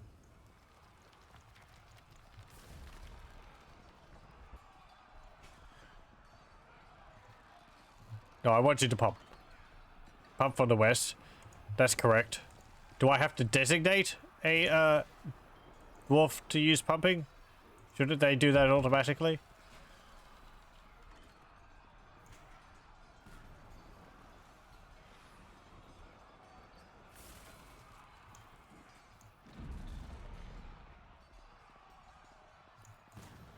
Uh...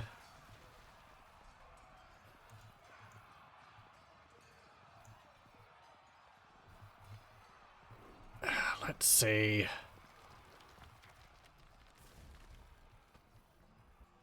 Pump operating. There we go.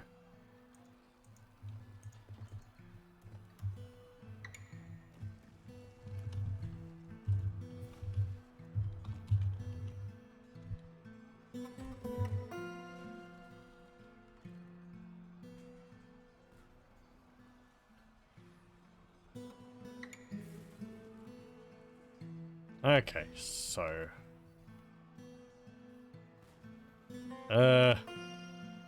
You...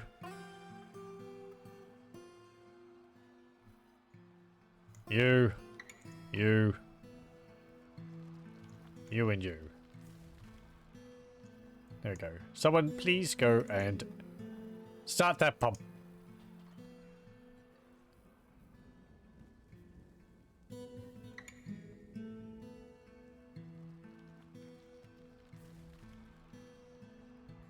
Yeah, I think in the future I might keep fortresses a bit of a smaller size than 150, which has gone down since we started.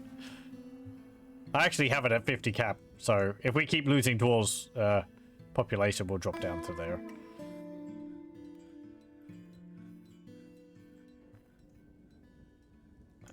People, oh. Right, okay, that's why. People are still stuck in the burrows.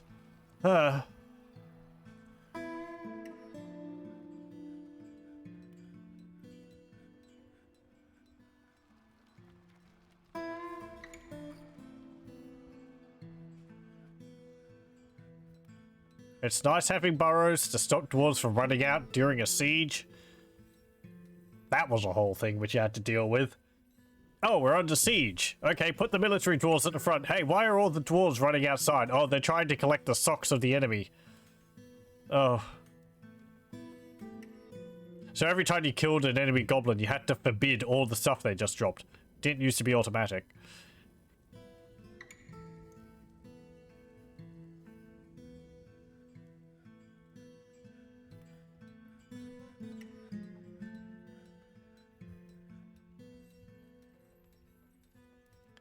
I think that's another reason why people would use the flooding rooms, because it also meant that just by having the goblins stuck in a room full of water, your dwarves couldn't actually go and access all their gear until they were all dead.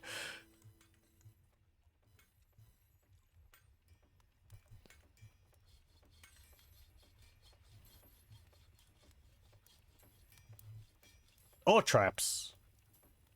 But then you had the problem with your dwarves, like, stumbling into the traps themselves. They wouldn't be able to activate them, but if a goblin knocked them over, I'm pretty sure if they were knocked over on top of a trap, they would still get hurt by it. Or actually, no. No, your dwarves can get hurt by your own traps. That was a way of training them. Because you'd, like, make a weapon trap with a bunch of wooden spears in it or something. And put them in heavy armor. And, they would just... And you'd activate the, trap. And they would spend their time dodging the spears. Getting hit by them, but the armor being too good for the spears to pierce. And you'd just keep doing that. And they'd, practice their dodging. And they get really good, really high levels in, skills.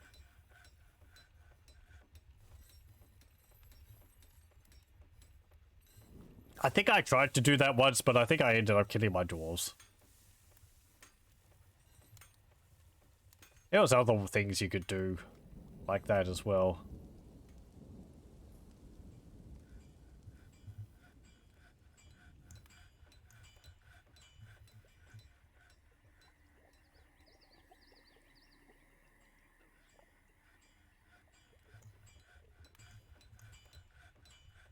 Oh, someone actually...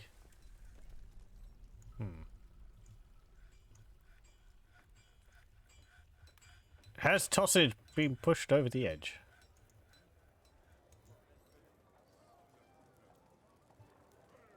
Where are they?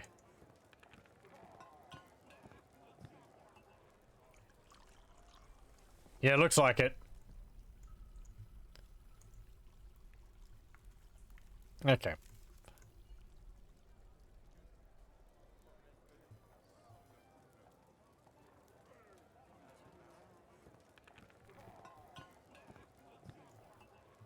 Well, the problem's going to kind of solve itself. Can we please get this pump, screw pump going?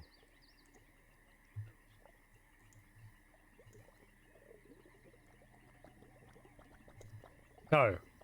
That would mean it's going, wouldn't it?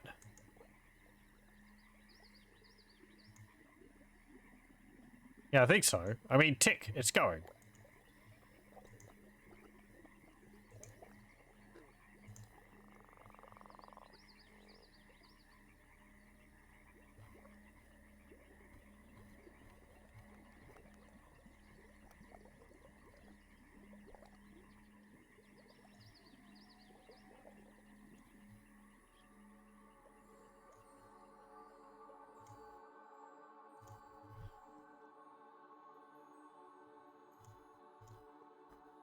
Oh, you can't.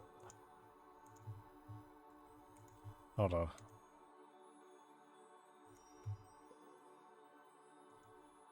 Let's not include you in that.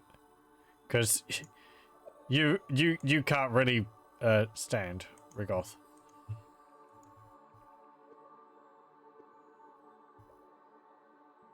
Okay, you're sleeping.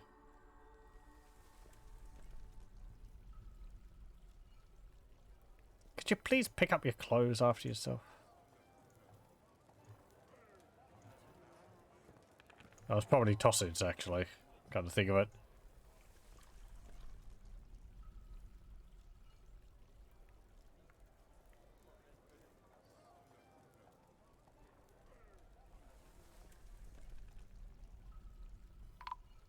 Oh. Caravan. Wow.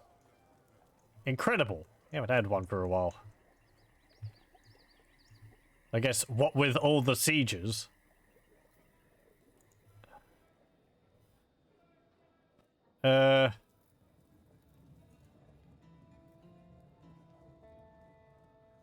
Gembin.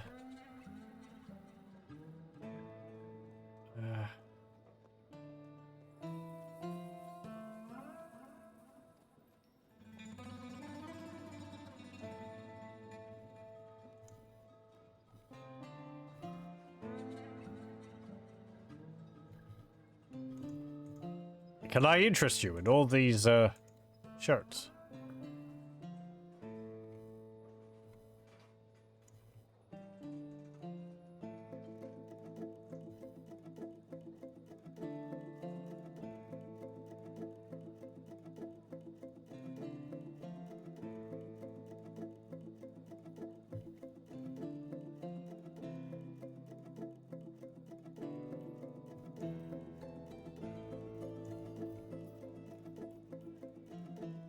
I'll trade some of my coins too.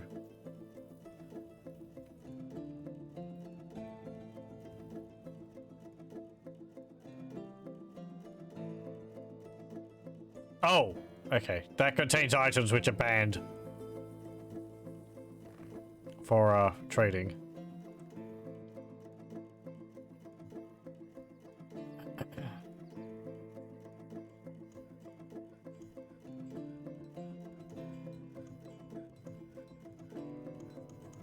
They're gonna walk in here and it's just like blood and bits of goblin all over the ground.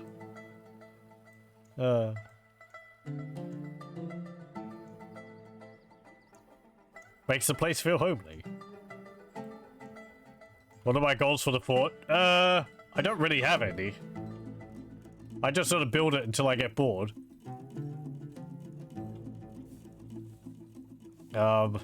I actually was thinking of whether I would retire this one and then maybe start another one for the next session.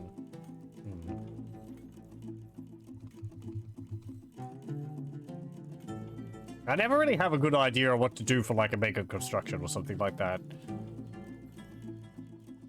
This one I started when the soon after it came out, so it's been running for a bit.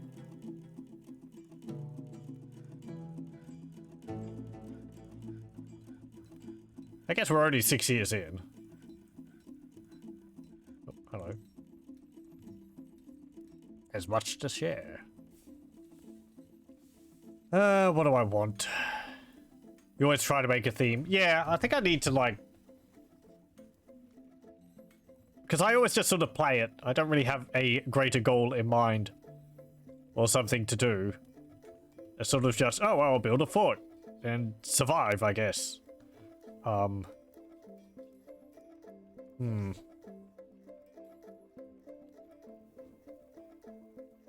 done a little bit of, like... doing flooding rooms and so on to deal with attackers. But it's been ages since I've done that. And I know it can take quite a while to do something like that. It's a lot of effort, so it puts me off a little bit. I should do something like that, though. I keep mentioning things like that.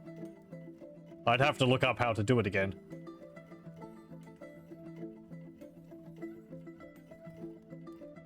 Adding flow control to the river is always a good start. What do you mean? I'm sorry, I don't understand. Do you mean like changing the course of the river? Or do you mean like putting water wheels in there? Because I don't think you can block the river off.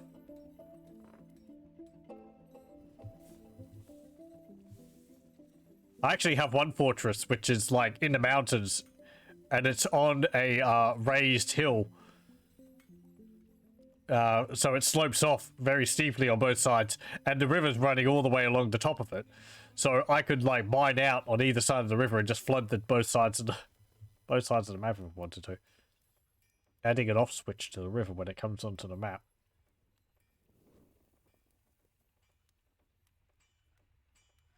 Oh, this is wider river than a brook. Let me think.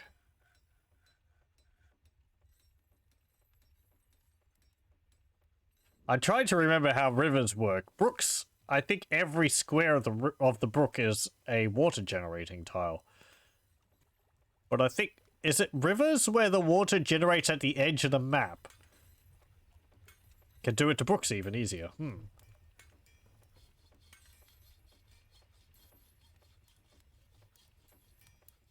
I'm sorry. Is there a page in the wiki which you can send me to so I can better understand it? Because I'm not,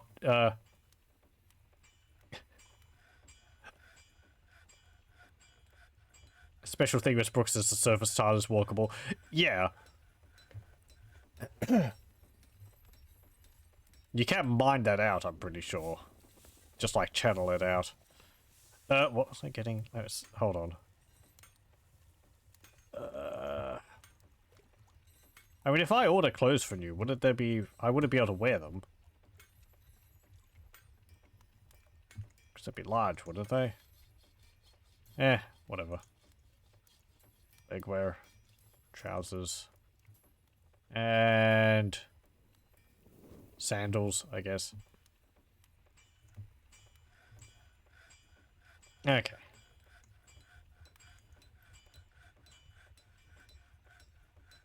It has the same water generation and destruction mechanic that you can route it around the whole fort. Maybe a nice series of locks. Oh, are you talking like just tunneling into the side of a river and then diverting it elsewhere through your fort, and like what I've done with this channel up here?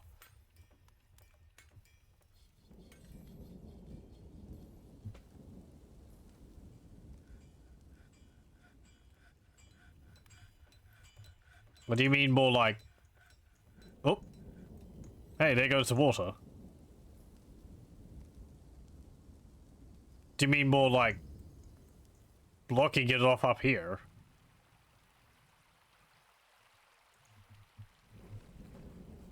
Because my understanding is that if you blocked it off up here, that wouldn't get rid of the rest of the river, because the water doesn't really flow onto the map there.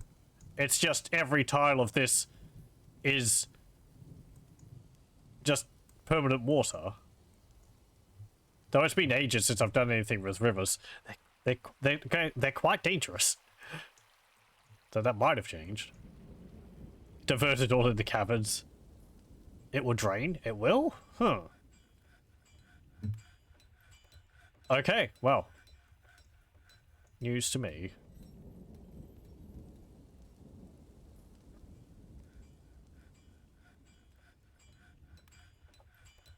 I think I've done like a waterfall in a in my dining room before. That's a nice project. You just like have the water running down a hole through the ceiling down into a grate in the center of the room or something. So your dwarves get nice mist everywhere. That gives them a nice happy thought. Yeah, mist generators. And I've done diverting of magma to provide power for magma forges. But we haven't come across any real magma on this map, so yeah. Oh, Farmer's Guild, sure. No, I think I've got one, don't I? They're giving me another chance to. Yeah, this is a Farmer's Guild, so I need. Let's see, what was I making?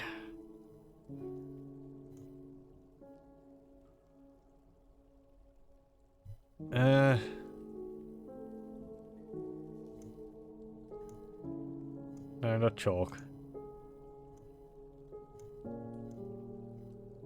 Oh, not.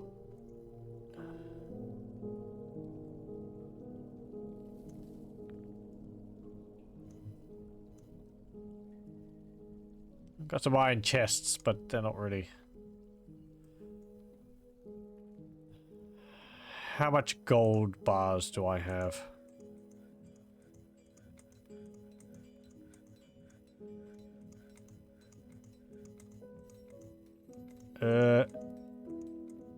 Not many.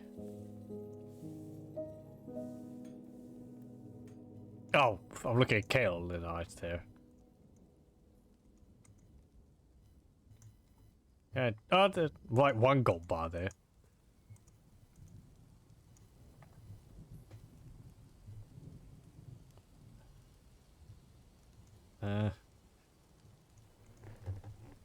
I think I've made something like that, like a mist generator as well, but for the purpose of cleaning dwarves. Because you can have, like, water running through a room. Or was it like you'd have a very shallow puddle of water and dwarves could walk through it and it would clean them off? That might have been before.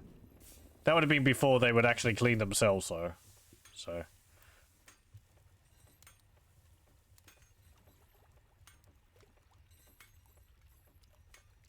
Since they actually get soap and clean stuff off of them now, you don't have to, like, forcefully remove the blood and vomit off of them.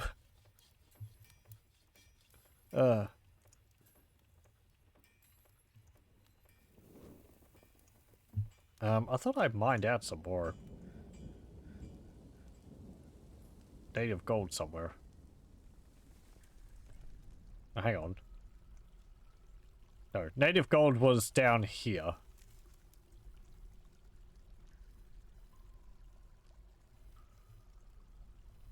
Yeah, here we go. So I do have some.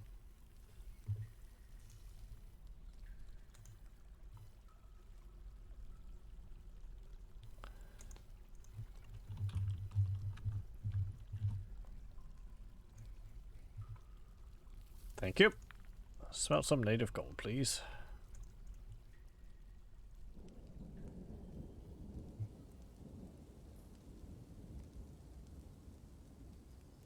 It was when they could track that stuff around that was really needed. Ah, yes, that's right. Yeah, you'd have like a grill so that they wouldn't just track all the disgusting stuff through your fort.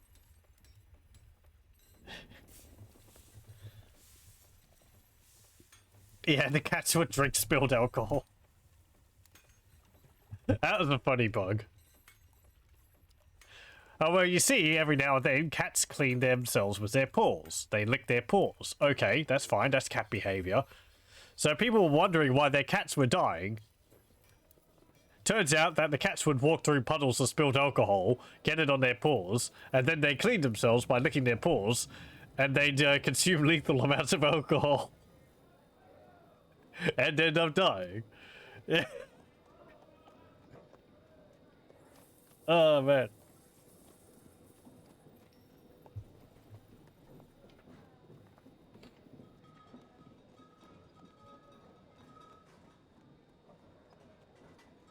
You have a lot of cloth, holy crap. It's like nothing but cloth. It likes cloth. That's a good band name.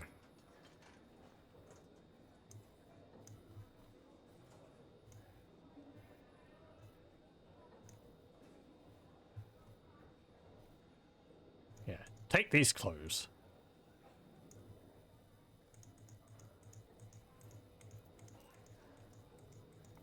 And all these gems.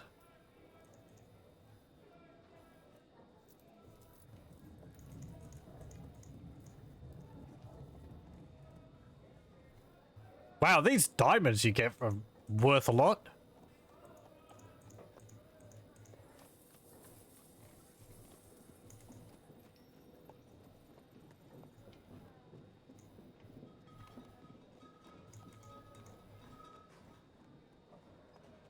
I also noticed that in this Steam version, some of the items which you really need, like pickaxes and things like that, are a lot cheaper than they would normally be.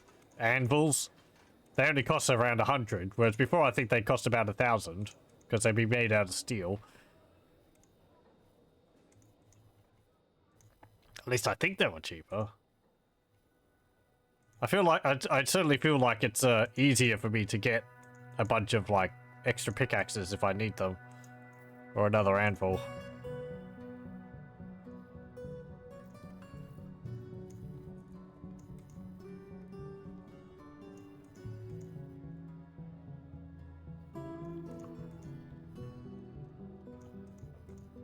There we go.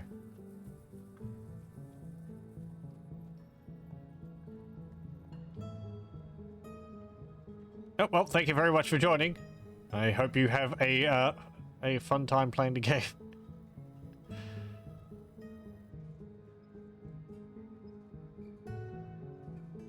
Oh, hello, DG. Epic Games Express has begun. As of today, a new free game each day. Oh, okay. Diamonds are actually rare. You think iron ones were not terribly expensive? It's the embark cost of pickaxes that were always harsh. Yeah, it might have been the iron ones, which are fine. Steel ones would be worth quite a bit more. Hold on. Oh. I kind of wish ticking this ticked all the ones inside the box, because that's what you're doing. You're buying all the ones inside.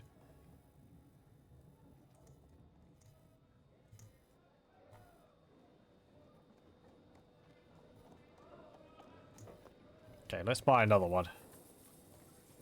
Since they have so much. And I have a lot of gems I need to get rid of.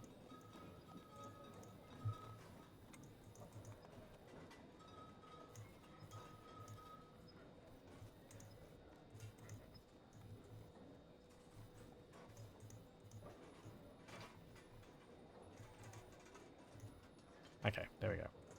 Thank you.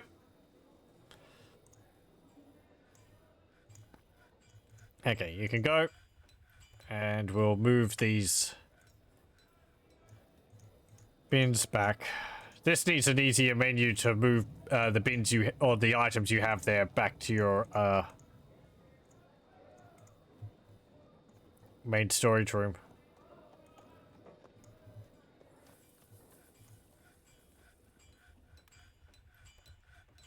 Oh, we're gonna move them for training back and forth.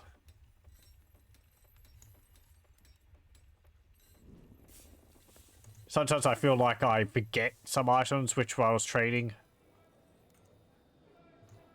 And something else I've noticed is that they don't always remove the items from the trading depot. Maybe that's just because I don't have room for them, but I've had items left in here, feels like, by the traders. And then I've deconstructed it and they've all fallen out. And the traders are long gone.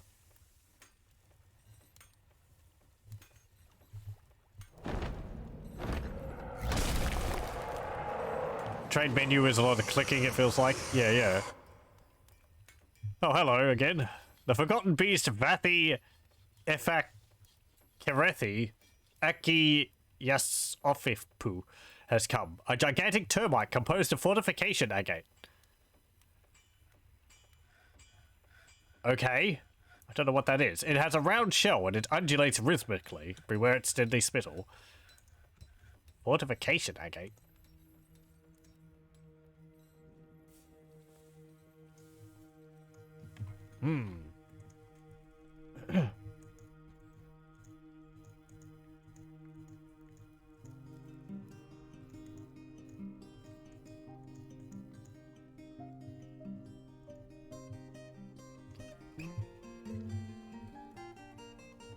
Guess that would be one of the randomly generated, like, materials or something, but... That's not really good news if it is. Those materials, I think, are pretty tough.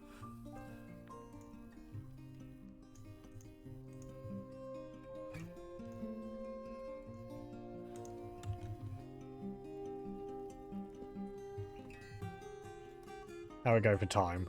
Okay. I might... call it after we fight this monster off. Because I think, again, I've gone for an extra hour. So much is happening, though. And I'll have to have a think about whether I want to stop the fortress and start another one next time. Maybe embark in somewhere a little bit more interesting than just a foresty area. I mean, we've had quite an interesting experience here. With all these creatures spawning, it certainly has been boring. Playing too long on Dwarf Fortress. Oh, don't get me wrong. When I stop the stream, I'm going to be playing it on my own. I've been doing nothing since it came out.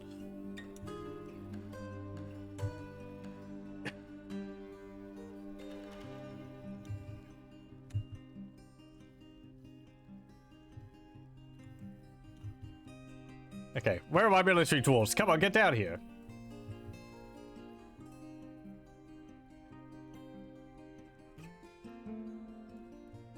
You're taking a little bit long. Oh, I'm going down.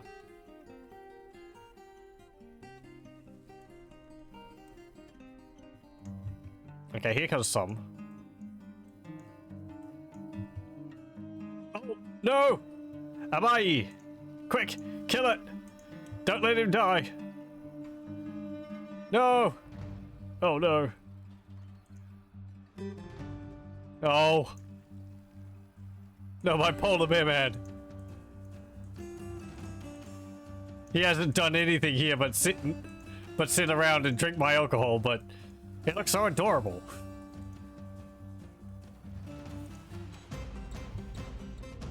No. Well, you killed it. Well done. Oh.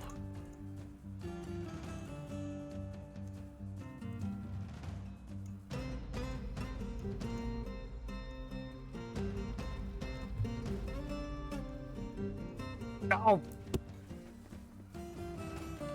Bugger it. Please. Confirmation on clicking that. Because I just deleted my burrow.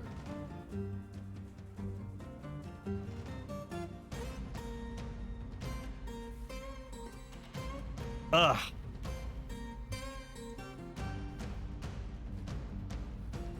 Iteb Idneth Shad Malavuz Meb, the bookkeeper, has bestowed the name Asreregul upon an iron battle axe.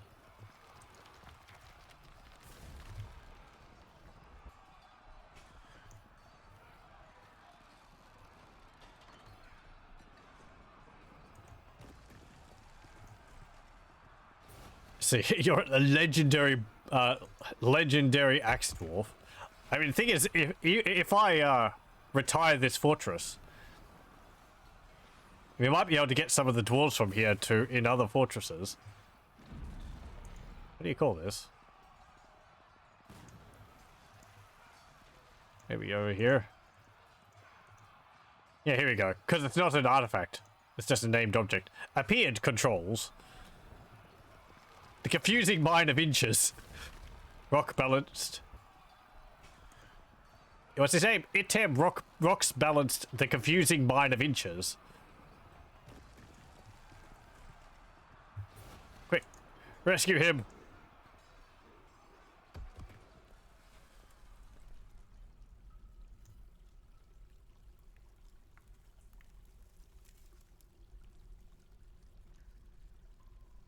I demand you put him into the hospital.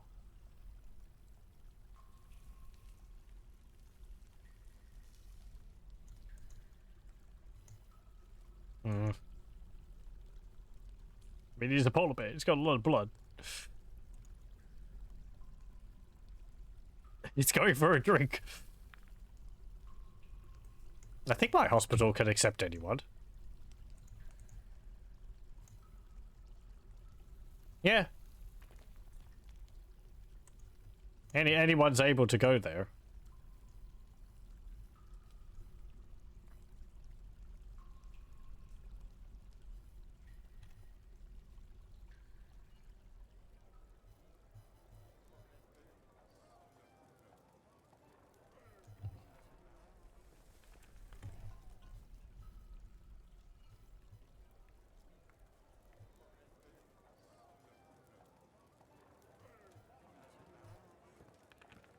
I mean, maybe because he's a monster hunter, he won't be put into my hospital.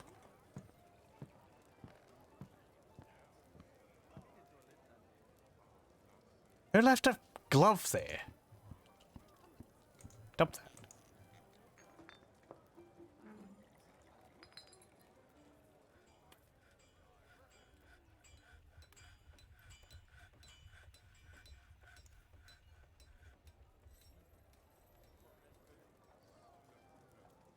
Now he's going for a sleep.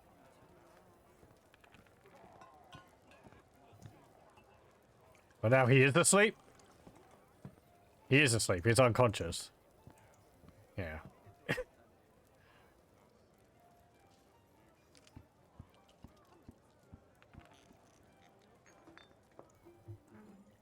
Oh, there he is.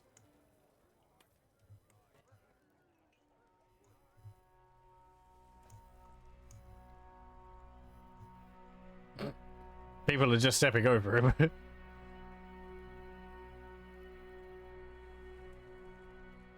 Oh, he lost a hand. Let's see.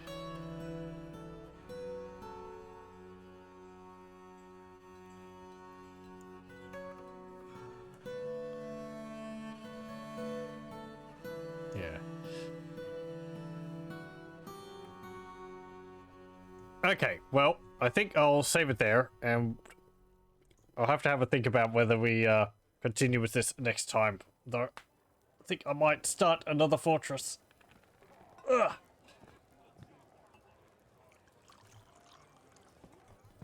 That was a lot of fighting. Oy. Our dwarves did very well. I'm surprised at that. The scattered training kind of feels like they get more experience faster. Because I don't remember them becoming... Though maybe it's the extra, like, year or two you get before attacks start happening that really helps them get fighting prowess up.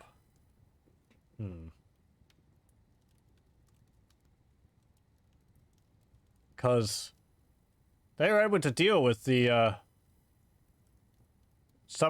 like first few attacks we got from cavern invaders, and then the few goblins which started showing up, and that's of course all extra experience on top of everything else. So yeah, and having a legendary axe dwarf is very nice. I guess the next step would be to equip them with steel armor, since they still only have iron. But anyway. So yeah, that will be it for Dwarf Fortress for tonight. Thank you very much for joining. I hope you join me again next time.